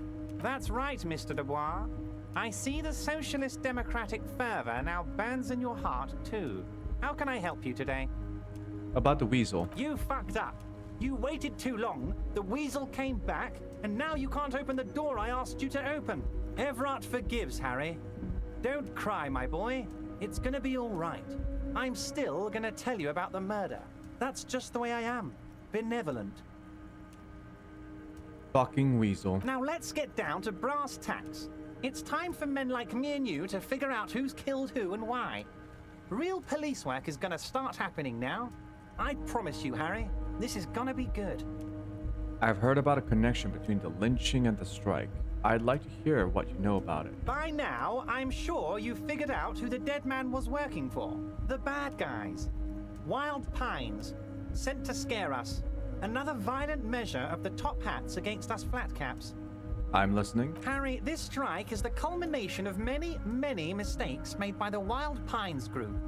They tried to shut the strike down by sending in armed mercenaries. You mean our victim? A security contractor?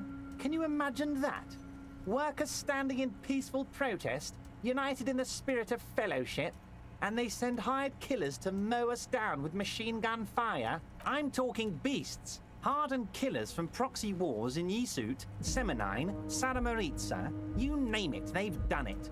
Raping, killing, burning villages, killing little children for the Senorita Pineapple Company, Harry.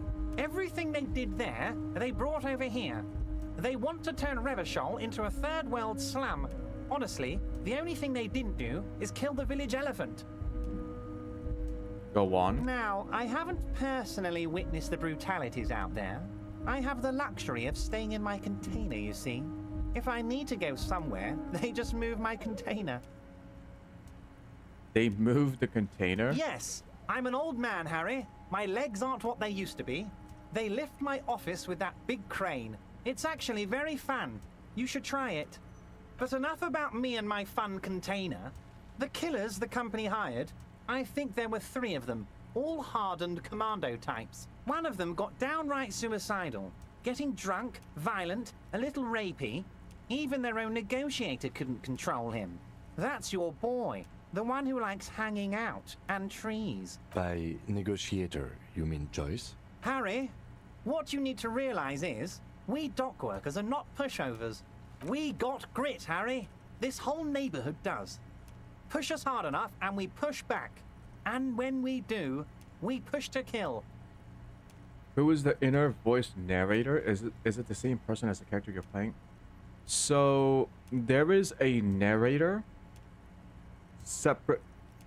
Excuse me for one second.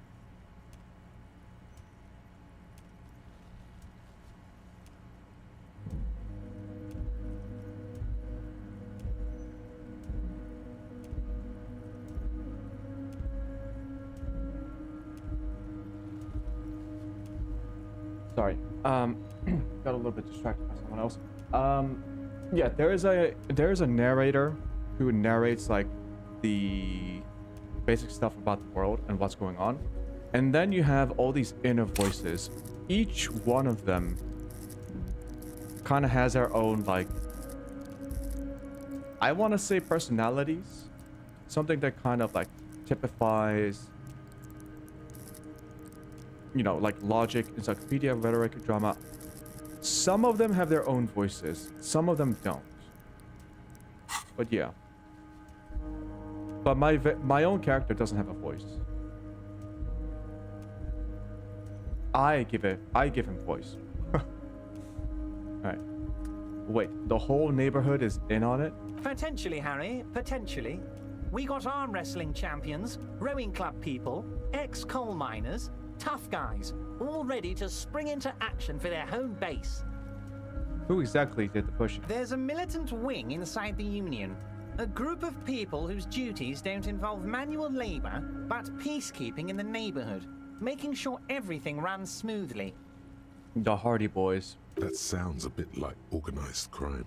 No shit, Logic. So in that case, that was Logic speaking, not necessarily the narrator. Although, that is the same voice for the overall narrator. They're like you guys. Yeah, it symbolizes the different Idealistic aspects people who of want my to make character's sure mind. bad things don't happen. And if they already have, well, punishment must follow. So, depending on how you spec your character out, if your character has, like, I think, high enough points, it can either fail or succeed a skill check during a conversation. And you might get, like, different dialogue options, different actions, and different, like, comments made by that specific part of your mind. Yeah. It's very cool. They do kind of like bicker against each other too. So for example, electrochemistry is drugs, sex, and pleasure, right? And then we got volition, which is about healthy mind, healthy body, purity. So when you do stuff that caters to electrochemistry, volition might sometimes make snide comments about, you know, volition might admonish you, essentially. And so they would bicker. And then sometimes they would talk shit to each other, like rhetoric and logic would collide. Authority and empathy might collide. Inland Empire collides with logic, because Inland Empire is like the paranormal, superstitious part of your mind, whereas logic is logic. Yeah. Yeah, they are essentially like entities of their own, from what I've seen. They don't gel well together. They just kind of represent different parts of you, distinct from each other. Yeah, it's really cool. Again, that sounds like organized crime. So these idealists killed our victim? One day Titus Hardy, leader of this peacekeeping faction, comes up to me and says, "Boss, socialist democratic fervor drove us to take it upon ourselves to kill this beast that was burdening the land." He probably worded it differently, but that was the idea. Sure sounded to me like they killed him. I gave them 2 weeks paid leave and told them to lay low to avoid retaliation. Aren't you worried we might arrest them for this? Oh, I'm not at all worried about that. These are not the kind of men who get arrested. They're Martinez boys, tough and gritty. I'd like to see the man who takes them in. Besides, I sent my lawyer girl to look after them. Uncertainty belies his boasting. In the end, though, he believes it. Or at least, he wants to believe. So he doesn't want to counter with a narrative that exonerates the Union. But why? Must be horrible to have so many inner voices that aren't your own, but are your own. Honestly, I wouldn't mind having something like this in real life. It might be pretty fun. Just having different, just being able to like listen to different aspects of you, make comments on every situation.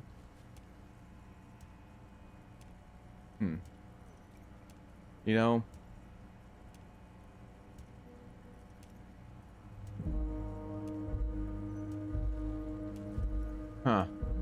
well, we already kind of know that the Hardy Boys didn't do it. We just don't know why they pretended to do it. We know that they were hiding the fact that the mercenary was shot. And I guess they were trying to like cover up for the girl, but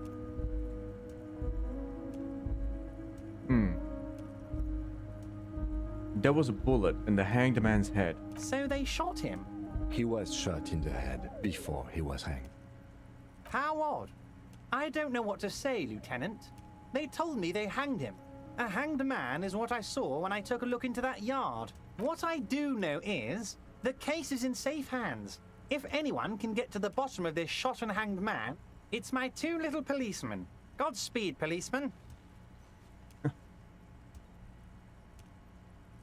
Yeah, like, I would never be bored with myself.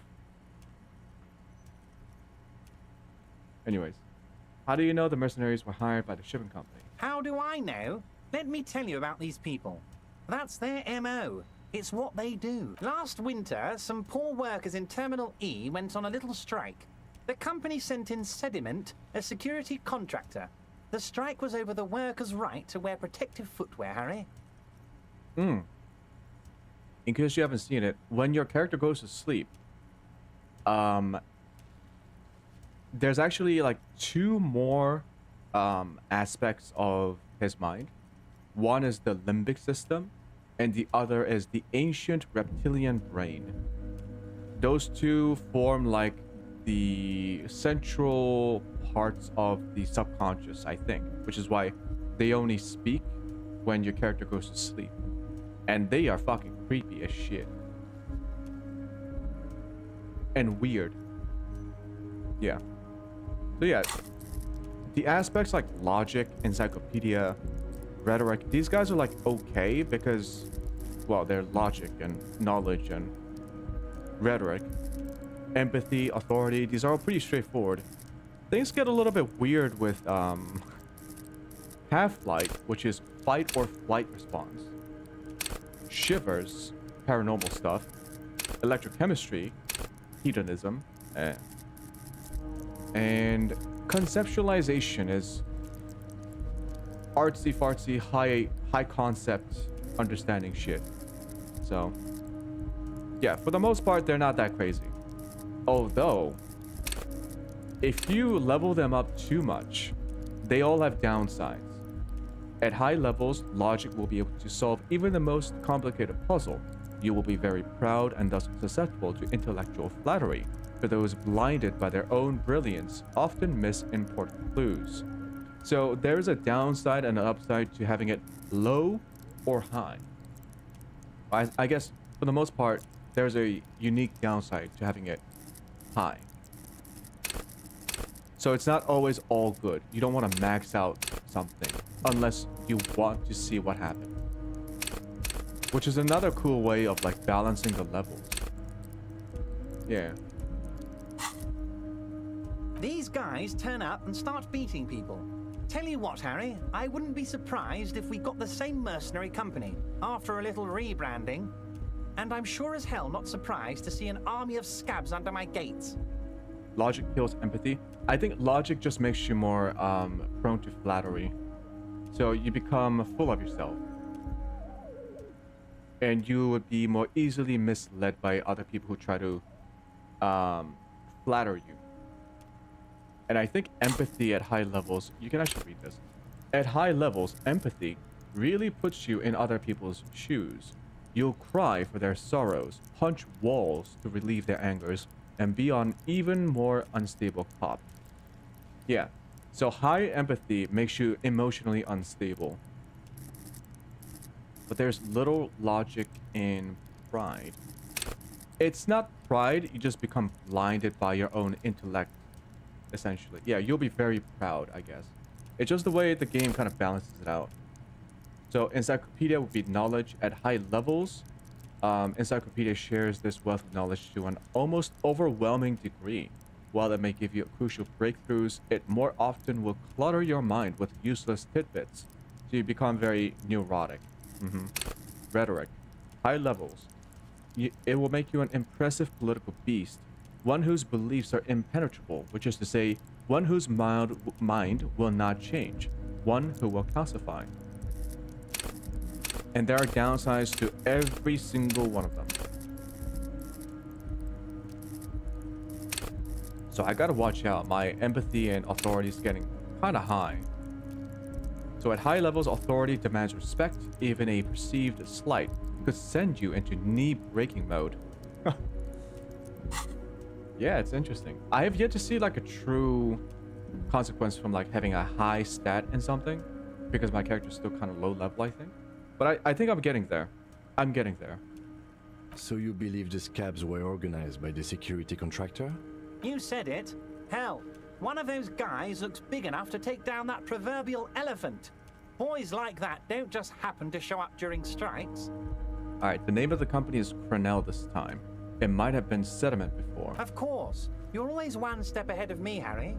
I'm no genius. I'm in this position because people like me. The remaining mercenaries are organizing a tribunal to take on the Hardys. Tribunal? That sounds serious, Harry. We Union men should be shitting ourselves. I wish you hadn't told me that. I'm gonna lose sleep over this. Let's change the subject. He's clearly happy about the tribunal. He's happy about the tribunal. Oh, he wants a conflict. Okay. You're almost finished with the hot milk. Good night. Yeah, good night. Good night. Sweet dreams. Huh. You don't seem too worried about it. Oh, Harry, what do I really think about the tribunal? You're trying to climb to second base with old Everard before you've even courted him properly. He wants you to do more things for him before. Of course, of course. Well, you don't become a union leader by collecting bottle caps, I guess. You mentioned a lawyer girl. Oh, Liz is a bright one. I paid for that law degree myself, thinking it'll probably turn her all fancy. But hell, Harry, she came back a firebrand socialist. Sometimes she scares me with her zeal. Alright, bye Dandy, bye. Alright, tell me about Titus Hardy and his crew. Oh, they are simply fine young men, all 7 of them. Exemplary union members, always working to advance their position in the local socialist democratic movement. Core members. Old Theo used to run them, but things really kicked into gear when Titus took the reins and named the group after himself. Gotta love his initiative. Interesting. Who's second in command? They're almost all of them great guys, born leaders. Whatever happened, I'm sure they only had the best interests of Martinez and Revachol in mind. Work with them. Hell, interview them. But don't fight them. They really are just like you. Men who like beer, women, and some order on the streets. Allow him, the police, to ask his men questions. Mm-hmm. Everett, I met these Hardys. Can you ask them to cooperate with me? But of course! It's the least I can do for my good friend Harry. I'll do it right after we've concluded this talk. You can now go and tell Titus about this. See what he has to say. Also, Harry, here's 5 real. Why are you giving it to me? I'm not giving you anything. I'm just holding out 5 real. Needless to say, this is another move. Don't take it. I don't need it. I only wanted you to help me with the Hardy Boys. Oh, I wasn't offering it to you, just holding it out there. But I'm willing to share information. Was there anything else? Good talk. Was it a good talk? I'm not sure we made much headway here. I was hoping we'd bust the case wide open. Heck, I even wanted to tell you what I really want to achieve with the strike. I don't know what happened, Harry. I wanted you to feel like Mr. Martinez. And of course, I also wanted you to find your gun. But it's like I can't completely trust you. Yet. Yes, Harry. It's like I can't fully trust you if you're not a man of the left. I want to, but I just can't. A man of the left. So you have to be a social democrat. He's been hurt too much in the past by men who aren't social. Just between us, I don't care for those lefty dinks either. It's all about power, and here's how we're gonna get it. I need you to be my kingsman, Harry. Kingsman? Yes. Please, let's be that. And what would this entail? Once again, I require nothing unethical or illegal of you. You just need to get 2 little signatures on this piece of paper, and then mail it to my accountant in La Delta. What are the signatures for? I'm glad you asked, Harry. The Union is going to build a modern youth center in Martinez. It will be righteous. We're gonna get those teenagers off drugs and on roller skates. There's a nameless little street on the coast with some old houses around it. Most people have already signed. I just need 2 more signatures to get this mission off the ground, Harry. You mean the fishing village? Yes, the little cul-de-sac on the coast, where all the men have drowned, in either the sea or the bottle. A gloomy place, doesn't have that Union attitude. You're already pretty deep into this. What's a little more? No one can see you here in Martinez. What will happen to the current occupants? They are just gonna have to deal with the construction noise for 6 months, and then they'll be living like kings. Right next to a fancy new youth center, designed by the best architects from Stella Marie. Is he absolutely sure the tenants won't be thrown out in the street? Are you 100% sure no one's going to end up homeless? Am I? Harry, these people, Martinez is the most important thing in my life. I would never let anything bad happen to them. We're gonna build a youth center there. The value of their properties goes up and kids have a place to play in. I'm looking out for these people, not pulling the rug from under them, Harry. I'm looking out for all of Martinez, not just the harbor. He means it. Oh, he means it.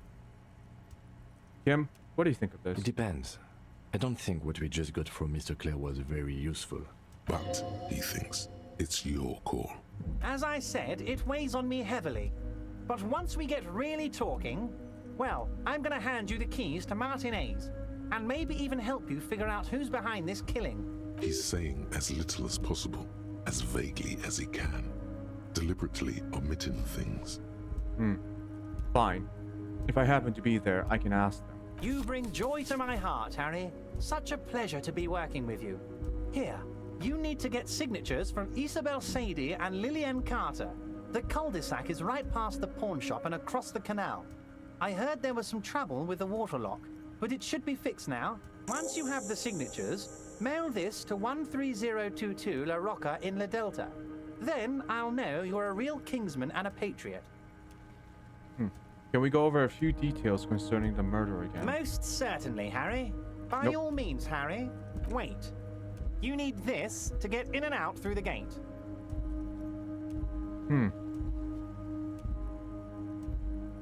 I was wondering how I'm supposed to get out. Here. You're one of us now. A real red and white union man. Take care, Harry. I already have a key card though. You take the legal documents out of the envelope, a 12 to 40 month construction period, and the zoning plan in the addendum. Look at the zoning plan. The youth center cuts into the ocean like the bow of some great modern ship. Apparently, it's going to cover most, if not all, of the street and the square between the existing houses. It's 3 stories tall. It's going to be awfully close to the already existing buildings, almost wall to wall, practically integrating them into the youth center. This is either an ominous or cool architectural choice. Hard to say. Kim, what do you think of this? I'm no property lawyer, but it looks fine. I like the print size. They're not selling or leasing anything. It's not the perfect solution, but... How else are you going to build something? It's always inconvenient to build things, and citizens inevitably have disagreements over such construction projects. But there's no other way. Loophole. There doesn't seem to be anything of interest here. I No failed on a fine print. 92%? You're No smart. fucking way. You can read.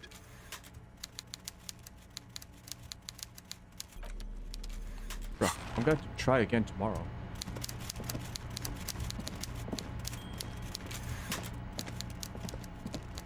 That's crazy.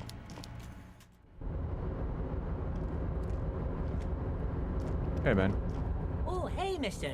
I knew you'd be back to talk with old Leo here. Yes, I did. Yes, I did. It's like Lady Larice said when she opened a bathhouse in the basement of my apartment building. They can only get so far before they're aching to get back.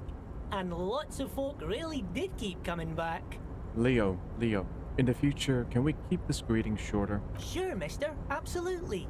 I'm always willing to help out nice fellows such as yourself. Alright, nothing else to talk about.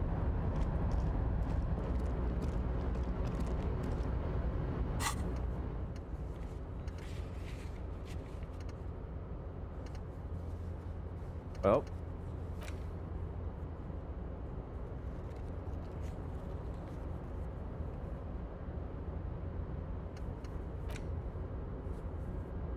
Lillian, Netpicker, Sleeping Dock Worker. Oh. Stealing, Rhetoric, Challenging, Tommy Lehon.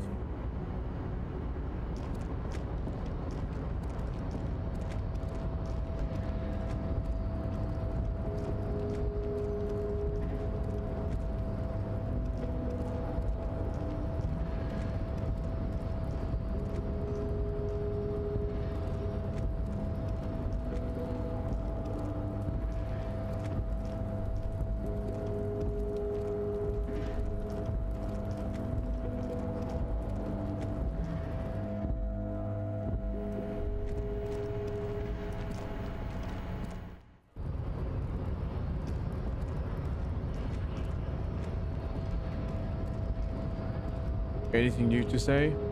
You'll raise the sand. Nope.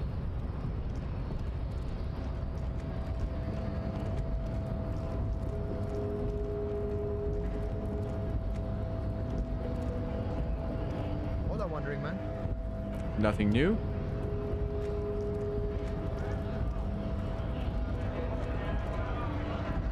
What about you? Right to work. Right to work. Nothing new.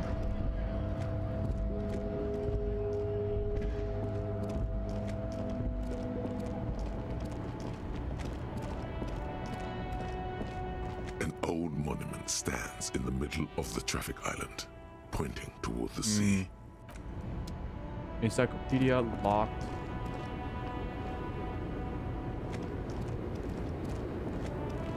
The woman looks at nothing. Huh? What is it? What do you want? She's still out of it.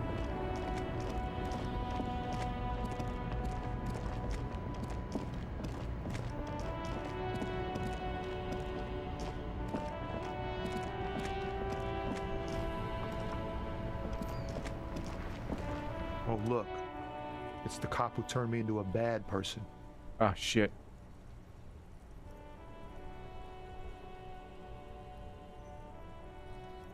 Ooh. Ease into it. Don't go too far. This seems like a personal... I'm okay, man. Maybe the full-on direct approach wasn't correct. Damn. It's tricky business looking. Your best verse? You don't even have a bad verse in there. Just tumbleweed and liquor stains. Wait, no. What are you doing? She broke me. She fucking broke me. That's brutal, man. But you know, time will... No, stop. He's already mortified. No, Tommy. These are my rhymes. Listen. She fucked me till I bled. What That's, the fuck? In the name of God, what are you doing?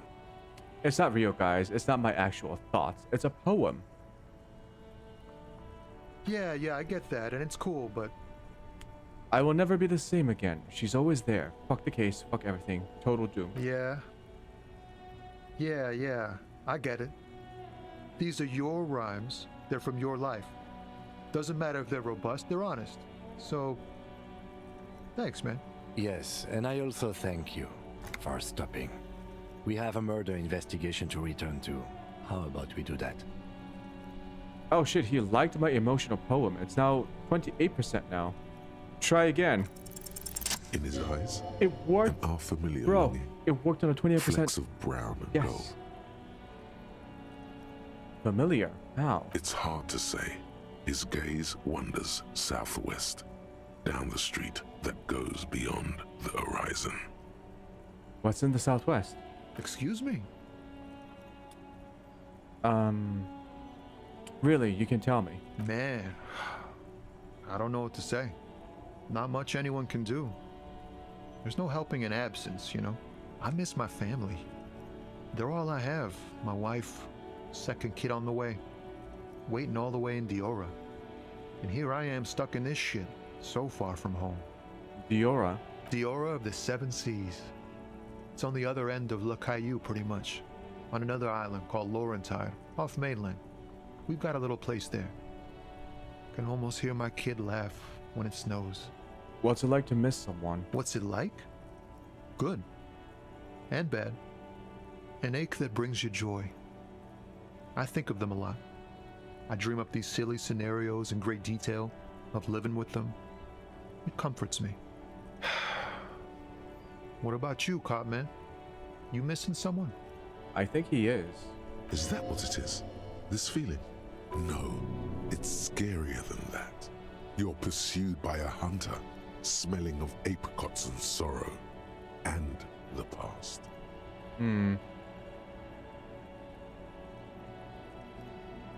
I feel haunted. Or haunted, too. Haunted? By what? By a shadowy figure known only to me as the X-something. An ex-wife?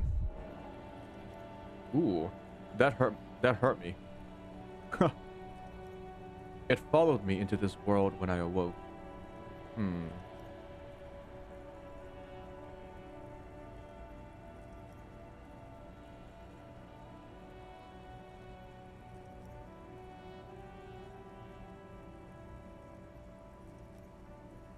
Whatever it is, one thing is for sure, it's not my ex-wife. Still, a shadowy figure. That sounds pretty bad. I hope that doesn't happen to my marriage.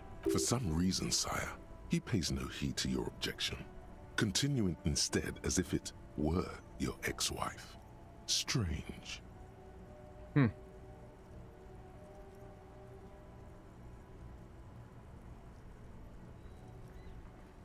Don't worry, I'm certain nothing bad is ever going to happen to your marriage. Yeah. In marriage, you never know if you're doing the right thing. I hope we're doing our best to keep ours together, but anything can happen. Look, man, thanks for this. It's nice to talk to someone. I know it wasn't easy to ask, so I hope you find your way through your own troubles. Oof. 3%. It's conceptualization.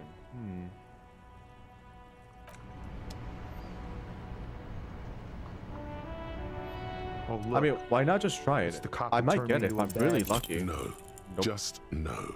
I can already see it's failed, and I'm stopping it now. Until you have good poetry, you have no poetry. Okay, okay. This guy has amazing willpower. Honestly, he's the only one of that intellectual bunch I trust. Hmm.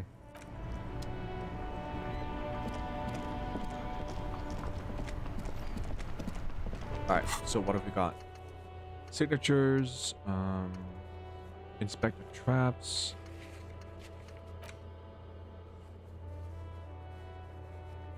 Return to Morel. Yeah.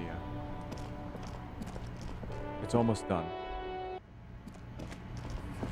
We can also go talk to Titus now. It's you again.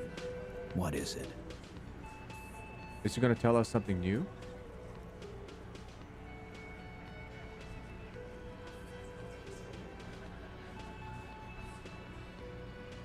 Logic?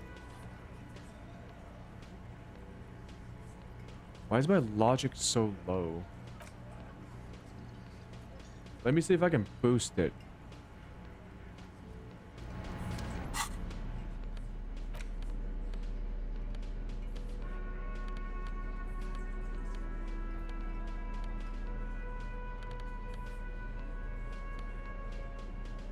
Okay.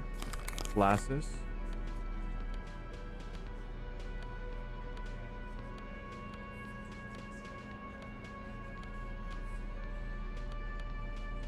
The hat. Logic +3. Good.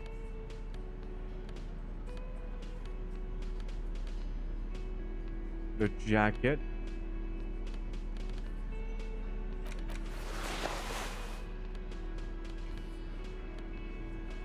Looks so silly. What is this? Motorix, Psyche.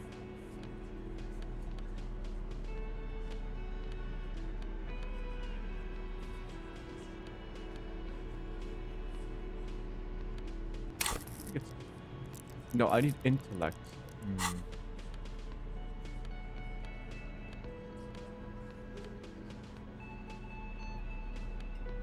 Okay, yeah, drugs don't increase my intellect.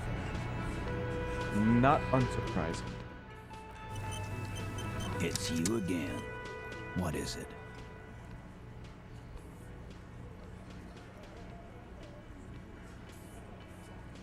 %58%. A sudden flash of lightning in your neocortex. The hostel cafeteria is lit by its airy blaze. Floor plans, bullet trajectories, webs of human emotion, all channeled into a single thought. Alright, why are you so sure Ruby didn't off him? So that's what you were squinting at. You were trying to come up with a theory, weren't you?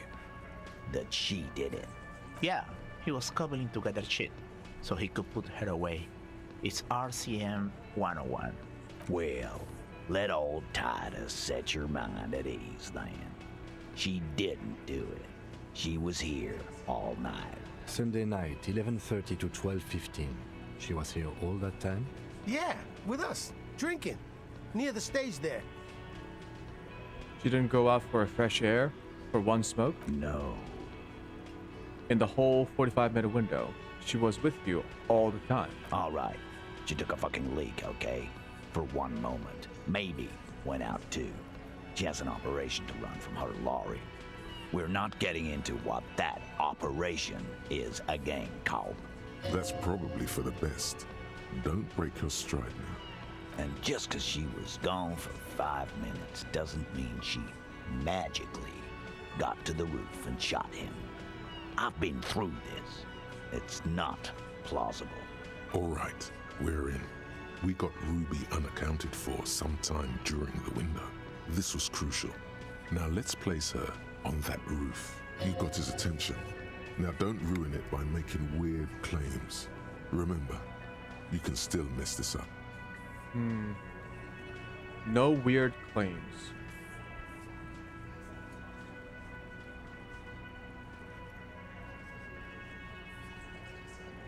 You do agree the shot came from the roof, right? Why not? You can't draw a straight line into Clausia's window from any of the surrounding buildings. Not from what I know about Martinez. Maybe from the coast. But like I said, I've been too busy dealing with you idiots. So no, I don't think it was a sniper. It was close up. Oh. Ruby could have gotten to the roof from somewhere inside the world. Nah, the only way up there is through Clausia's room. How much do you guys know about this place? We've only been drinking here for what? 6 years? How much do we know? Been thinking of getting wilding in rats. That is on my ass, boss. There you go. Tatted on his ass. We know the place. There's a locked door in the kitchen and another on the roof. Ever been through those? No, but that doesn't prove anything. It's just 2 doors. We're not giving you Ruby for that. She's one of us. What if those 2 doors are connected, Eugene? Is that your name, Eugene?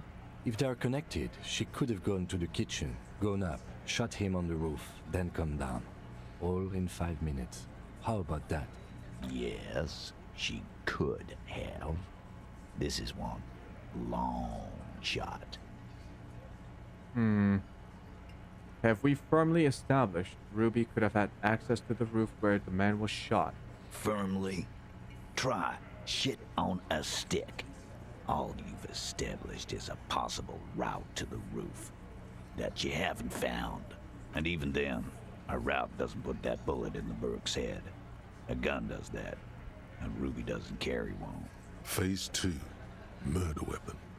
Get a gun in her hand. If not that, then at least a shadow of a doubt. In the shape of a gun. Just don't contradict yourself. If it doesn't sound like Ruby did it, maybe keep it to yourself. The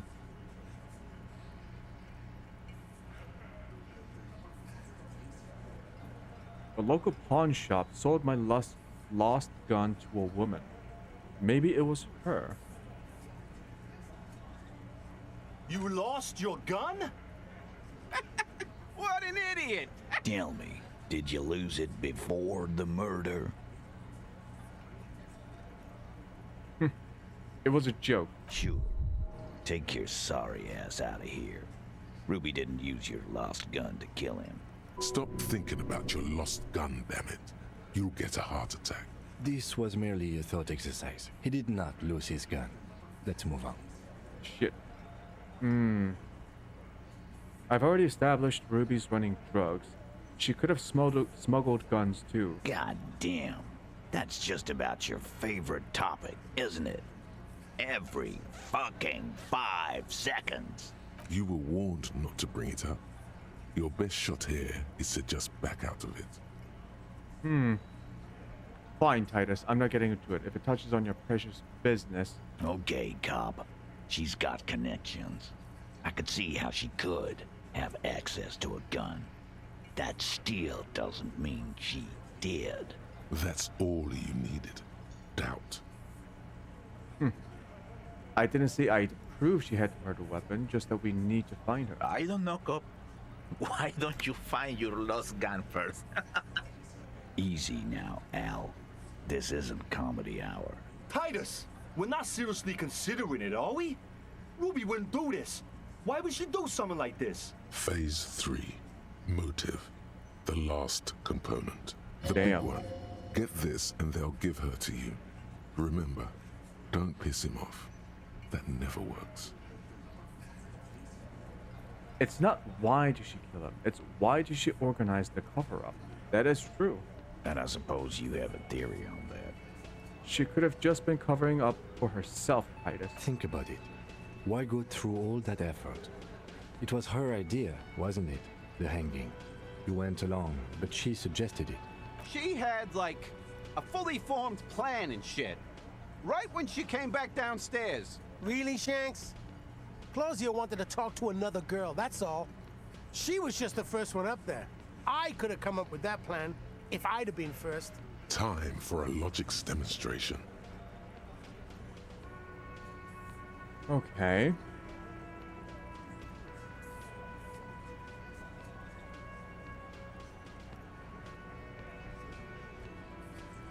So Eugene is the one said, Plache wanted to talk to another girl, that's all. She just wanted to be the first one up there. I can come up with that plan, okay. Eugene, let's assume you killed him. He scoffs. Think. You kill him. Get up there. Shoot him. Get down. Would you prefer to go on trial with your friends as part of a lynch mob or alone for committing murder? The man is silent. If she used us to cover her own shit up, well, that's a serious violation of the Hardy Code, boss. Which is why she didn't. She would never do that. Why aren't more of you defending her? This is fucking stupid, Titus. Glenn, I thought the same thing when she skipped town and left us in this shit. She skipped town? Oh, so he didn't rule her out completely. And she skipped town.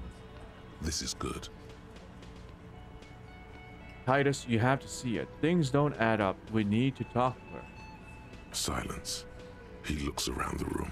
The old man in the corner nods. A very small nod. And a trickle of tobacco spit on his lip. Why am I seeing that? This is the only option he cares for. Yeah, I see it. There's one more thing I've been wondering about. Ever since you asked me where she is. Add it to your list of suspicions, if you want. I don't know where she went. She just got up and left. Got real scared, too. Wouldn't tell me where. However, hard I asked. Want to know why? Why? She was afraid I would tell you. Maybe she was right. By now, I probably would. She knew there's evidence on her, and she knew we'd find it. This is typical suspect behavior. Why fleeing is always incriminatory. Perhaps. Ask her if you find her. It won't be easy, though. She made sure of that. When did she leave? Friday afternoon, when you first arrived. I got word the RCM was in town. Then she came in to see me. Told me she was leaving. That's when we had our little conversation. What was she scared of? I told you. You. As in the RCM? No, you. As in the cop with the sideburns and the disco clothes. And a hole in his heart. That first.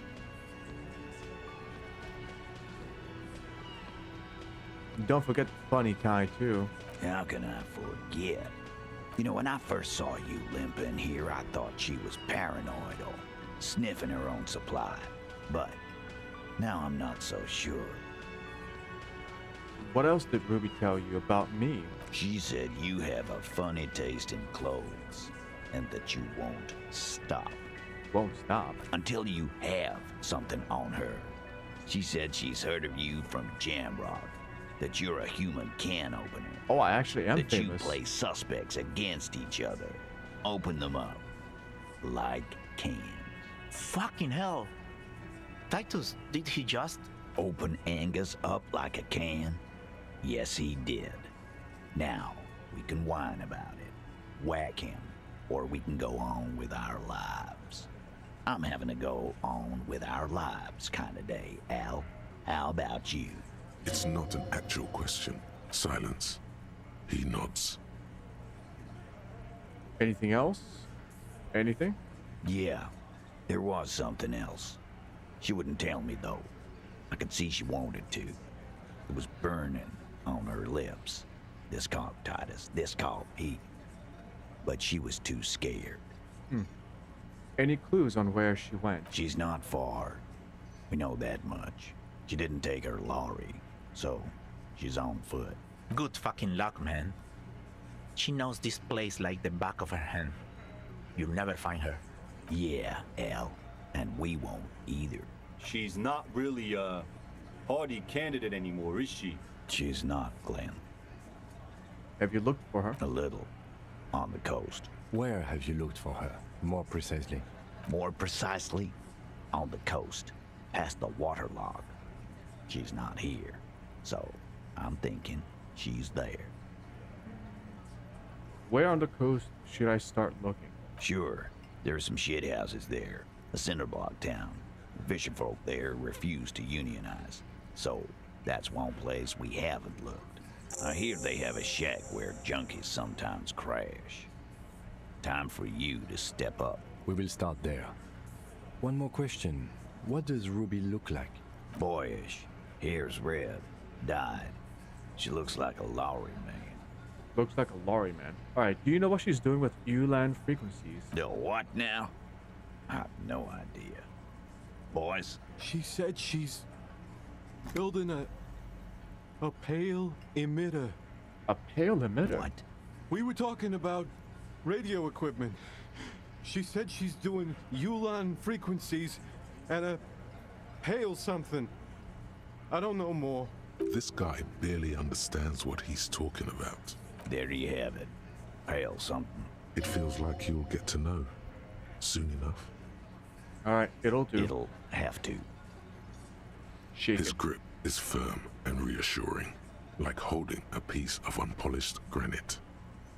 Not just granite, tightly packed RCM Sergeant material.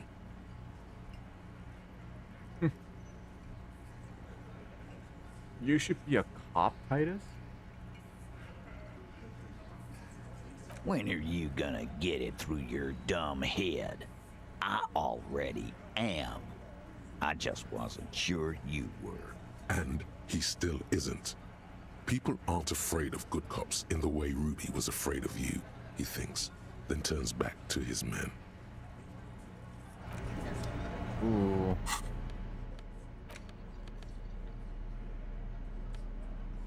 Let's put my outfit back on. It was,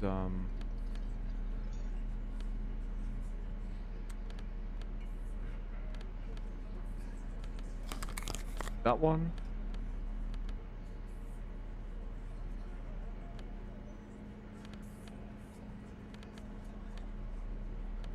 You know, maybe I should put to it. God, the hat looks so dumb, though. Logic.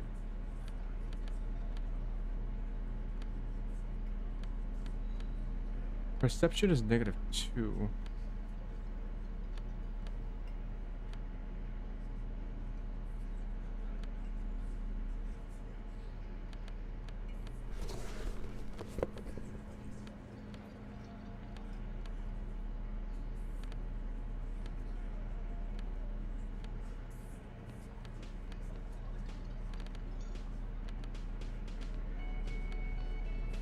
Alright, we'll keep it like this.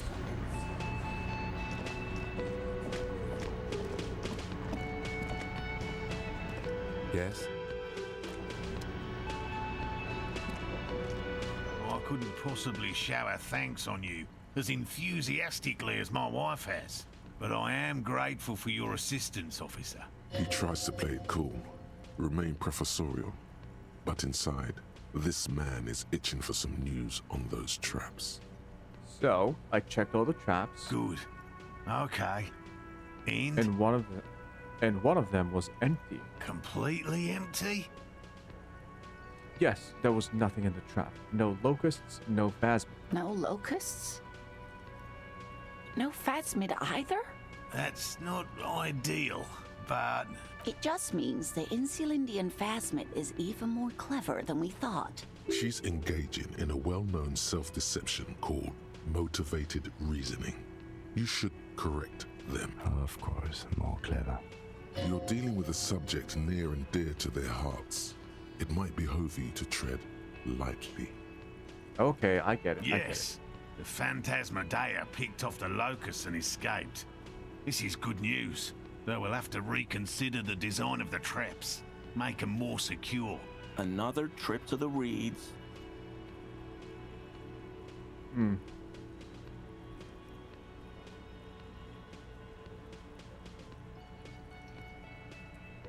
We have to tread lightly. I don't know, I'm not persuaded. Why don't you try convincing Morel his hypothesis is invalid? Okay, he's gonna do it for me. Thank you for the vote of no confidence, Gary. An officer. I appreciate your concern, but please leave this to the experts.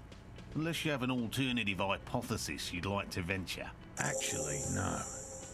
Excuse me for getting emotional. This is a big deal for us. You've helped us twice now, and brought some great news too. my gratitude and the gratitude of the Société Cryptozoologique de Ravachol is yours. Heartfelt gratitude. But does it feel like closure? What the fuck just happened? What really happened? Some kind of foul play might be afoot. Theft? Thank you, it's an honor. We should probably return to our main investigation here.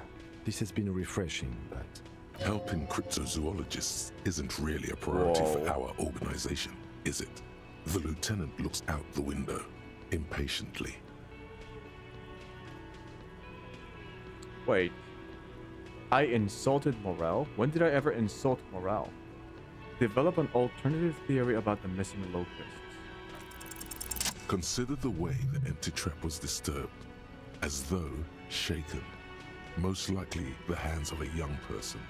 Hands small enough to fit inside the trap, too. You should ask the red-headed boy, Kuno.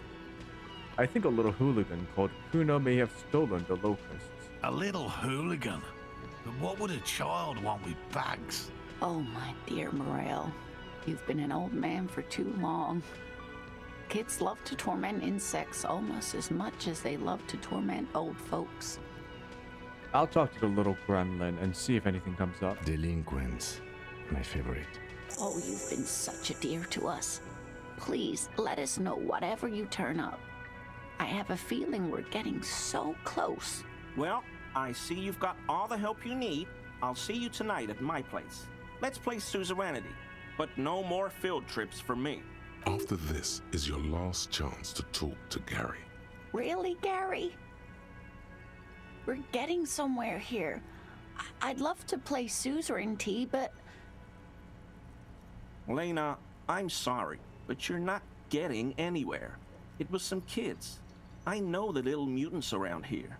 Leave anything out in the open and they'll steal it, even if it's bugs. Morale, it's been fun, really. But I need a bath, and I have deliveries to handle. When this tea is done, I gotta run. No need to apologize, Gary. You'd be more than helpful. We'll have to take a rain check on that game of suzerainty today, though. We're gonna follow this through. The first man to break formation is always a blow to leadership. This is bigger than he lets on. Did you know Gary was hiding the armor? Hell no. I had no idea. And I'm still cross with him, to be honest. It's not like him. He's got his quirks, but dishonesty, disloyalty are not one of them. I don't know what got into him, officer. Thank you for letting him off easy. He won't forget it. We'll make sure he won't. Gotta level up, and I believe, what was the check that we wanted to do before? Logic, rhetoric.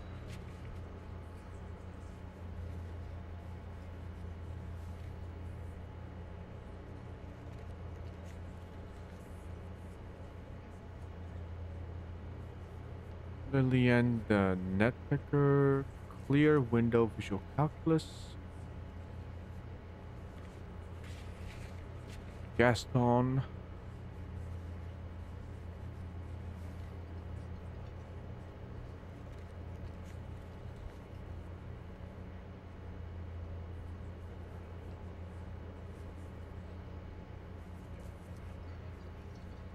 Looks like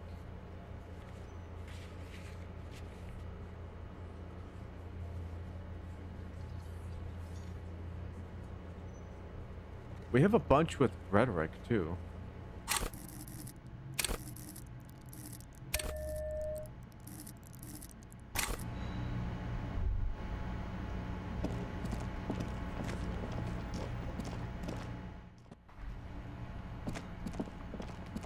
Alright, Kuno, you little shit. Did you take the locusts? Fuck, does Kuno care? You wouldn't happen to know anything about any missing locusts, now would ya? No, Kuno doesn't give a fuck about bugs. So he knows locusts are bugs. Lol. Oh my god, I told you that shit is lame! Shut up, C. Now they're gonna take you to lame prison! She sounds like she's about to cry. out of disappointment at Kuno's newfound lameness. What's this about? Deny everything, Kuno. You need to lawyer up. You're not supposed to say that in front of the cop. Kuno's not gonna say anything without his lawyer present. Lame. That rings some bells. Could this be connected to Night City, aka the City of Rage? Kuno, is this about Rage City? Oh God, Kuno, no! It's gonna happen now. They're gonna make you lame. Stop it, see. No one's gonna make anyone lame. Kuno's got this under control. There's definitely something going on here. You should check out Kuno's shack, the one with the pig's head. Kuno doesn't... Really?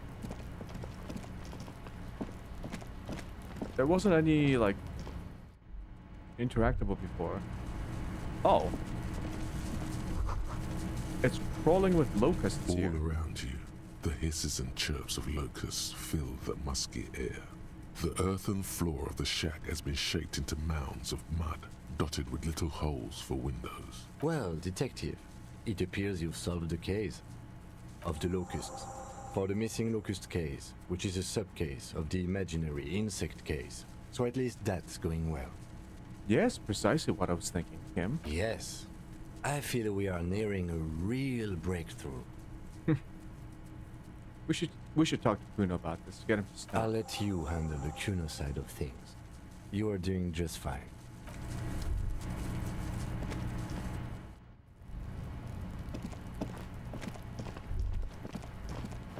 Kuno, you little piece of shit. Fuck does Kuno care? I know you took the locusts from the traps the cryptozoologist set up. Yeah. Kuno took the bugs. So what?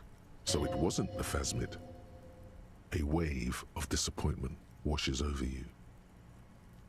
You say you don't give a fuck about bugs, then you go and build a whole bug town. It's not Bugtown. It's the city of locusts. Locusts aren't just bug shit. They come out of the sky like a fucking shadow. Shit descends. Stop! She can't handle the fact that Kuno's interested in bugs. Locusts coming down like a shadow. This must be the Night City he mentioned when you asked him where he's been. So that in there is Night City? Yeah. Locust City. City of Rage. City of Lights. The girl forces herself to watch again, the corners of her eyes twitching from discomfort. City of Rage sounds like a cool place. Kuno, the pig wants to help you. Oh, that's how lame it is. Please just don't say you're... An artist? Maybe I am an artist. You hear that, everyone? I'm a fucking artist now. Did he just say I? Kuno usually calls Kuno, Kuno. That's great, Kuno. It's cool to make art. Oh my God, Kuno! He's Oh my gosh, she's gonna die. totally lame in like 3 seconds. Don't let him, Kuno. Yo, fuck you, see? Kuno can be what Kuno wants to be. Kuno's his own man. Kuno's free. Kuno made himself into Kuno. Kuno can make himself into anything. Kuno can make himself into a pig if he wants. Kuno can make himself into a... Kuno doesn't give a shit. Don't make yourself into a pig, Kuno. You'll have to take me away. So that's what this is about.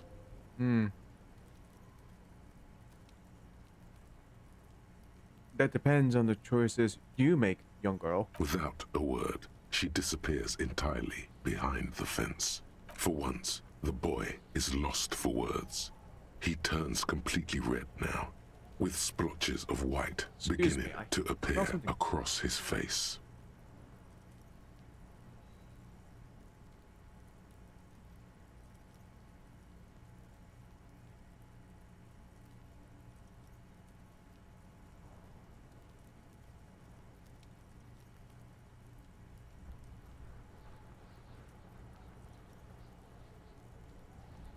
Alright, looks like it's just the neighbors. I got my window open, that's why. Alright. Use this momentary confusion to take control of the situation. You got him. Now convince him to leave the cryptozoologist's traps alone. I need you to stop taking locusts from the traps. The cryptozoologists are trying to find something very important. Those locusts are bait. I don't give a shit. I don't need the locusts anyway.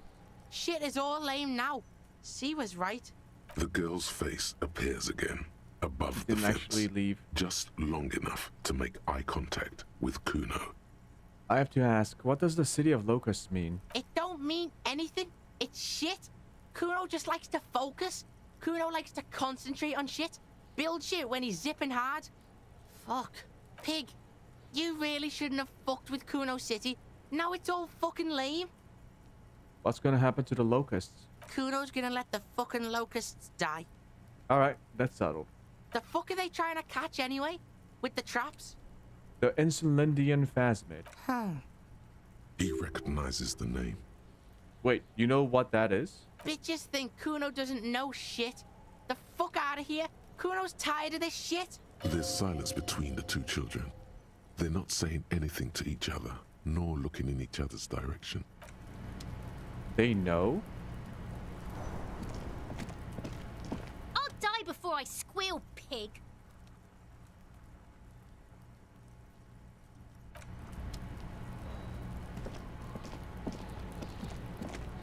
The man is decomposing visibly now. Every hour, he looks less like a creature and more like a pile of intestines. The lieutenant adjusts his glasses and takes a deep breath.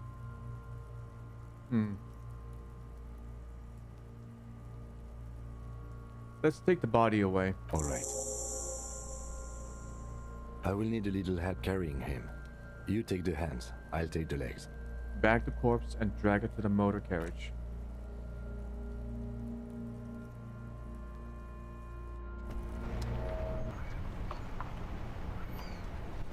We're gonna be alone for a while.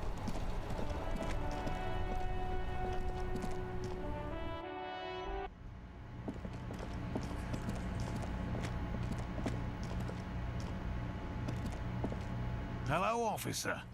I think I almost have it. A new trap design, that is. I know you're skeptical, but I have a good feeling about this. I had a chat with this kid Kuno. He promised to stop stealing the locusts. So it was just a child. Thank you for telling us, sweetie. This is good news, right? It means we can try again. Something is secretly gnawing at her confidence. It's not this Kuno kid or the missing locusts. It's something else. Yeah, you're right. We just need to restock the empty trap. Then we'll need to inspect the traps one more time. And then maybe we can.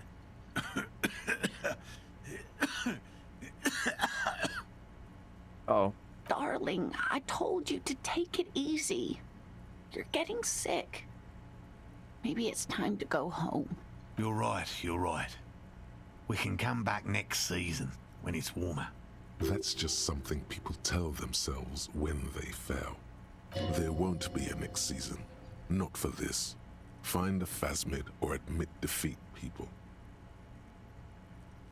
Damn it, maybe I can still restock the trap for you. We've come too far to quit. I'm gonna restock the trap. Let's do this. Really?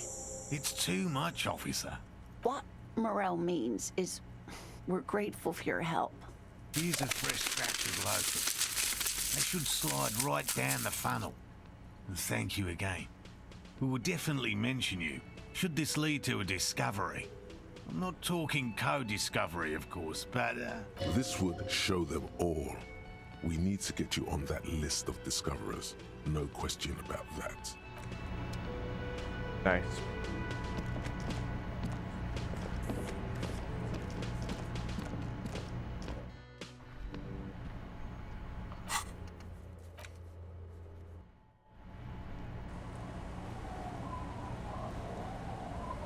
So, if I remember correctly, the first one was here somewhere.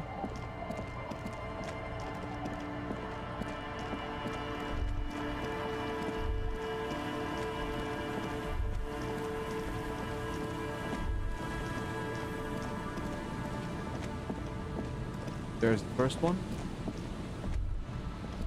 The locusts aren't doing all too well, but they're still in there. Oh, it was by the canal.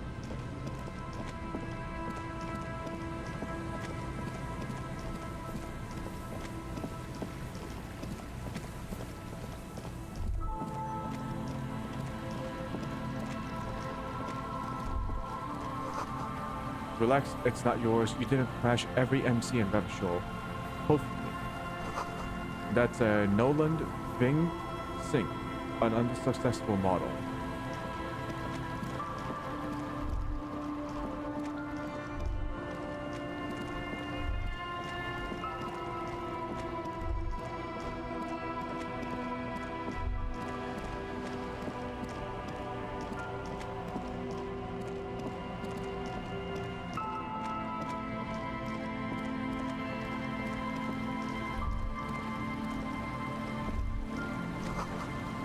Before you, a drawbridge can only be lowered from the other side.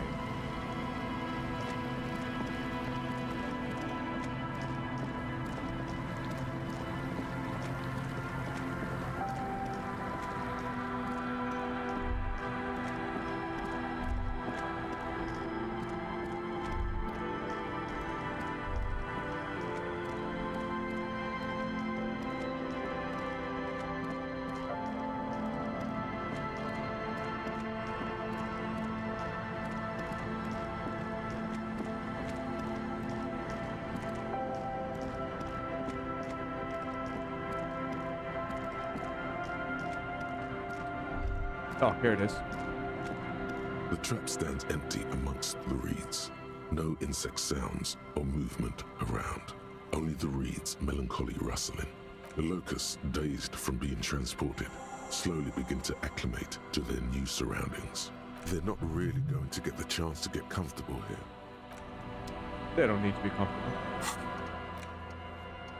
You've restocked the trap. Now report to Lena.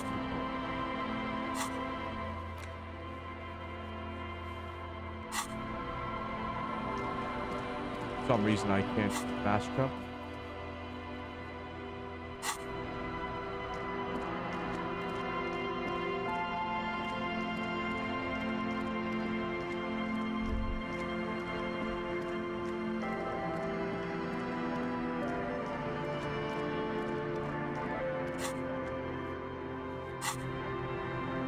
How come sometimes I can't fast travel? That's weird.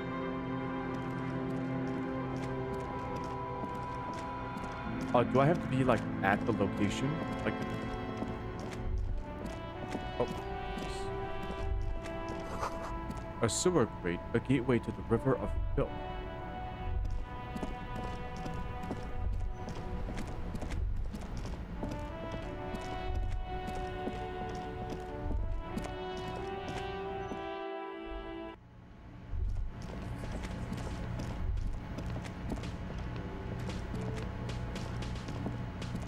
Hello, dear. It's good to see a familiar face. I restocked the empty trap. Where's Morale? Thank you for doing that, dear. Her smile is weary. Her earlier ebullience has left her. Morel still isn't feeling well. I convinced him to stay at Gary's to get some rest. I'm afraid the cold has really gotten to him. It's probably for the best. It's awfully cold out there in those reeds. I'm sorry, dear. You've had to drudge through them so many times. Such is field work. A young person's game, as they say. So who's going to check the chaps? I mean, I should check the chaps. Morel will eventually, or we'll talk Gary into going back out, perhaps. You've come so far. You can't leave those locusts there, waiting on the ghost reed with no one to witness when it appears.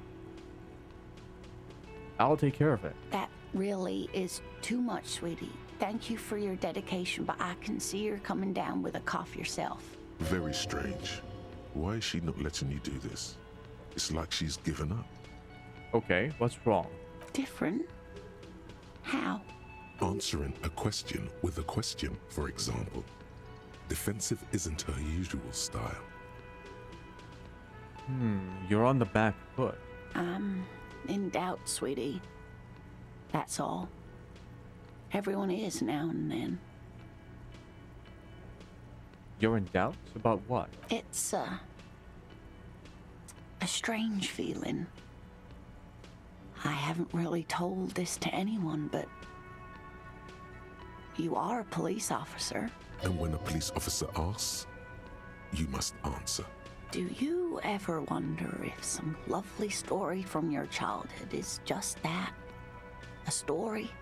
or a dream. Seeing the Insulindian phasmid was just a story I used to tell people. I didn't really think about whether it was real or not. But Morel told me you'd seen it. You also told me. Morel's so proud of it. He always tells everyone. A terrible sting in the heart. Regret. You seem to really believe it happened. Doesn't that count for something? No, sweetie. There's more to it than that. Morel was so eager to believe my story was evidence of the phasmid's existence, that I'm some queen of the cryptozoologists. That, and for years his belief made me believe too. That I am a queen? An extraordinary witness to grace. But now, we're both getting old and he's still working himself sick out in those reeds looking for it. 92% chance. What I if cannot was feel just this. wrong? I think I was. First, tell her that her marriage hasn't been a lie. An acorn is not the same as the tree. That requires time, diligence, and care. Wrong or not, your relationship with Morel isn't just about the phasmid. But it is. We've spent years searching for the phasmid, hunting it together. Without it, what are we? Just another pathetic old couple. If I hadn't led him down this path, he could have a steady job lecturing at a university. You know, this reminds you of the Pericarnassian theory of love. In essence, love is a relay out of death. Generation by generation, our love remains in our progeny. Lay some of that on her.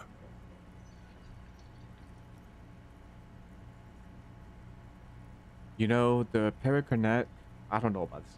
You know, the Pericarnassians theorized that love was the key to immortality. Oh, sweetie. I don't think the Pericarnassians were thinking of people in my situation. I was a paraplegic before we met. He didn't know before I arrived, on our first date. If I weren't the queen of the cryptozoologists, if I didn't tell him that story... He'd still be interested in you. That's not how things work. Maybe. But then why do I not dare tell him? I've wasted enough of your time with this drama. I really must stop talking about it lest I start crying and waste more of your time. What you have to know is the Insulindian phasmid probably does not exist. Let us fools chase our ghosts. There are a million better things to do with your life. Thing is, you're not sure you made it up either. I'm not sure of anything. Sometimes I still see it, you know. The real memory. Not the memory of the memory, but it's so hard to tell the two apart. Rising, unfolding from the reeds on a hot summer's day, like a benevolent god. Either way, I should go. Poor Morel is running a fever, and I need to get him home to Jamrock before we overstay our welcome with Gary. Are you sure you don't need help getting to Gary's? Oh no, thank you, but I can get there on my own. This old thing is gas-powered. And then a taxi home. It's not so bad. You do that. I'll check the traps one more time. Oh, sweetie. Please don't get stuck on a dream. Take it from me and Morel. Can I have your address, just in case there's news? Okay. It's 1113 Tabernacle Road. Jamrock, but... A sigh. She doesn't think you'll need it.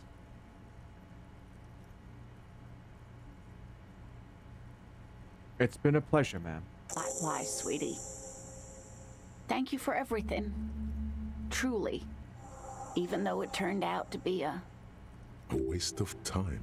A dream. Like that, she drives off. The gas engine putters quietly as she gets to the doors, then pushes them open. Outside, the cold, coastal wind blows. Somewhere out there, a kilometer to the southeast, a gust of wind shakes the felled building, rattling dusty windows, beckoning with strange coldness, to ask the wind once more. I don't know. Could there have been a different ending? Or is that how it's supposed to end?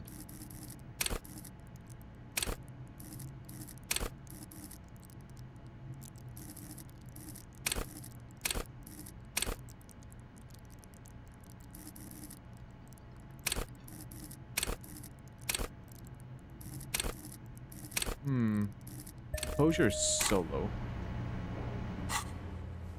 Anyways. Yeah, that was the end of the Phasmid questline. I feel like I made a mistake at the end there. Maybe I chose the wrong options. It doesn't feel like a good ending. Not like good as in good, but like it feels like there would have been a different conclusion to it too.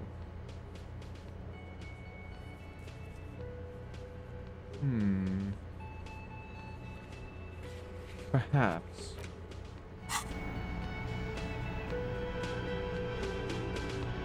Let me just check one more time.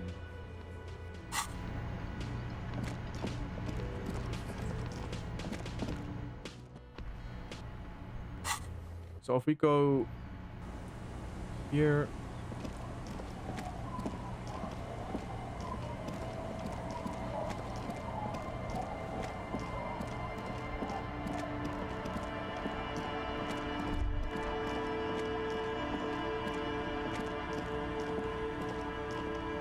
The trap is full of locusts, but they seem weak and unhealthy.